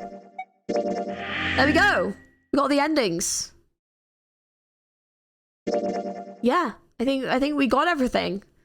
Okay, the only thing we didn't do is this one, but I think I'll live without doing that because I'm presuming it's just you pick to go through that door there instead. Yeah, there we go. That's all the endings. My goodness, that was a very long final ending, but oh my gosh, that was really good. Wow, I think for me, I think this one is definitely my favorite ending because I think it gives you all of the story beats of the previous endings and all the knowledge you found, but it fully explains everything, which was really good.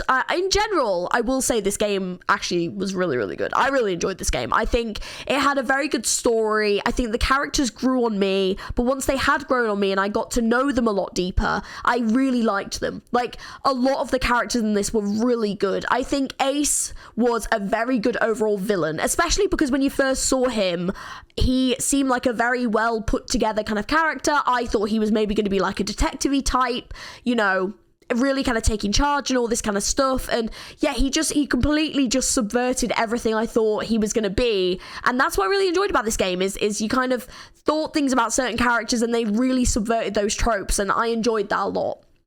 I think the overall story was good. I think they definitely gave you a lot of interesting bits and pieces to kind of feed into this. And I think June being 0, I kind of wish at the end there'd been a little bit more to kind of explain that, because they kind of left it a little bit open, in my opinion, with like, oh, well, you know, essentially what they're kind of trying to imply is that because June could access Junpei in the future, like where this like nonary game had been set up, she was then able to escape, to then survive, to then set up the nonary game in the future, so then like they could do this.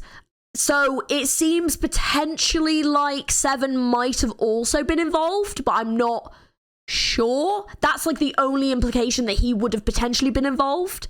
But also, to me, I think not having the reunion at the end, like, it felt like a lot of this, like, I don't understand why she was running away from Junpei, basically, because it seemed that a big part of this was that she wanted to be with Junpei. So like, why would her and Santa just leave and like go away at the end? And yeah, I don't know why they would do that.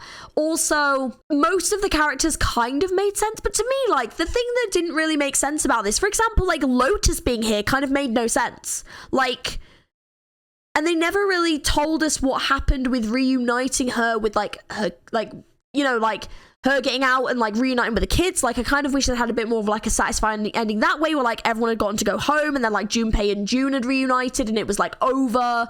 And I kind of wish they'd had something like that instead of that weird like Alice mummy at the end, which was weird. Like, was it not real then? I don't know, like, it was so strange. But yeah, it kind of felt like I wish they'd had a little bit more of like a, you know, satisfying ending in regards to people getting the endings that they wanted, aka like, you know, Lotus escaped and got to see her kids, like Clover and Snake were like able to go off and, you know, be a family, and, you know, obviously Seven had remembered everything, like we'd saved June, so like June and like Santa had, you know, reunited properly, and like June and I guess like Junpei got to be together, you know, things like that. I kind of wish like it had gone down that route a little bit, because yeah, it just seems really weird to have like June be revealed to be 0 and then not have anything come from that. It was just so strange. But also it's kind of like, well, I understand that June had to put them into this scenario to save herself, but what if they were unable to save her? Is it just that it would keep looping? But like now that they've solved it, is it just over? Like, is that now done? Like in the other routes, were we just unable to save her, and that was the point? Is we never got to the point of being in the incinerator room enough? But then also, for example, when we were in the incinerator room in the other ending, in the safe ending, could we not save her then? Why did like the thing not go up? Is it because it had to be, like, set off? Is that what, like, Santa did? But then it also made me wonder, like, why? Like, some of the stuff... I understand that they were trying to save June, but, like, also... some of the stuff that they kind of put everyone through, I know they didn't kill anyone, because it was Ace kind of going around killing people, but, like, the actual emotional distress and stuff...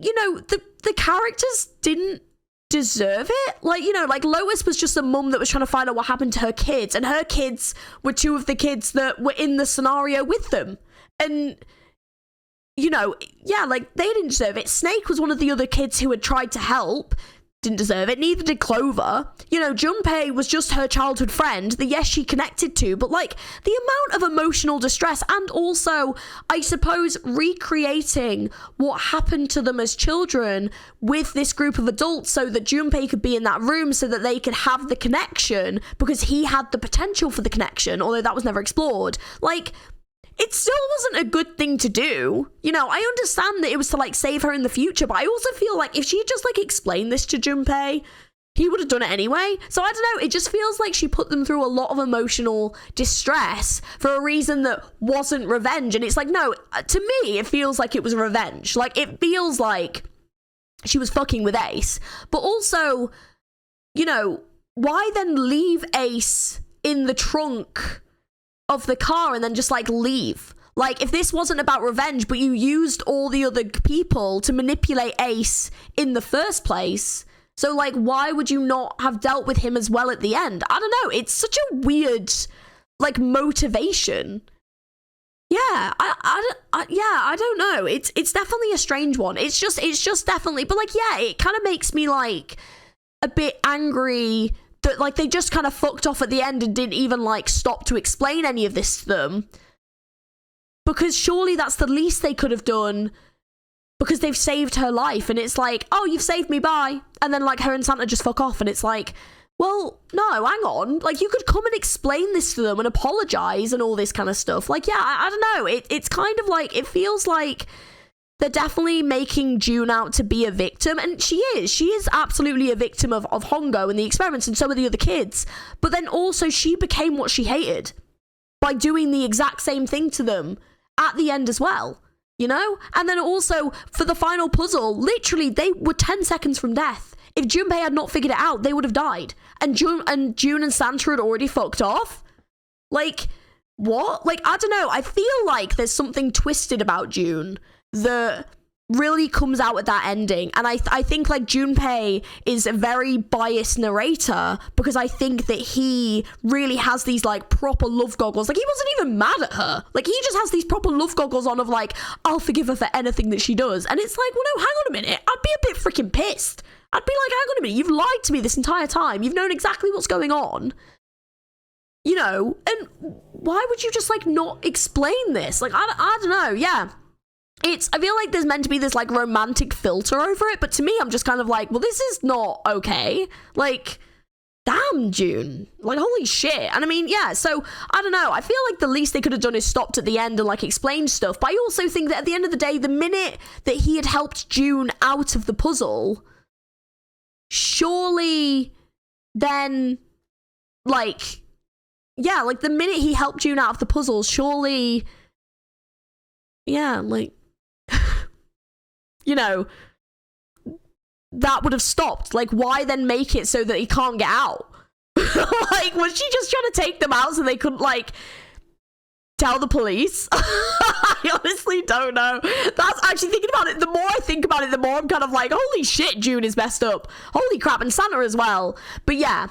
But overall, though, no, it was a very good game. It was very good. It was very well written. Like I said, I definitely have some questions, so definitely leave me some explanations on what you think down in the comments below. But yeah, and then, like, yeah, that ending bit made no sense. Like, with the Alice, I was just like, does this imply that it's not real? Like, I don't understand. But yeah, but it was a very interesting game. I did very much enjoy this game. So yeah, thank you for watching my playthrough. I hope you enjoyed. If you did, don't forget to like and subscribe for more content on the channel.